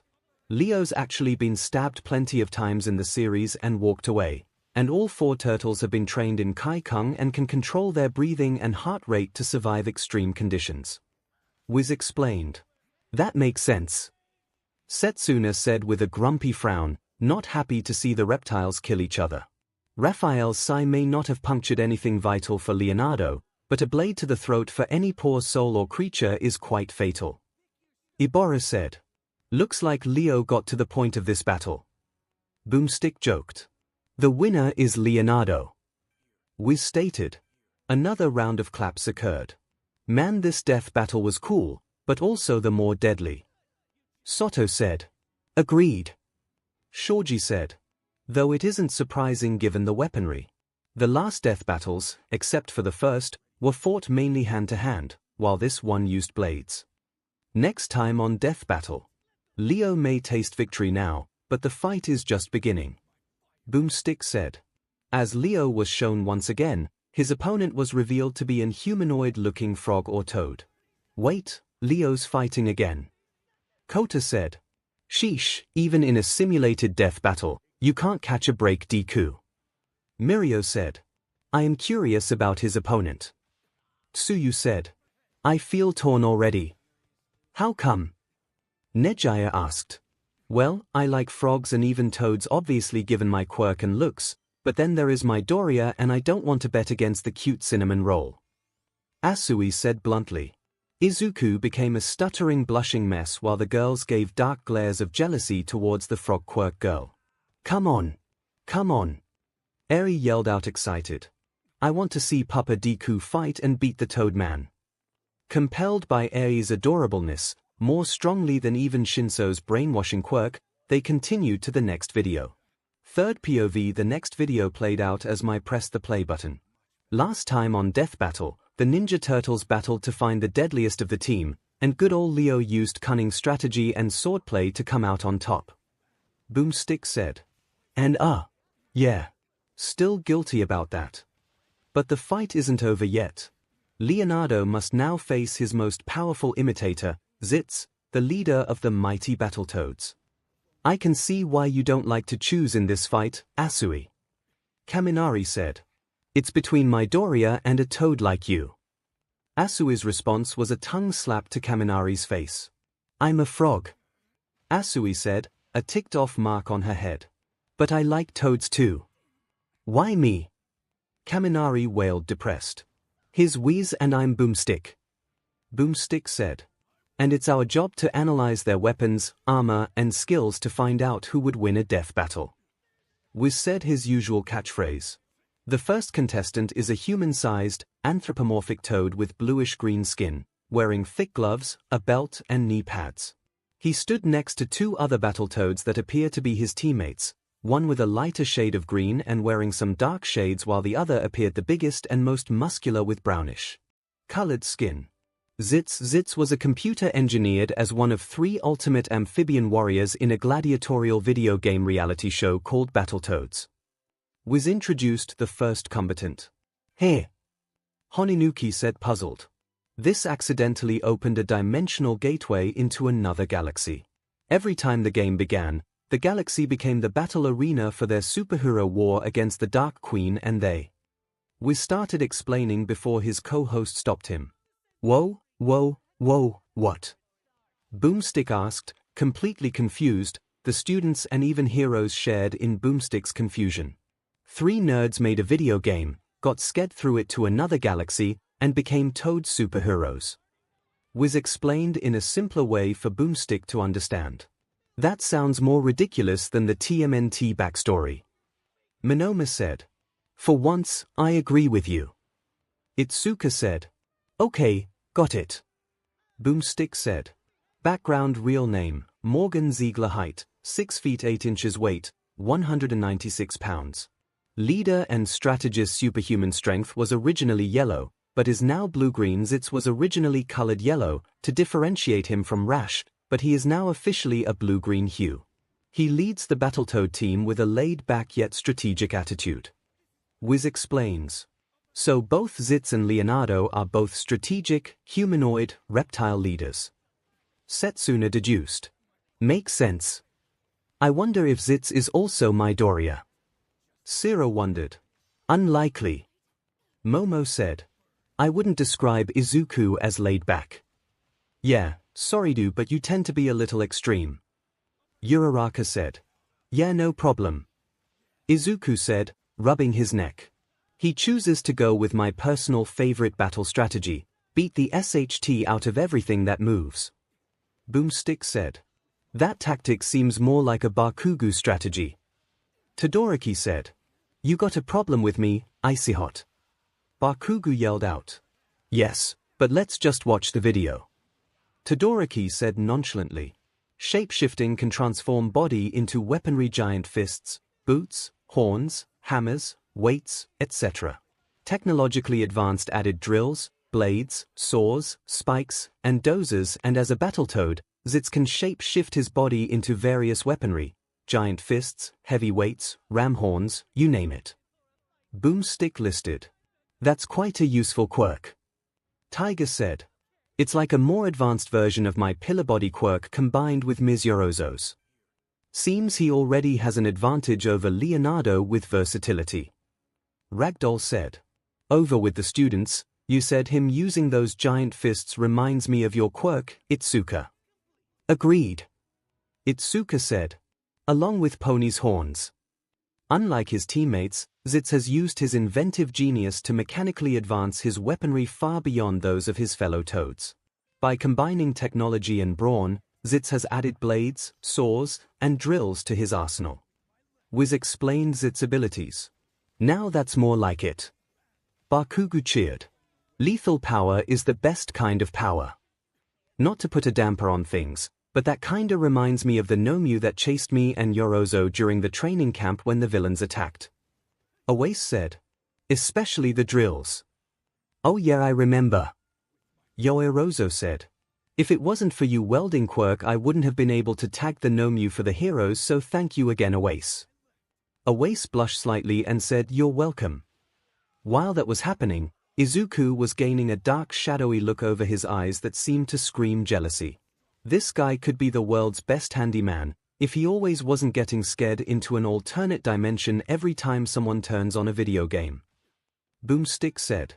Despite having almost no actual combat training, 𝐒𝐿 have proved strong enough to power through some of the toughest games ever made.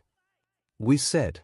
And yes, the game's excruciating difficulty is canon as it was specifically programmed by the Battletoads themselves. Yeah, try and wrap your brain around that one. Boomstick said. Confusing reality breakage laws aside, 𝐒𝐿's powers and skills do seem quite impressive. Ida said. His powers would be perfect for clearing away debris in a disaster and versatility incompetent. Sounds like something Deku would say. Uraraka said. Right, Deku? No response. Deku? Uraraka asked again, turning to the green-haired teen before shaking his shoulder. This snapped Deku from his trance and replied, Oh yeah, sorry, I was thinking about something else. They shrugged and continued on, all not knowing that inside Izuku's mind was him formulating plans to keep Awase and Momo as away from each other as possible because he wanted to have Momo spend more time with him and Ida in their soon-to-be arranged mythology and religion club. Yeah. That's it. I'm a big bad mother of all toads. 𝐒𝐿 says. The video continued and the group once again sees Leonardo. We've briefly covered his abilities last episode, but there's plenty to Leonardo. Wizard said. Why are we talking about shitty Deku again? Bakugo yelled out enraged. We already know about him. Maybe we are getting some new info, Bakubro. Kirishima calmed Bakugo down. Wiz just said that there is plenty more to Midobro's counterpart. Plus they probably had to skim over some of his skills and other feats because they had to cover the other turtles. Sero added on. Background height, 5 feet 4 inches weight, 180 pounds, MSTR of ninjutsu, bushido, and swordsmanship, leader and strategist, skilled in using environment, favorite color, blue, obviously. He's trained in ninjutsu and bushido all of his life, shaping his mind and body to MSTR close combat, swordsmanship, honor, and the art of invisibility. Wizard said. He's also the strategist of the turtle team, who are all dead. So, yeah. I'm gotta take a swig of this beer and drown my guilt in alcoholism. Boomstick said depressingly. Okay, thanks for reminding me. Mina said sarcastically. And 2, we already know that. Give me more information on my Midori. Izuku. EXE has stopped working. Rebooting. Error. Mind plagued by stuttering virus and blushing embarrassment. As Izuku's mind was having a mental breakdown, the girls snapped their head towards the now blushing pink girl, who just now realized what she said aloud. Your Midori? Uraraka asked, an air of vile anger and jealousy around her. Yeah. Please explain, Mina. Toru asked, similarly cessed. Well, you know. I meant like our Midori, you know, like like our Class 1A's Midori. Right. Mina said, feebly trying to correct herself. Oh look, the video is continuing. Mina said as she turned the video back on. The girls decided to let it slide, but not without giving Mina a warning glare. Meanwhile, the rest of the room was confused, amused, and jealous of the green bean. Mineta was bashing his head of his seat with BLD tears coming out, while Zero and Kaminari hung their heads in depressed jealousy. Most of the other guys were sending silent prayers of safety to Mina and pity to Midoriya for having to potentially be hounded by the girls, but with some sending curses towards the green-haired teen for his luck with the ladies. The other girls of Class 1B looked to the recovering green bean and seemed to mentally agree to investigate how the green-haired teen snared at him unintentionally, and wondered if they should get on board as well. As for the heroes and teachers, similar reactions occurred with the female heroes. The male heroes were either amused, annoyed, jealous, blah blah blah. Moving on. Leonardo is also especially skilled in use of the environment to outsmart and outmaneuver an opponent. He is the Ninja Turtle in any timeline who has studied under 2 MSTRs, Splinter, the Ninja Turtle's Rat Sensei, and the Ancient One. Wizard explained. Hey Wiz, look. It's an Asian Yoda. Boomstick said, only to be met with silence. What? Who is Yoda? Leiko said. Don't know, but he seems to be a MSTR teacher of some kind. Shindo said. Ninjaken, also called Ninjato, shorter and straighter than katanas, designed for quick, deadly strikes, 2 feet, long blade, a Hollywood invention. Leo wields 2 Ninjaken swords, which are best for swift, deadly strikes and are designed with the idea that a good offense is the best defense. They're usually mistaken as katanas in the shows and comics, even though they are obviously straight rather than curved. Boomstick said. The Ninjaken is, in fact, an invention of Hollywood, as there is no historical evidence of the weapon's existence. Wiz explains. Like the moon landing. Boomstick said. Shut up. Wiz angrily told Boomstick. Is that true? Tetsu asked. There were rumors back in the pre-quirk era, but they were disproven right before quirks started appearing. Ida said. While he usually relies on his brother's solid teamwork, he has proven to be a very effective warrior on his own too, defeating all sorts of enemies like ninja robots, giant monsters, war-torn aliens, and even the Shredder. Leo is seen swiping his sword at a foot ninja who keeps ducking. Leo suddenly stops and the ninja ducks anyway, which looked pretty funny. Gotcha. Kicks the ninja, Leo said. Wait, that's it? Kimono asked. Oh. I wanted some more information. The group sent her questioning glances. Mushroom pun? Setsuna asked. Yes. Kimono said. Like it? Ay. Setsuna said. 5 out of 10. All right, the combatants are set. Let's end this debate once and for all. We said. It's time for a death battle. Boomstick said, leading way to an advertisement. The video paused as the robotic voice spoke out. Multiversal counterpart detected. Zits. Multiversal counterpart, Katsuki Bakugu. Hell yeah. Bakugu cheered. My other self is going to beat you, Deku. No way you are winning twice against me. Why do I feel like he is going to eat those words? Present MIC whispered to Aizawa. Shut up. Aizawa mumbled out annoyed.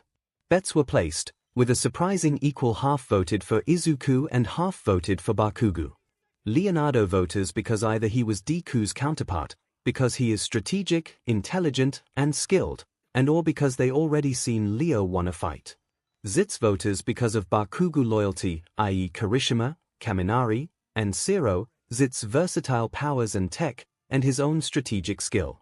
Asui and Setsuna respectively omitted to vote. The video continued with the beginning of the fight. 𝐷𝐿 jumped over a fence and landed in the streets of a city looking around, before Leonardo shot out of the swords drawn and ready to fight. Well, at least they are making it fair by having Leonardo healed and ready. 13 said. Fight. The fight began with 𝐷𝐿 charging fast at Leonardo, ramming into him with ram horns into the fence. Leonardo bouncing back to 𝐷𝐿 like a ball, who shifted his feet to grow giant and kick Leo into the fence back and forth 3 times. He finished by smacking Leo away with a giant fist strike. Ha! Bakugo yelled out. Look at that, Deku. I'm literally kicking your butt back and forth. 𝐷𝐿 is defiantly a lot faster than I originally thought. Ida said. Leo landed onto the pavement before rolling out of the way of 𝐷𝐿's shape-shifting drill hand and blocked a punch from the Battletoad. Leo took advantage and kicked 𝐷𝐿 in the face, followed up by 2 more kicks to 𝐷𝐿's body. Yeah. Leo's fighting back. Uraraka cheered.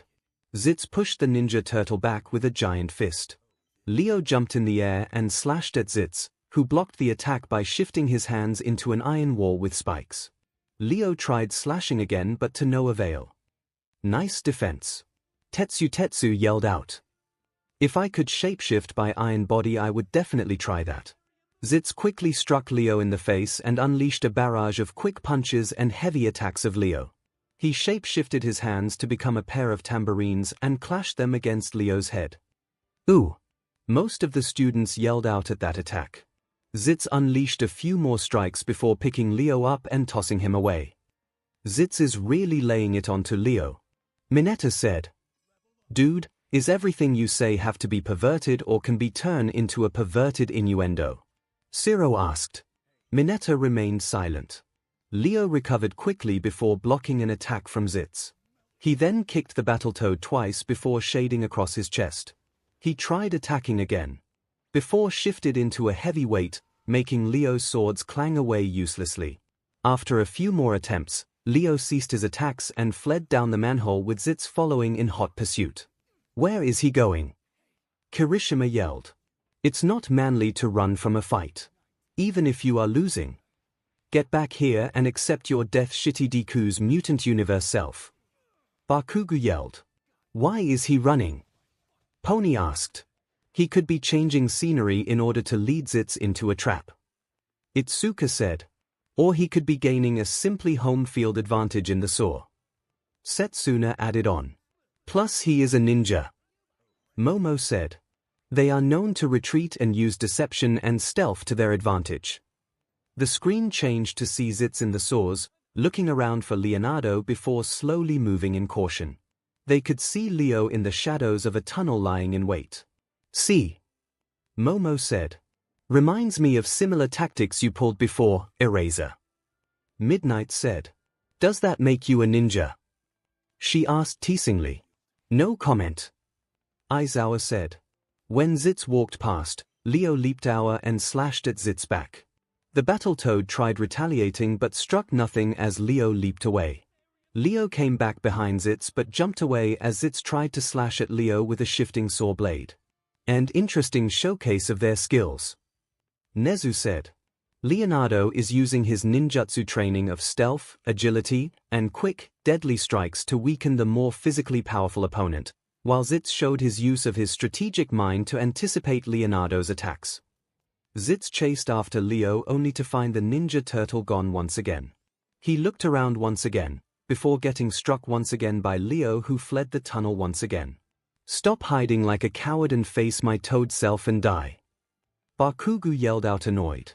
Almost in congruence with Bakugu's outrage, 𝐬𝐻 too became annoyed and cessed. He then attacked the tunnel, striking at it with vigor as he shifted his hands and feet onto a multitude of weapons. His attacks shook the saw with their strength. Looks like 𝐬𝐻 blew a fuse. Kaminari said. Is he trying to cave in the tunnel to bury Leonardo? Shoji asked. Looks more like he is attacking like a wild animal. Tokoyami said. Well, he technically is an animal. Kosi said. As 𝐬𝐻 continued his feeble attacks upon the saw tunnel, you can see Leonardo's shell in the water, sneakily swimming past 𝐬𝐻.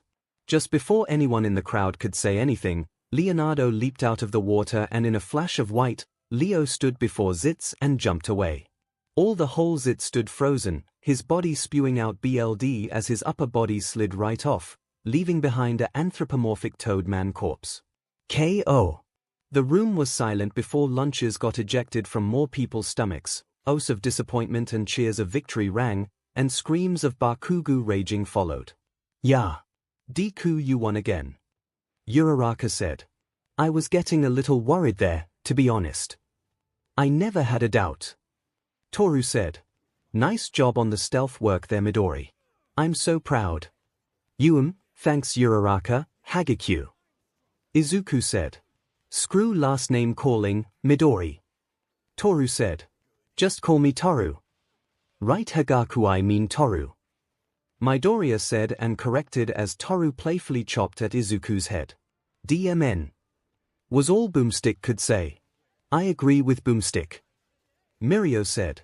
That ending was just wow. 𝐬𝐻 was more than a match for Leonardo in a simple brawl, using his brutal arsenal to overpower him, but when it came to using the environment, 𝐬𝐻 couldn't handle Leonardo's ninja skills and his lack of training left him unsure of what to do. Wiz explained Leo's victory. Looks like you are right again, Nezu sir. All Might said. Like always. Nezu said.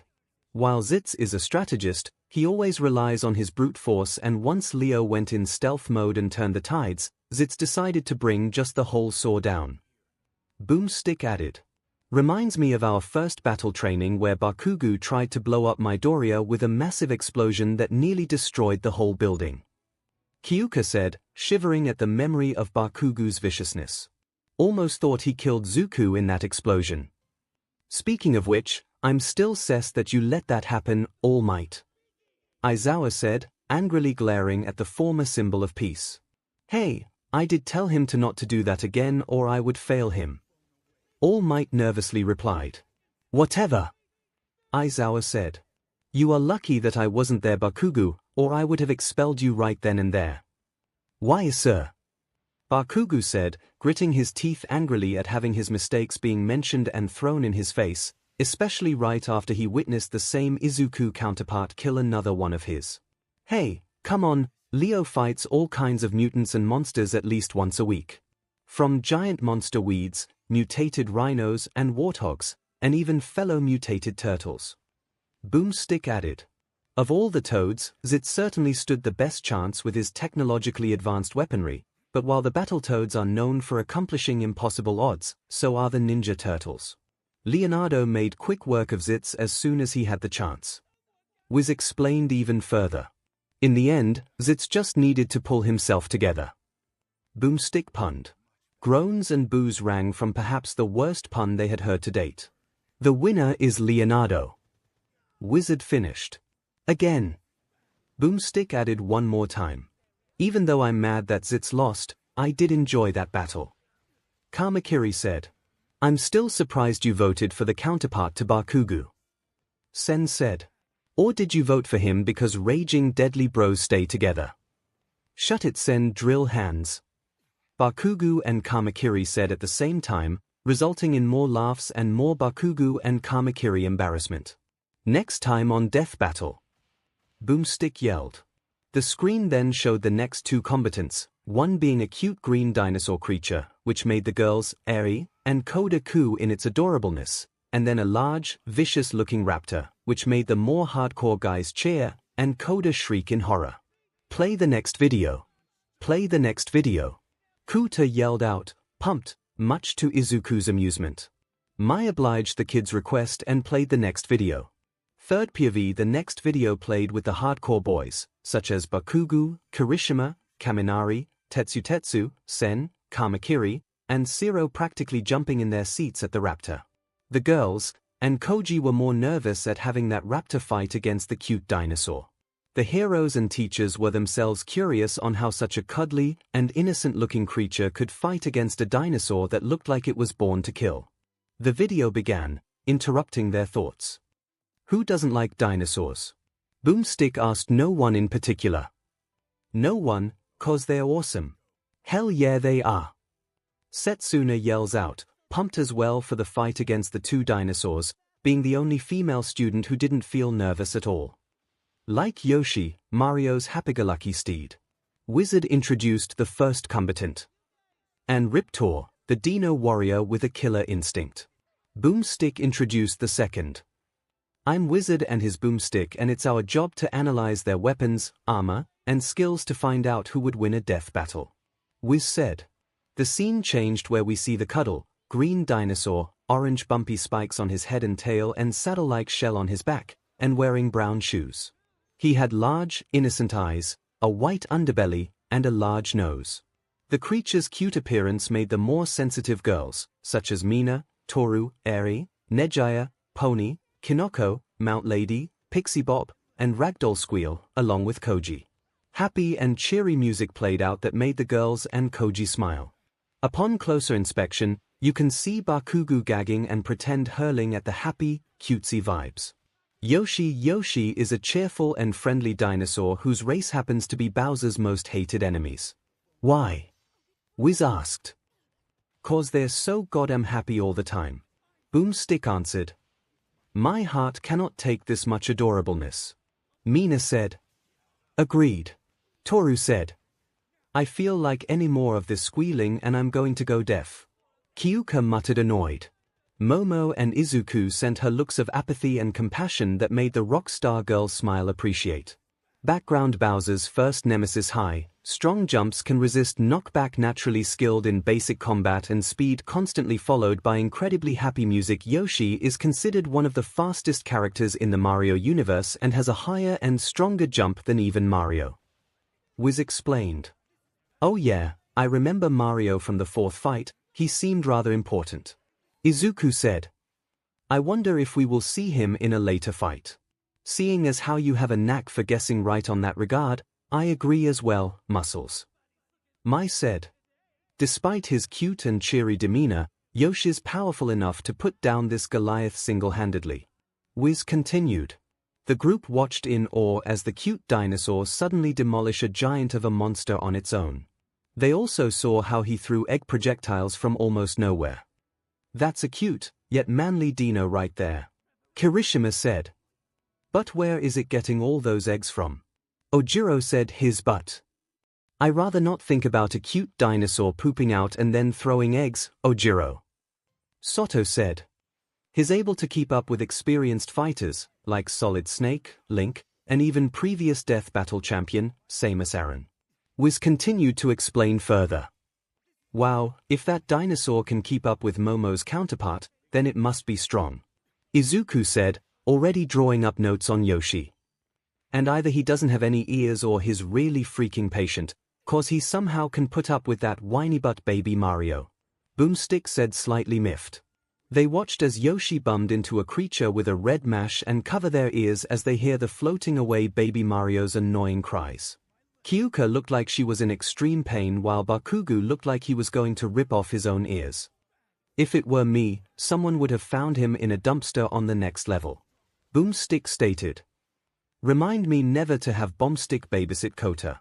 Mandaley said. He isn't wrong in that baby's cries are so annoying. Pixie Bob said. For a creature like that to put up with it and still be happy is a goddamn miracle. Also, while young Yoshis are dumb enough to run off cliffs, they learn quickly over time, eventually start driving go-karts, playing sports, and surviving the greatest death trap ever created, Mario Party. Boomstick said. After seeing Yoshi participate in series of deadly games, especially jumping over a rope made of fire, Uraraka yelled out, how is that a party? A part in hell. Kaminari guessed. Looks like it. Shoji said. 𝐂𝐩𝐬𝐺's maneuverable projectiles lightweight can carry up to 6 different eggs, create different effects made from the souls of devoured victims. Everyone took a double take on that. 𝐂𝐩 has a large arsenal of eggs to use as lightweight projectiles and can even create a giant eggshell to use as an all-encompassing shield. Wiz explains. Interesting. Ida said. But how are those eggs any effective against opponents or useful as a shield? The shells could be made of a different material than regular eggshells. Momo said. Probably something both lightweight to carry and throw yet durable enough to form as an effective shield. I'm more concerned about that made from souls of devoured victims part. Shinsu said. Nods of agreement followed. What is it with the creatures from the Mario universe using their babies as weapons? Boomstick asked. Is it that effective? I'm gonna have to test this out. Maybe some sort of baby launcher. Whoa whoa whoa. Miruko said. That's a definite nope there. The students and heroes alike were disturbed at Boomstick's demented idea of a weapon. Boomstick. That's a terrible idea. Wiz said in a shocked tone to his co-host. At least, Wiz is the voice of Ria's dash, Momo said before the video interrupted her. Anytime you want to reload, you would have to wait 9 months. Wiz responded. Never mind. Momo said. Anyway, Yoshi's greatest asset is his stomach. Wiz said, changing the subject. Digestive system long, stretchy tongue. Asui grew intrigued at this. Can eat almost anything, can get special abilities or produce eggs, can trap enemies in eggs, has trouble swallowing Koopa shells. Yeah. Yoshi's got a bad eating problem and devours everything in sight with his long, stretchy tongue. He can swallow almost anything, even fire. Boomstick said. It's like you, Asui. Uraraka said cheerfully. Yeah, but at most it seems like that's about 5 feet. Mine can go for far longer, said Frogteen said. Although Yoshi being able to eat fire seems weird. Ribbit. That's right, Boomstick, Yoshi has the strangest digestive system I ever come across. Certain meals can even grant him special abilities, Wizard said. They then see Yoshi blasting out fireballs and flying around on angel wings. That's weird. Shoji said. Hey Tamaki, it's almost like your quirk. Mirio said. The incredibly shy teen slumped his head and said, but it's so much better. I can't eat anything that will allow me to blast fire. Yeah, I guess so. Mirio said. Oh. How about a dragon? They can spit fire. Unfortunately, there are no dragons around, Mirio. Nejaya said. Even Ryukyu when she goes dragon mode can't spew fire. Over to their side, Izuku said to Todoroki, hey, Todoroki, can you spit fire from your mouth? Never tried before. Todoroki said. After consuming a foe or item, Yoshi ejects an egg spawned from the subject. The egg may have special properties from said object contains the victim within. Wiz explained. Come again. Itsuka said, looking confused and weirded out. Wait, that's how he makes eggs. Are there any female Yoshis? A confused Boomstick asked his co-host. I don't think they're male or female. Yoshis may be asexual. Wiz their eyes. That poor miserable creature. Boomstick said. This Yoshi creature just gets weirder and weirder. Ojiro said. Egg projectiles, egg constructs, digesting and redisplacement, ability manifestation, this creature's powers are so versatile. I wonder if he could spin around in his eggshell like a boulder and mumble mumble mumble. Izuku mumbled out, writing notes frantically, oblivious to the stares of the group. Looks like even Deku is stumped by Yoshi's powers. Uraraka said. Deciding to continue, they video showed the next fighter. This one was a straight-up velociraptor, its weirdly, humanly-shaped and muscled body colored reddish-brown and its underbelly yellow. It had sharp claws and talons, a set of razor-sharp teeth, and a tail that looked similar to a WHP. Riptor, Izuku and Mirio had to hold Eri close as she whimpered in fear of the menacing-looking raptor. Background height, 7 feet 0 inches, weight, 700 pounds. Genetically engineered Nezu grew more interested, designed to be smart and vicious, but backfired only 4 years old, so has little combat training. The age raised the eyebrows of a lot of people. Riptor was genetically engineered by Ultratech to be the perfect combination of human intelligence and animal brutality. Wiz explained. So that's why its chest looks more muscled and human-looking than an actual raptor. Itsuka said. I can't help but compare this creature to that of the 𝐿. All Might said. Created to be a living weapon for the purposes of others. Disgraceful. 𝐿𝐴𝐼𝐼 agreed. Combat tooth, claw, and tail. Fiery acid projectile rushes opponents with combos. His tools of death are his teeth, claws, and an impaling tail, and he knows how to use them well, pulling off insanely bloody combos. And when he's not fighting up close, he can spit a fiery acid. Oh! Mina said, intrigued. Mema has found her favorite. Not surprising. Kyuka said. The word acid is said and you go all gaga for it. Don't judge. Mina pouted. Can you spit acid too, Mina? Toru asked. I tried once, but I burned the inside of my throat and couldn't talk for a few days before I could recover. Mina said. Plus remember when I told you guys about my accidental acid kiss? Oh yeah. Toru said. This guy is definitely getting my vote. Bakugo yelled out. Those claws, teeth, tail, and acid are perfect. Agreed. Kirishima yelled out as well. Double agreed. Tetsu jumped in. Riptor is only 4 years old and yet, already, he's a nearly unstoppable killing machine. Wizard said. That's one butt-kicking toddler. Boomstick remarked. He has reached a point where his human emotions and reasoning conflict with his predatory instincts, often confusing him to the point of blind rage and aggression. Wiz explained. Sounds like it could be a problem in his fight. Jirota. I'm similar with my beast quirk when I use it for too long. Yeah, I can still feel the bruises from your attack. Kaminari said, subconsciously massaging his body. Riptor may look, sound and act like a velociraptor, but he's really something else entirely. He's twice as big and twice as slow. And I don't think velociraptors can shoot acid, they were awesome enough without it. Actually, there is a dinosaur that's similar in terms of appearance to a velociraptor that can spit acid, known as the Dilophosaurus. Setsuna, the resident reptile lover, said. It spits acid to blind its target before going in for a kill. Although it looks similar to a velociraptor, it falls more in line with the Dilophosauridae and Dracovenator family, and relates more to the Coelophysidae than the raptor. Izuku suddenly said. Stunned silence assumed as the group looked at the one-for-all user with wide eyes. What? Izuku asked nervously. Since when do you know so much about dinosaurs, Green Mob? Setsuna asked Izuku via one of her nicknames.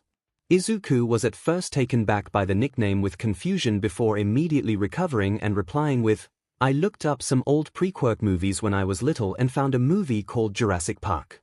I watched it and really liked it, so I looked up some more information on dinosaurs and got really into it. It was a hobby of mine. Past heroes. Setsuna was eyes widened before she grinned widely, a tiny blush forming on her cheeks. Oh yeah. Definitely going to spend a little more time with you, Izuku Midoriya. She thought. Aizawa was currently rubbing his head, thinking, I have to listen to Midoriya reveal any more of his secret talents and interests and I'm going to have a migraine. Anyways. Kyuka said, her eyes subconsciously twitching in jealous annoyance. Going back to Riptor's info, seems like his speed could leave him vulnerable to Yoshi, who seems faster if he is the fastest character in his world. Indeed. Ida said. A velociraptor can run over 40 miles per hour, so Riptor could run only 20 miles per hour. Yoshi could be faster. However, Nezu interrupts.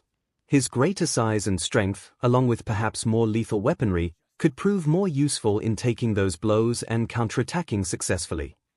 Mina was currently zoning out from all the science and analysis, while Kaminari has a dunce face on while his head starting sparking as his brain short-circuited. Velociraptor instinct brutal and cunning first incapacitates victims hunted in packs. Stealthy alone, they rushed and overpowered opponents with a limited amount of combat training. Riptor relies on his raptor instincts in a fight. Raptors were pack hunters, preferring to flank their victims with stealth, speed, and secrecy, though they were no pushovers by themselves. On their own, they usually just rush their opponent and overpower them with ultra combos, and if Jurassic Park has taught us anything, is that raptors are clever sons of beaches. Boomstick explained. They have Jurassic Park in that world too. Kaminari pointed out. That's what you got out of it. Kyoka looked at Kaminari with an incredulous look. Looks like that Riptor is going to have to rely on attacking first and striking hard, which could prove hard in that first part of Yoshi is faster and more reactive. Bakugu analyzed. Wow! Zero said, wide-eyed. Having Bakugu talk analytical looks weird. It's like he is challenging his inner Midoriya. Don't compare me to that nerd you tape arms BSE. And his back. Kirishima said. Riptor is also cunning so he could outsmart or trick Yoshi into a trap. Tokoyami said, ignoring the raging pyromaniac below. Wow Boomstick, I didn't know you knew so much about dinosaurs. Wizard said, sounding impressed. First Midoriya reveals his Adeno nerd, then Bakugu channels Midoriya's spirit and talking nerdy to shut up Grapehead. And now so does Boomstick. Mineta yelled out overdramatically. Where does it end? Yeah, I always wanted me a pet raptor. I was gonna call him Barney after I found out what irony was. Q chuckles from the more light-hearted members of the group. And Boomstick's back too. Tetsu said. Supreme victory. Riptor roars in victory and eats the remains of his prey. Izuku and Mirio quickly blocked Eri and Kota's eyes from the finisher. Unfortunately, they couldn't do anything to the queasy stomachs and gulps from the rest of the more sensitive and weak stomach of the group. All right, the combatants are set, let's end this debate once and for all. Wiz says like usual. It's time for a death battle. Boomstick proclaims. The video paused in its routine counterpart match. The group talked among themselves about their thoughts on the combatants and who would win. Most of the female students, along with Eri, Pixie Bob, Mount Lady, and Koji, still thought that Yoshi was adorable, despite the weirdness of his abilities. They mostly decided to vote for the happy green Dino, especially Tsuyu because of Yoshi's extending tongue and Uraraka for Yoshi's high jumps and cute jump, all except for Setsuna, who preferred Riptor's raptor nature and ferocity than Yoshi's adorableness and skill set, and reluctantly, Mina, who was a bit biased towards Riptor's acid spit. The boys were mostly down with Riptor, especially the more violent members such as Bakugu, Kamakiri, and even Minoma. The other guys, like Kirishima, Tetsu, Kota, and Sen thought Riptor was cool and vicious, while Jirota and Tokoyami voted for Riptor for their similar struggles with their more wild and destructive second natures. In the end, most of the guys voted for Riptor, with exceptions being Koda, for obvious cute animal reasons, Ida, because of Yoshi's greater speed and wide range of abilities, Todoroki, mainly due to Yoshi being able to spit fire, a Magiki, because Yoshi's similar manifestation-like powers, with Mirio following his best friend's vote, and Izuku, who said that he had a gut feeling. The heroes and teachers discussed their thoughts as well. Most of the heroes agreed that while Riptor seemed like the obvious choice to win given his fighting nature and history, that Yoshi was a unique wildcard that had several means to take victory. Notable mentions to Yoshi's side included Nezu, All Might, Gran Torino, Mount Lady, Pixie Bob, Midnight, and Evening Hawks, while other notable mentions for Riptor included Endeavor, Mandali, Ragdoll, Snipes, Ryukyu, Miruko, and present MIC. The voice spoke up, scanning complete. Yoshi. Multiversal counterpart, Koji Koda. Oh. Our resident class 1A cutie pie is still adorable through other worlds. Toru squealed. Laughs occurred while the Arni voice user covered his face with his hands in shyness and embarrassment. Riptor. Multiversal counterpart, Nezu. Oh dear. Nezu said. It would that me and Riptor are one in the same, after all. Who knew that you could be so vicious in another world, Nezu sir? All Might said. Although from what we've seen of this Riptor, he appears to be some sort of villain in another world. Nezu responded honestly. The heroes frowned at how a fellow hero was a villain in another universe, albeit one who didn't have choice, and wondered what other people in this room could be villains in other world. The video continued onto the fight. They see Yoshi dancing in happy music around in the Mushroom Kingdom, earning oaths and chuckles from the crowd at its playfulness. Until Riptor jumped out of the green pipe behind Yoshi and roared, scaring the green dino creature in fright and ending the happy music background. Yoshi flew back in fear and surprise while Riptor landed before him, ready to fight. Immediately Riptor launched towards Yoshi and unleashed a flurry of slashes and attacks onto the green dinosaur, BLD splashing out. "Oh no," Uraraka said, getting teary-eyed at seeing Yoshi getting brutally attacked. "I was afraid of this," Ida said. "While it seems that Yoshi can fight well enough to fight Samus, but it seems Riptor is the superior and more experienced fighter." Riptor finished his string of attacks by striking Yoshi with his tail, sending the lovable dino flying a few feet away. At the end they heard a voice called out "Awesome combo." "What was that?" Pony asked, confused. "Don't know," Sen replied. "But it sounds a lot like one of those of announcer voices that call out a combo in a video game." Riptor moves closer to the rising Yoshi, who tossed a few eggs onto him, all of them breaking apart with no visible damage shown, body-wise or reaction-wise. "Ha!" Bakugo cheered out. "Those eggs are about as useless as 𝐷𝑒ku. Never mind." "Whoa, why did you stop your ritual?" loud proclaims Bakubro. Kirishima asked. It's nothing." Bakugo scoffed the question aside, but not before looking at Izuku faintly. He almost let it slip about his bullying on Izuku before UA, and he didn't want it calm that out to the teachers and students. Plus he wished to forget about that time, seeing now how much of a JRK and monster he was towards Izuku, especially during that day with the sludge villain and his advice. Kirishima frowned and noticed Bakugo looking at Izuku for a second and started questioning what a bit more Bakugo and Midoriya's past, since it seemed to make even Bakugo back off and quiet down. Back to the fight, Yoshi frowns at his failed attacks. He crouched down, squeezing and pushing hard before popping out a larger egg, which he then tosses. It actually does damage to Riptor, the genetically engineered dinosaur, flinching in pain. The egg broke apart to reveal a baby Yoshi, which cried out its name. "Ah!" The female population of the room, and Koji and Mirio, cooed. Riptor proceeded to slaughter the baby Yoshi and eat of its head. "Ah!" Scream for horror followed from the mentioned people, with some of the guys joining in, along with the loud gulps of barely retained puke. "Wah!" Yoshi screams out as it dashes away in fear.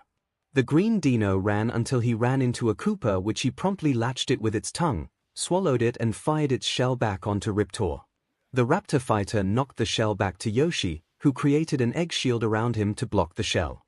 Riptor followed it up by attacking the shell viciously until it cracked and broke apart, leaving Yoshi defenseless against the raptor, who unleashed another fury of attacks.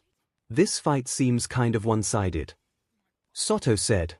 "Yoshi's attacks don't seem to be doing much damage and Riptor's just slaughtering him."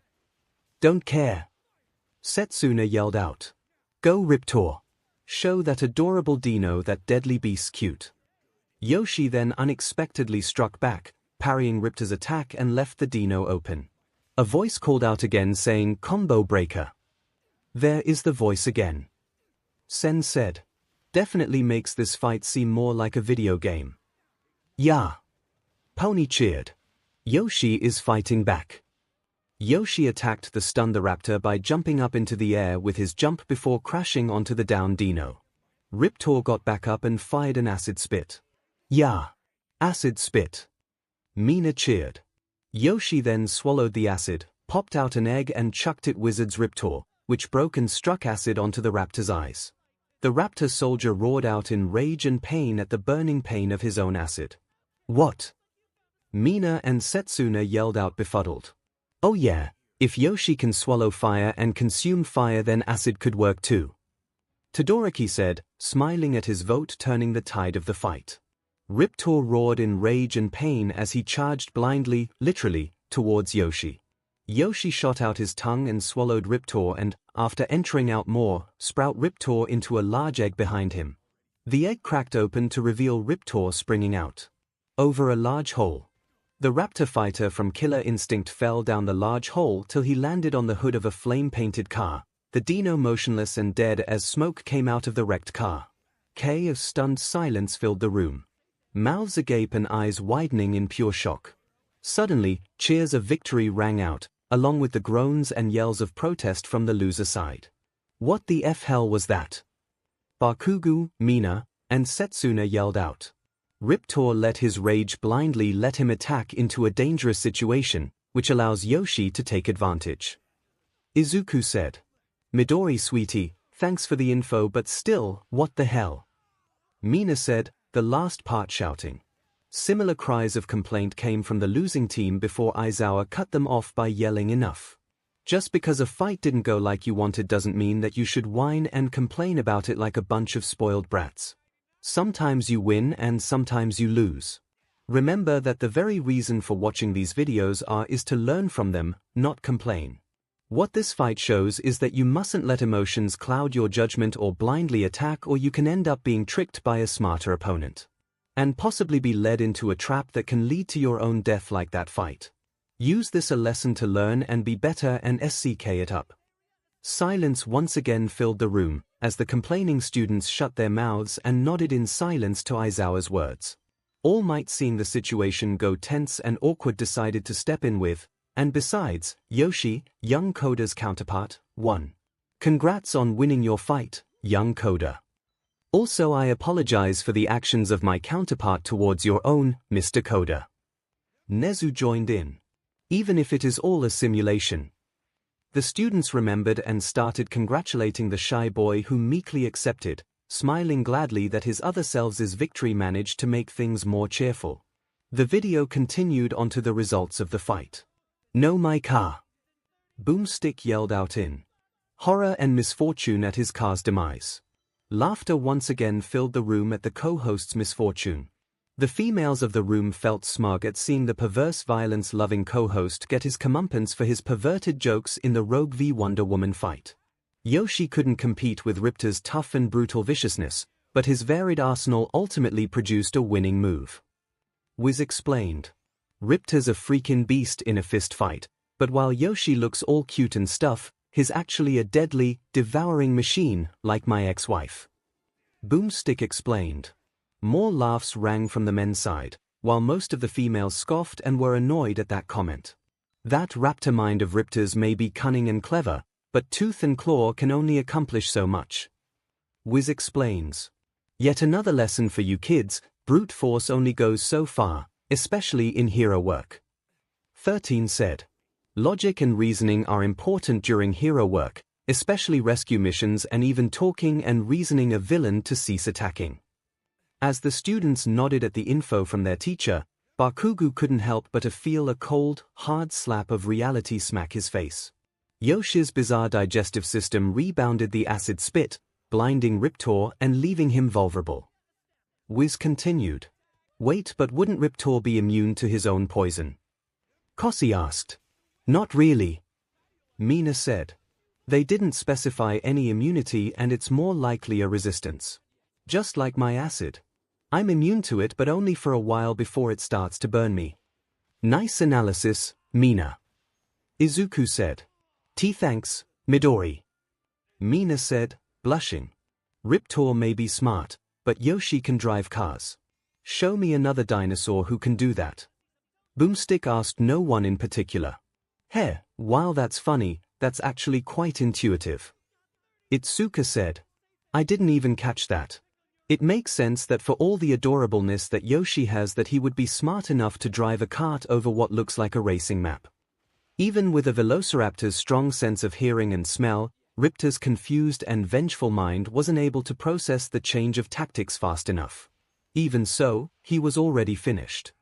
Wiz explains. Even if that conveniently placed cliff hadn't been there, Riptor would have lost his whole face pretty quick to the acid. Boomstick said. Phew, sounds like we got lucky not having that happen. Mirio said. It would have given Eri such a burning reminder. Man, that was not funny at all. Mirio cheerfully said. I think your jokes are getting worse, Mirio.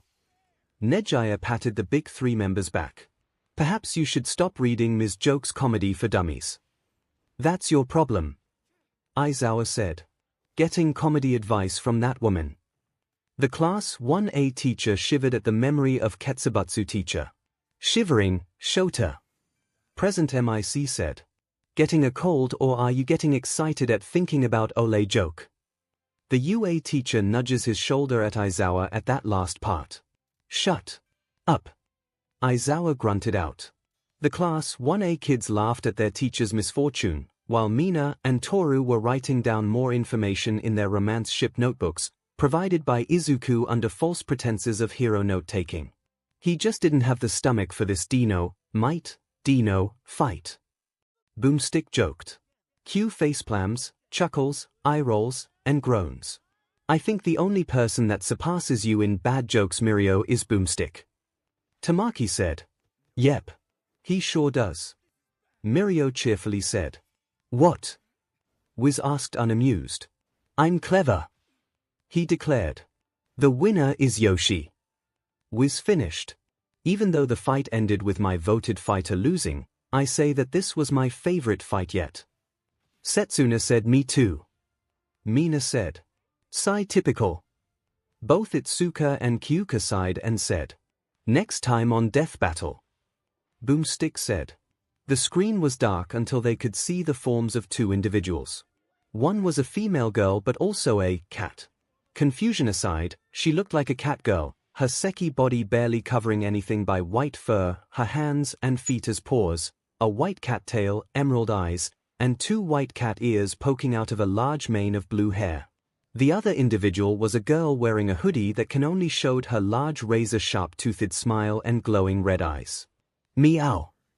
The cat girl cutely posed and said. Before anyone could comment on what they saw, Mineta screamed out, "Play the next video now. I need to see that Super Sim."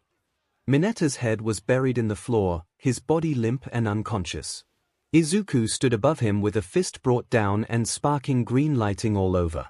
Izuku actually had a serious look on his face that lighting seemed to be seeing out of his glowing emerald eyes. Without so much as a care, Izuku turned to loom at Nezu and asked out loud permission to tie up Mineta outside for the next video. Granted. Nezu said, a smile on his face. Thank you, sir. Izuku said as he grabbed the unconscious Mineta and dragged him outside the gym. The rest of the audience stared blankly at the retreating form of Midoriya dragging Mineta away with wide eyes. Most of them didn't even see Izuku move, much less strike Mineta with as much force to crack the floor. The girls blushed and smiled at Izuku acting the chivalrous white knight to their rescue from the disgusting pervert. The guys nodded in respect at Izuku's actions. The teachers were currently wondering if they should either expel Mineta or keep him at a minimum of 10 meters away from any female. The heroes paid little attention to the grape-headed pervert and more of the heroic green bin that moved as fast as, ironically, lightning. Endeavor smirked in satisfaction that the boy seems to have improved in speed and power since his training under him, alongside his son and Bakugo. He looked pensively at Izuku as he, along with All Might, 𝐼𝐬𝐽, Nezu, and the rest of the top 10 heroes presents, were among those who were able to see Izuku when he attacked. Miruko looked at the green bin that worked under her in her team-up, alongside Uraraka and Bakugo, and started considering if she should break her no-partner rule and take him as a full intern or work-study partner, maybe even on as a sidekick when he goes pro. Meanwhile, Kaminari was watching the whole thing with pure utter terror on his face at seeing his fellow pervert so viciously destroyed, paling at the though that if he'd say anything that he would also had been struck like that. He felt a shiver run through his spine and looked to see Bakugo grinning menacingly at him, his eyes and crackling hands begging him to say something like Mineta. Kaminari raised his hands and shook his head so fast that others thought he got whiplash. After a minute or two, Izuku came back, no Mineta in sight. After sitting down like it nothing happened, I pressed the button and played the next video. Third POV after Midoriya sat down, finished typing up Mineta in a spot that he wouldn't get away from, I pressed the play button for the next video. Catfight. Boomstick cheered loudly. Oh boy, I forgot. Zero said. We got rid of the grape-headed pervert, but we can't do much for the pervert in the videos. How much money do you wanna bet he makes about 8 or 10 perverted comments before the video is over? Kaminari asked. Screw that. 𝐒𝐿 said. I'm keeping my money. It literally is boomstick. Not only do we have 2 ferocious ladies in the ring today, but they're also, well, cat girls. Wizard explained.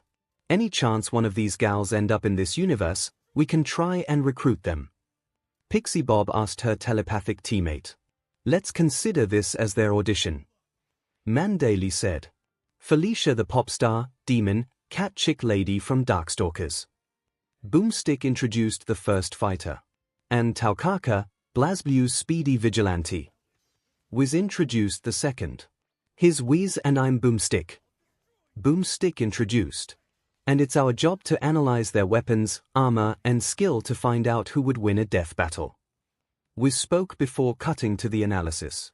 The first fighter was a cat lady with a mane of blue hair with white striped, a white tail, sharp clawed paws for hands and feet, and white fur markings barely covering her more private areas. She's practically naked. Ibora shouted shocked. How sinfully scandalous. The rest of the girls agreed with her, some feeling a tiny bit insecure at seeing how incredibly attractive and well-wounded the cat lady was. Even Pixie Bob was twitching in jealous rage, starting to reconsider her offer to recruit the scantily clad fighter. The guys were doing their best trying to settle the hardness in between their legs and focus on her face. Though since they all agreed her face was still cute and hot, it wasn't much better. Kaminari was trying his hardest not to nosebleed in fear of being knocked out by Midoriya or Bakugo. The male heroes weren't any better, with notable instances include Snipe trying to cover his eyes with his hat, All Might coughing up BLD in shock, and even Eraserhead bringing up his scarf over his eyes. Even the White Knight, Green Bin Midoriya, was having trouble keeping a straight face. His mind practically went wild at seeing the woman and his face was a blushing mess. What he focused on to distract himself was that cat lady looked familiar. Felicia as a Catwoman, Felicia faced discrimination all her life. Wiz explained. I feel her pain. Mina said. I was once made fun of for my looks looking too alien. Same here. Asui said. Others who shared more animalistic appearances such as Pony, Tokoyami, Jirota, and Kamakiri nodded their heads too. Nezu, who likewise shared in their pain and history, said it is unfortunate, but those with metamorphic or metamorphic-like quirks are often discriminated in this society for their appearance being non-human, especially from purist cults. She was raised by a nun and inspired to become a successful pop star, a passion that would ultimately lead her on a quest to bring humans and cat people together to make children happy. Wiz continued. Smiles arose as they agreed with her passion and felt inspired by her drive and passion against all odds. What the hell? I thought we were talking about a deadly, demon warrior and, is she naked? Boomstick asked. Let the perverted comments begin. Kyuka said dryly. Yes. Wiz answered Boomstick's question. But, she's a cat. Boomstick said. Yes. Wizard answered once again. Do you think I'd be wrong too? Boomstick started to ask before Wiz interrupted him. Yes. Wiz immediately said. At least we can count of Wizard to be the voice of reason against Boomstick's depravity. Momo said. Unless it involves things like baby launchers. Todoroki said, earring some chuckles at the reminder. Background height, 5 feet 6 inches weight, 128 pounds. Race, Catwoman raised by a nun, happy-go-lucky attitude, superhuman strength, speed, and endurance. Cat sense, Felicia is a Darkstalker, a creature of the night, and naturally possesses supernatural strength, speed, and agility. She can also use her unique cat sense to sniff out enemies from extreme distances. Wiz explained. So instead of possessing a Kurik, it's more magic. Nejaya questioned. Yeah. Mirio said. And with skills like those she would be a perfect scout and stealth hero, since she is so used to the night. Combat long, pink claws, strong tail. Ojiro approved speed-based combos. Ida approved high-damaging grapples, can charge energy at will. Natural athlete, she can tear into her foes to pieces with her sharp claws resting in her big butt paws, each several inches long and capable of tearing through all kinds of armor weapons.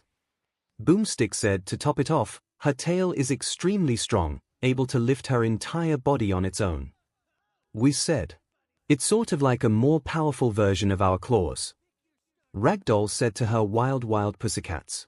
With that speed, power, and the addition of that tail, she would definitely be a worthy and powerful comrade. Tiger said. If only she didn't make me want to tear her face off from pure jealousy. Pixie Bob thought jealously. Hate to agree with you, but same here. Mandaly said to her Pixie Bob with her telepathy. Special moves rolling smash delta kick cat spike hell cat grapple rolling. Buckler links to various attacks. She's undeniably one of the faster Darkstalkers, and can get around the battlefield with her unpredictable rolling smash, delta kicks, and rolling buckler. We said. Singing Felicia, she can really move. Felicia, she's got an attitude. Boomstick singed. Yes, Boomstick. We get it, she's like Sonic. We said, annoyed at his co-host's joke. Sonic who? Mai asked. No idea. Ida said. But from what I can tell from context, he seems to also be fast and possibly perform similar body spinning moves. He could be in another video too. Shinsu said. At this point, I'm betting on it. Sand Splash short range low to middle height, also called litter box kick. Anyways, as a Darkstalker, she has a natural affinity for magic, able to use it in her only range attack, kicking sand. We stated. At least she's litterbox trained. Boomstick joked. Earning a few chuckles from the group, Bakugo decided to spoil the mood by screaming, what the hell is so special about kick sand at someone? It's most likely in reference to her cat-like nature and could actually be effective in blinding physically stronger foes for either an opening or to retreat like a smoke bomb. Izuku deduced. Shut up, Deku. Bakugo yelled. But didn't you want to know why it was so special? Todoroki blankly asked, his eyebrow raised confused. Shut up, I see why hot. Bakugo yelled again. Should we try point out his hypocrisy too? Kirishima whispered to Kaminari. Forget it. Kaminari whispered. His a lost cause.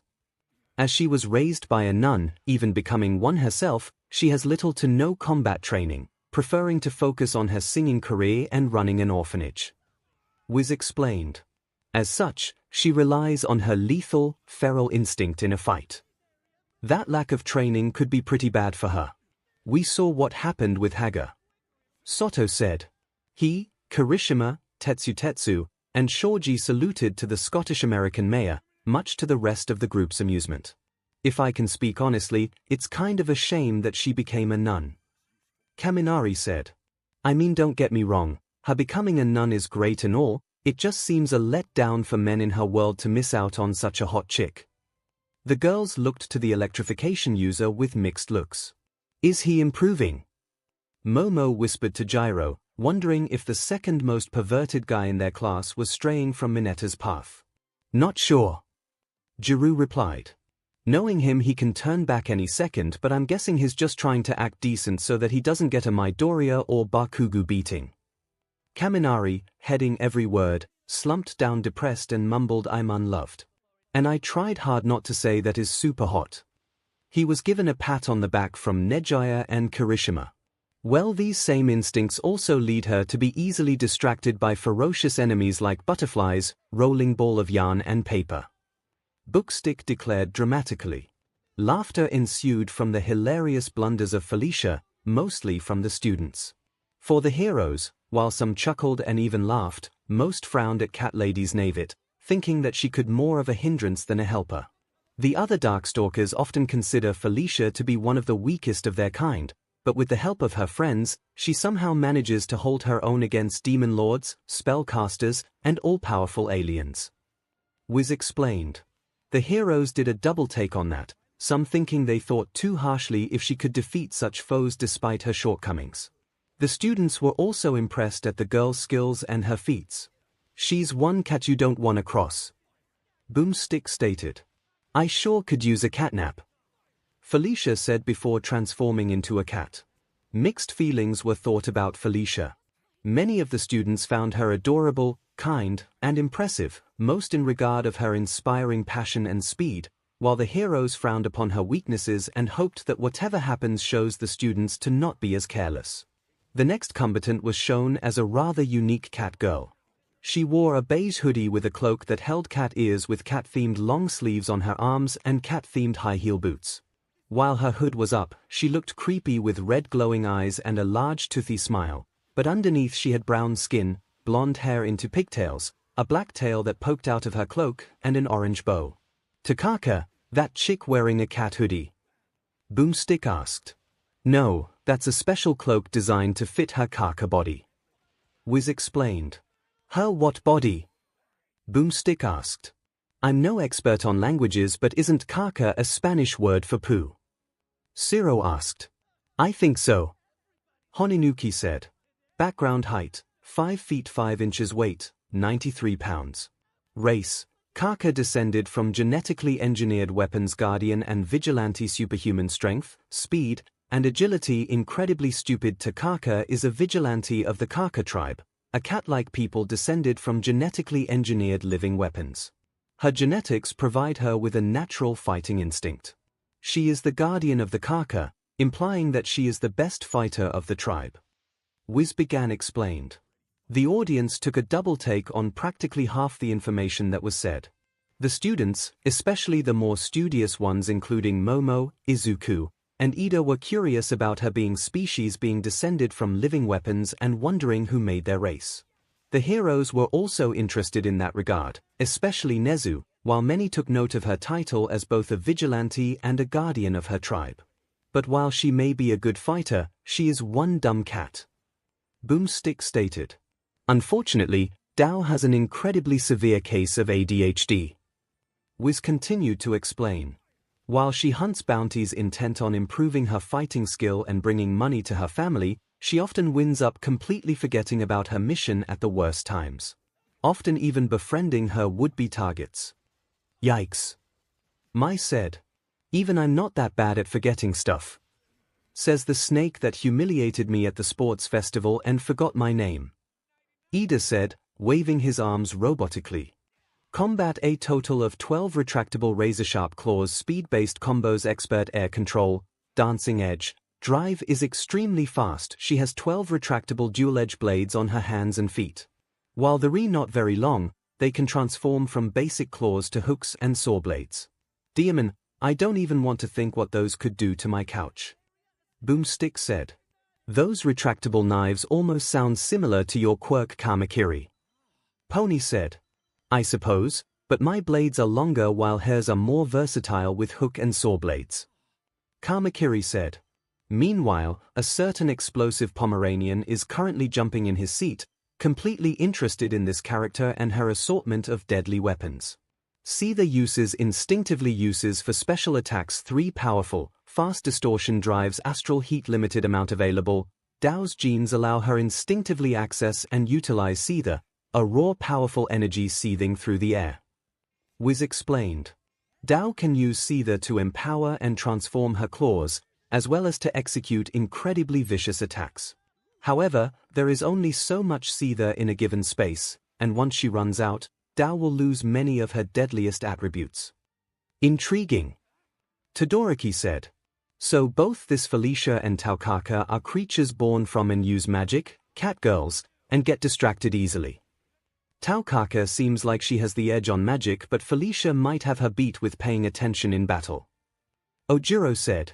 Also, apparently, Dao likes to carry around a lot of random SHT, which she then uses as projectiles during a fight, such as bowling ball, apple cores, pillow, a pillow. Really? Boomstick asked to no one in particular. Chuckles and laughter ensued from that last part. Oh come on. Sen said. How is a pillow going to be effective in a fight? In other fights, probably not much. In this fight with an easily distracted cat girl, probably well. Itsuka said. She's the fastest of the BlazBlue cast, darting around the arena with incredibly fast combos. However, she also has the weakest stamina and doesn't have many defensive options. She is similar to Akuma. Tokoyami said. Incredibly fast and powerful, but their defenses are their weaknesses. But if you want to kick her butt, you gotta catch her first. Boomstick said. Ah. It's the booby lady. 𝐒𝐿𝐵 said, referring to Lychee failing. Alright, the combatants are set. Let's end this debate once and for all. Wizard said once again. It's time for a catfight death battle. Boomstick said in excitement. The video once again paused as it scanned for counterparts. Votes for the two cat girls were very mixed. The girls, heroes and student-wise, were split in their choices, with the girls who possessed animal and other looks voting for Felicia, such as Mina, Tsuyu, Toru, and Pony.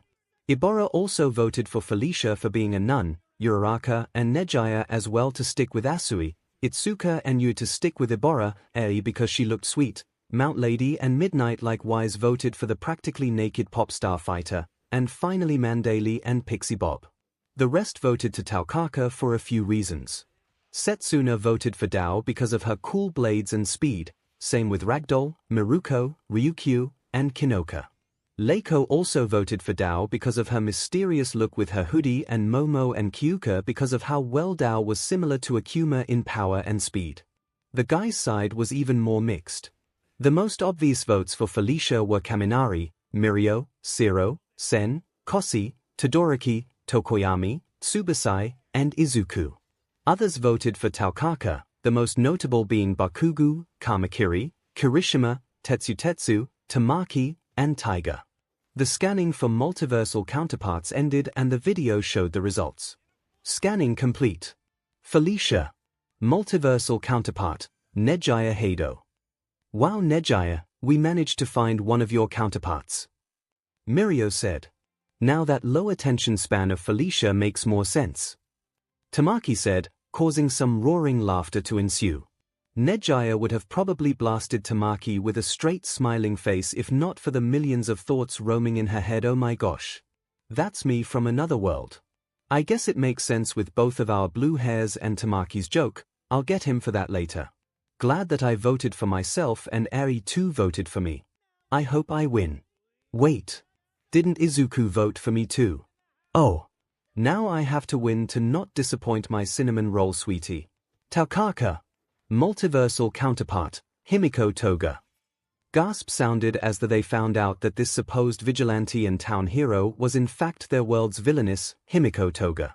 Most of those who voted for 𝐒𝐿𝐵 were now apprehensive about their votes but stuck to, opting to ignore it and then not pin the blame of one counterpart's actions onto another.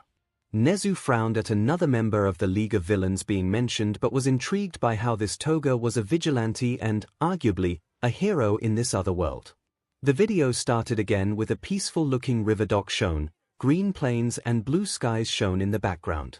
We then see Felicia there in her nun outfit, something Ibora smiled and prayed to see. We then see a butterfly appear and fly over next to her. Felicia becomes excited and tosses her nun outfit away to chase the butterfly. Kaminari almost made a perverted dunce face at Felicia stripping before quickly shaking it off and looking away, attempting to not notice Bakugo's feral smile, daring him to make a perverted comment and suffer the same fate as Mineta, only for her to accidentally strike 𝐒𝐿𝐵 and enrage her. All right. 𝐒𝐿𝐵 screeched in anger and the two cat ladies took a stance to begin their fight. 𝐒𝐿𝐵 immediately launched herself onto Felicia and unleashed a flurry of razor-sharp claws onto the pop star nun. Ha! I knew it! Bakugo yelled out. It's going to go the exact same way as Akuma vs Shang Tsung and the speedy chick is going to win. 𝐒𝐿𝐵 finished her chain of attacks by launching Felicia into the air. As Felicia landed on the ground and 𝐒𝐿𝐵 chased after her, time seems to slow as Felicia bounced back in a roll and counter. Attacked. Yeah. Nejaya cheered. Go other me. Give that cat hoodie girl a beating she won't forget. Felicia unleashed a chain of jabs, kicks, and swipes onto the 𝐒𝐵 before performing a spin dash and uppercutting Dao into the air. Felicia jumped up onto Dao to strike at her with fast mid-air attacks. She then tossed Dao onto the ground, only for both Dao and Felicia to land on their feet. Apparently cats do land in their feet. Kaminari joked, only to get a tongue slap from Tsuyu. No more bad jokes. Asui said, her eyes glued to the fight. Dao tried to attack the now landed Felicia only to parry and attack with her rolling buckler. Dao fortunately manages to snare Felicia and proceed to attack, so furiously a dust cloud formed. Heh, I'm betting by the time that fist cloud vanishes that singing, nun, cat beach is but a bloody pile of shreds. Bakugo cheered darkly and evilly. The students and teachers looked at him oddly. I think we defiantly need those anger management session for Bakugo, ASAP. All Might whispered. Agreed. Nezu said. The dust cloud disappeared to show Felicia performing her Hellcat grapple and tossing Dao away. You were saying? Kaminari said. Shut the hell up, you discount Pikachu. Bakugo yelled out. Dao recovered and the two cat girls faced each other, ready for the either strike. Until the butterfly came back. Before their eyes, the two cat girls quickly forgot their fight and began chasing after the butterfly, happy time music playing in the background. Laughter and chuckles ensued from most of the audience. Eri was watching the scene adorably fixated and happy, while Kota was growing bored quick. Mirio laughed hysterically at the sight, while Izuku was trying hard not to chuckle. Some of the girls like Mina, Uraraka, and Toru were sighing happily at the sight. Even some of the guys like Kirishima, Tetsu, and Koda were sighing happily at the sight too, though Kirishima and Tetsu would never admit it in fear of losing their man cred. Some of the guys, like Kaminari, Zero, and Death Arms were laughing hysterically at the sight, while Aizawa and Endeavor were groaning in annoyance. Bakugo and Kamakiri were about to blow a fuse in anger and annoyance at the fight's interruption for this nonsense. Before the two could say anything, Taukaka slashed at the butterfly, the poor thing exploding into Oopsie. Dao said.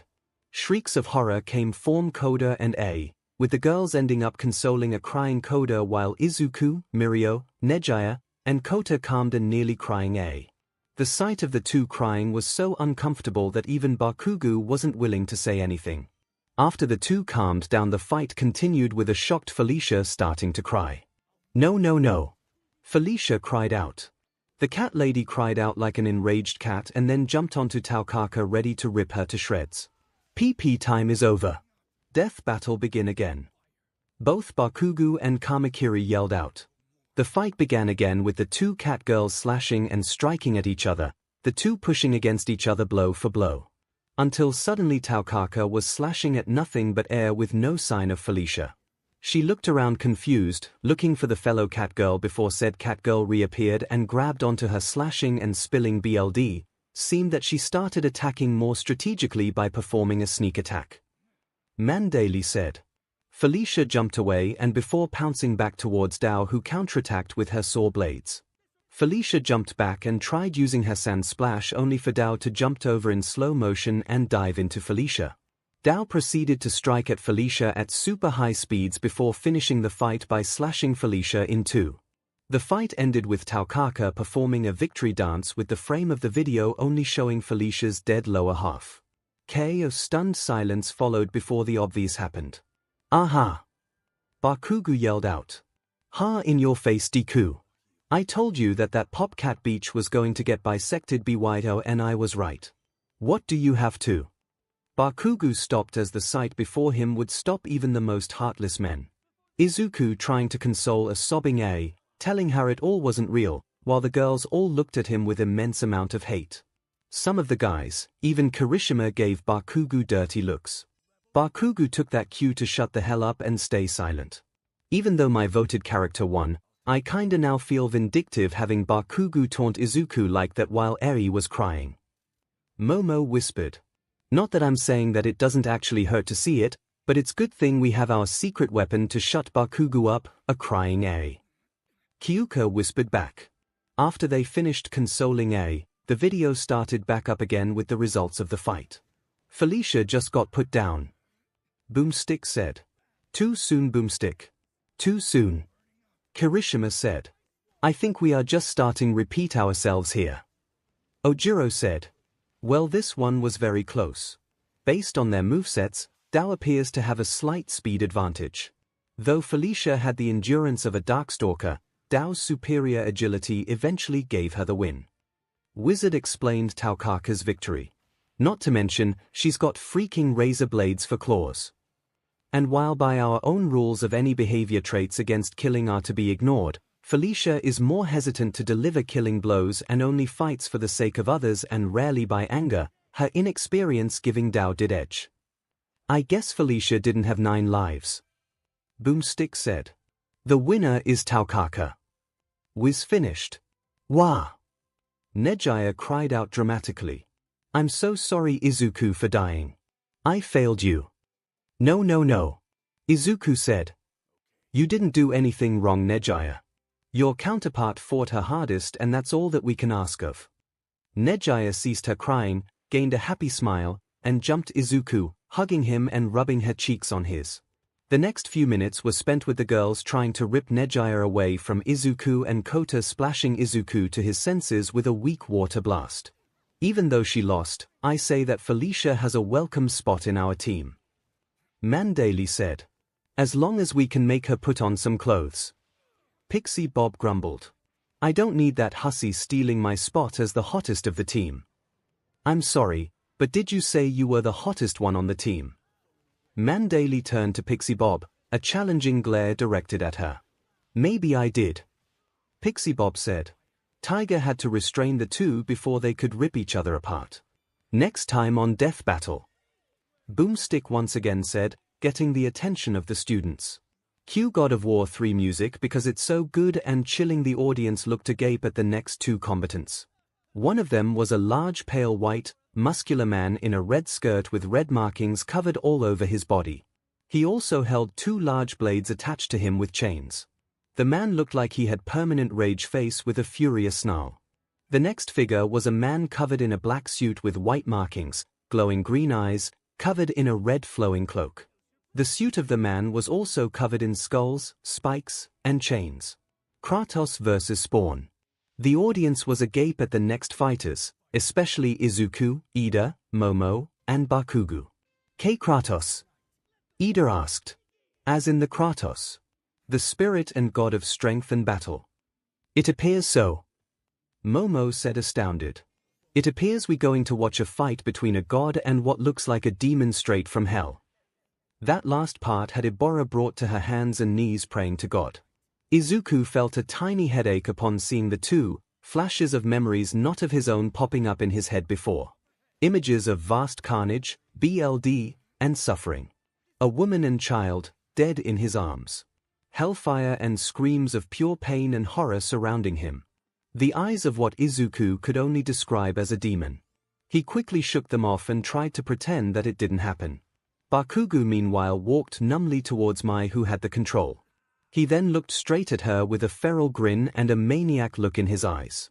Play the next video now, he said darkly, pure excitement oozing out of his voice. Nezu called out to Bakugo saying, Sit down Mr. Bakugo and we will. I will also like to say that this will be our last video of the day. We will retire for the day and then resume more videos tomorrow. The students were about to complain before a pointed look from Aizawa and Vlad King shut them up. Mai then pressed the button for the next video. Meanwhile, outside the gym, Mineta woke up from his knocked-out sleep a few minuets ago and has been struggling to get free from his restraints. Said restraints included being tied to a chair, his mouth duct-taped, bond-fled, chains around him over the rope, and the chair hanging suspended from the top of the main building. Third POV Mai started the video, most of the guys jumping in the seats from pure excitement, especially Bakugo. Of all the warriors who entered this arena, none could compete with these 2 titans of death. Wiz proclaimed. That actually worries me since the first episode included my counterpart that destroyed an entire species and the second one had a soul-stealing sorcerer. Momo said. That just makes me more pumped up. Bakugo yelled. Kratos, the ghost of Sparta who single-handedly annihilated Olympus. Wiz introduced the first warrior. Annihilated Olympus. Izuku muttered astounded. Single-handedly. Ida said as well. And Spawn, who managed to dethrone both Satan and God. Boomstick introduced the other one. Come again? Itsuka asked. The destroying all of Olympus feat shocked a lot of the group, but the mention of defeating both Satan and God themselves made everyone's jaws drop. Ibora started praying to forgive said God for watching such blasphemous videos. I'm Wizard and his boomstick, and it's our job to analyze their weapons, armor, and skills to find out who would win a death battle. Wizard said again. The first fighter was a tall, muscular man who appeared to be in his late 30s at most. He was bald with a goatee on his chin, ghostly pale with a red mark going down his left eye to his shoulder, another scar on his other eye, and wearing a permanent-looking scowl that made the students and some heroes shiver at the amount of pure hatred in them. He wore only a Spartan warrior skirt with sandals, golden armaments on his wrists and chains wrapped around him that attached to wicked-looking blades. Kratos, that man looks so manly. Kirishima and Tetsu said. For once I agree with you shitty kunkleheads. Bakugo agreed. He kinda scares me. Eri said. Kota reluctantly agreed as well. Okay, you two, how about you guys come with me? Mirio said. We can skip this battle and we can go to the dorms and see if Deku has any extra candy apples. Mirio led the two kids, one white-haired cinnamon roll drooling at the thought of candy apples, away to the door and left. The group proceeded with the video. Cue God of War music because it's awesome. Kratos is a demigod, raised among the Spartans as their greatest warrior, until one day, his people were threatened to be overrun. It was then he struck a deal with 𝐼𝐧, the god of war. Wiz revealed. 𝐼𝐧 appeared to be a giant of a man, wearing reddish-brown armor and his hair and beard all made of fire. He also looked suspiciously similar to Endeavor. Todoroki glared at the video, subtly feeling like he wasn't going to like this guy, and that's not even counting the annoyance and slight hatred of this guy looking like his father. Endeavor would have felt flattered that this was possibly one of his counterpart, except he could feel that with it being the god of war, that it wasn't going to be something to brag about. 𝐼𝐧 would give him the strength to protect his people, and in return, Kratos would become his champion warrior. Wiz continued. Striking a deal with a god, especially the god of war, doesn't sound like a good idea. Jirota said. In fact, many of the myths and legends from Greek mythology involves mortals making deals and bargains with the gods only to be betrayed, fooled, or lose more than they gained. Momo said. Kratos became super powerful and really vicious, but was tricked by 𝐼𝐧 into killing his own family. Boomstick said. The group gasped as they saw Kratos, covered in BLD and looking horrified at his dead wife and daughter. Izuku suddenly felt a sharp and heart-wrenching pain in his heart, tears of pain and loss reaching down his eyes. The students and heroes looked on the traitorous god of war with hatred, even Endeavor looked upon his possible counterpart with hate and anger. It's a good thing that Mirio took Eri and Kota away. Nejaya said. Even though we let them watch the death battles, I think even this would be too much. But hey, he saved some money on child support and divorce. Boomstick commented. Izuku also felt an unbridled rage like never before go through him and was about to leap through the video to punch Boomstick's face off. The others had similar looks of anger and disgust. Even I know that's FUP. Bakugo said. Todoroki's left side started sprouting flames at random in anger, and Tokoyami's dark shadow starts to grow bigger and more angrier, only to be held back by an angry Tokoyami. Heh, oh man, that was bad even for me. No joke, that's rough. Boomstick said. At least he has some standards. Momo sighed in exasperation. Izuku, Tokoyami, and Todoroki calmed down after hearing the clear remorse in Boomstick's words. As the white, hot ashes of his family clung permanently to his skin, Wiz started. Oh God! Toru said. That's awful. Why did that happen? It was likely a curse from 𝐼𝐧 to leave a permanent reminder and even fuel Kratos's rage. Momo deduced. 𝐼𝐧 in the myths always loved sprouting hatred and rage towards his enemies and allies alike. Just like Michael Jackson. Boomstick interrupted, who the hell is Michael Jackson? Bakugo asked. No idea.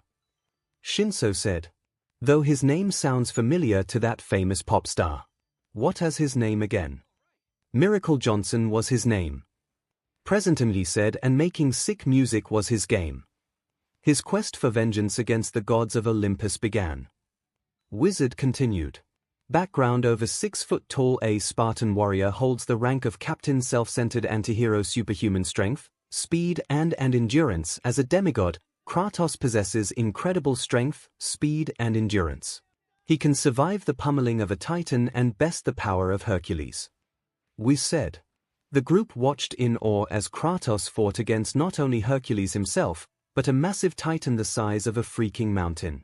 That thing is huge. Kaminari yelled out. Even I can't reach a size that high. Mount Lady said, astounded and terrified at the size of the creature. To fight against a creature of that size and power is unreal. Ida said, utterly flabbergasted. I'm not sure even All Might could fight a monster that big and strong. Uraraka said. Sadly, I think I can agree with you on that, young Uraraka. All Might said. Not only that, but he fought against Hercules. Kirishima said. That's super manly. Blades of Exile dual short swords wield with chains seared to arms, hook design made from the remains of the Blades of Athena. The first weapon shown was the Blades of Exile. They appeared as two short swords with wicked cool designs.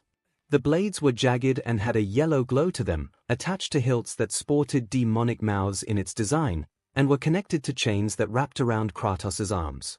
The overall design of them made Bakugu's and Kamakiri's mouths water. Kratos wields the Blades of Exile, twin short swords bounded to his arms by chains. The blades have a hook design which Kratos can use to cut right through his enemies or snag them and WHPM around. And like most badass weapons, they can somehow emit fire. Boomstick explained. I so want those weapons. Bakugu yelled out. Tech Beach, build me them. I think not, Bakugu.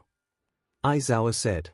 If you are going to be a hero, I don't believe hooking your enemies with hooked and deadly blades is the right way to do it.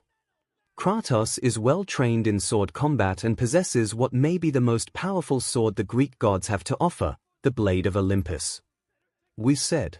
The sword was incredibly long, glowing in blue ethereal fire and light, and its hilt looked incredibly excessive and yet majestic. That sword looks so. Shahai said. Heavenly. Ibora said, astounded. Appealing. Its very glow of it through a screen is making me feel weak. Tokoyami said. The light. It burns. Dark Shadow screeched.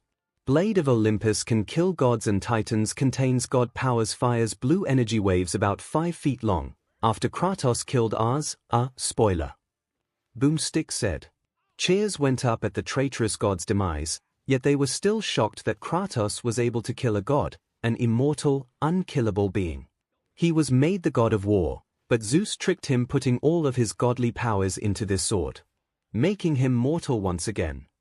Boomstick continued explaining. Why would Zeus do that? Uraraka asked. Like father, like son. Todoroki mumbled bitterly. Zeus is by far one of the most heinous, traitorous, and disgusting deities of all mythology. Izuku said, his voice rising higher, as if he had first-hand experience. He betrays his own godly brothers and sisters for power, his lies, and tricks mortals into doing his bidding with promises of glory and reward only to fool them. He seduces countless women to satisfy his lust and rapes them if they resist. The students were stunned, but not by Zeus's deeds, but rather the look of utter rage and hatred in Izuku's face, as well as lightning sprouting out of him. Uraraka looked at Deku, worried as his look of hatred looked similar to Kratos's. Deku, calm down. Uraraka said. I know that Zeus is a horrible person, but he's not real. He's only in another world, and I'm sure he will get what's coming to him. But just calm down. Izuku breathed in and out, and his look of rage vanished, confusion taking its place. I'm sorry. I didn't know what came over me. I just felt not like myself. All Might and Nezu looked at each other, worried about Midoriya, and sought to talk to him about it later. Meanwhile, Hound Dog sniffed the air and perked up when he smelled something new, and making the Blade of Olympus a deadly harbinger of death to even the toughest of Olympians. Wizard explained as the video continued. Golden Fleece gold armlet blocks attacks, deflects projectiles and magical attacks strong enough to counter the Blade of Olympus. His most versatile defense is his Golden Fleece. Armor capable of blocking powerful blows and deflecting magical attacks. A nice solid defensive weapon to match his offense. Momo said. That fleece looks awesome. Kirishima said. It reminds me of my quirk. Yours too, Tetsu. I know, right? But there's a whole lot more to this guy's arsenal. Boomstick announced. Bow of Apollo can rapid-fire arrows. Charged fire arrows does not drain Kratos' magic limit quick with long range like the Bow of Apollo, which can shoot a rapid stream of arrows or charge up deadly fire arrows. Boomstick revealed. A nice long-range tool against faraway foes. Todoroki said. Claws of Hades used like blades of exile, spike chains and hooks rip souls from victims can be resisted, can summon souls slower than the blades of exile. The next weapon shown was a pair of hooked, razor-sharp blades, complete with spikes and attached by chains. They glowed a purplish, ethereal glow that made Tokuyama and Shihai shiver in anticipation. Then there's the Claws of Hades, which mercilessly rips the souls out of their victims. Though, tough opponents like Kratos can resist them. Wiz explained. So dark. So deadly. So powerful. Tokuyami said. Revelry in the dark. Nemean Cestus giant metal gauntlets, lion-like appearance, originally owned by Hercules, incredibly strong, can create shockwaves which stun foes. Slowest of all the weapons, the Nemean Cestus are giant, ultra-strong gauntlets, which can stun foes with brutal shockwaves. Boomstick explained. I want those too. Bakugo tried claiming. No. Kirishima yelled. You just can't have all the weapons, Bakubro. Leave some for the rest of us. Those gauntlets would work perfectly with my quirk. Don't forget about me. Tetsu yelled. Pairing those shockwaves with my heat absorption and defense would be a perfect unstoppable force. Boots of Hermes Greaves with small wings, improved running speed, can run up walls. The boots of Hermes give him superhuman speed, so fast that he can run up walls. Wiz explained. Sounds a lot like your quirk, Ida. Uraraka said. With a dash of Asui's wall crawling. Ida added out. Agreed. Rip it. Asui said. Icarus wings can glide and fly. Huge 18-foot wingspan slowly falls apart during flight, ripped from Icarus' back, and when battled the infamous Icarus, he ripped those huge wings off the old fool's back and took them for his own, giving him powers of flight. Wiz explained. He has flight too. Kaminari said, shocked. How many weapons does this guy have? Holy Siapi, that's a lot of weapons. I like this guy. Boomstick declared. Exactly. Kaminari said. Kratos is not invincible, but he's really difficult to kill. Wiz said. Hell, he can't even kill himself. Boomstick stated. They watched with horror and sick curiosity as Kratos impaled himself with the blade of Olympus, a bright beam of light shooting out from him and sparkling over the sky. Why did he stab himself? Pony questioned. Is it because of that beam of light? Kratos held the power of hope inside of him, and when Kratos destroyed all of the Olympians and brought upon the apocalypse, he pierced himself with the blade of Olympus to free the power of hope to give to the mortals to survive forward. Stunned and shocked looks appeared towards the one who said that. Izuku. How do you possibly know that, Midori? Mina said. Are your powers of deduction that OP? You are. I don't know. Izuku mumbled as he suddenly was snapped out of a trance. It just came to my head. Like the anger from before. Nezu frowned and thought about why Midoriya was suddenly experiencing these episodes. He, All Might, and Izuku and definitely going to have a talk after this. Hound Dog once again sniffed the air and picked up the scent from earlier appeared. Hound Dog could sense it coming from Midoriya, and it smelt like burning brimstone and mistletoe. Hound Dog also sniffed the air and picked up another scent coming from somewhere else in the room, a smell that he doesn't recognize, but it was everywhere. In his rage, he tore apart the ranks of Mount Olympus and slaughtered every god upon and below it, except for Aphrodite. Wiz explained. For obvious reasons. Boomstick said. Kaminari and Zero didn't even both trying to hide their nosebleeds over the goddess of love. Guys and girls alike were blushing, especially Izuku, who felt phantom touches of pleasure, especially below the waist. In doing so, he ultimately brought about the end of the world. Without the power of the gods to keep the chaos in check, the apocalypse had arrived. And its vanguard was Kratos. Wiz continued. But don't mistake his actions as purely destructive, as by in the destruction of the Olympian gods, he freed humanity from their corrupted tyranny and, upon striking himself, gave the power of hope and choice back to humanity. Hey, you were right, young Midoriya. All Might said. I can kinda feel sorry for the guy. Boomstick said. Lost his family, killed his other family in the most massive temper tantrum ever, and couldn't even kill himself to ease the nightmares. He truly became death, destroyer of worlds. Wiz said. But he at least has found the paths of a new beginning and a new family. A scene was shown of an older Kratos, with a thick beard and an axe on his back, holding a young boy with bow on his back. The students smiled at that. Izuku himself held a tear as he felt fatherly pride and love course through his heart before disappearing. I was trying to make you a great warrior, Ars told Kratos. You succeeded, he responded. He then stabbed Ars through with the sword, killing the god of war. Mixed reaction ensued upon Kratos. The heroes defiantly didn't like him over causing the apocalypse.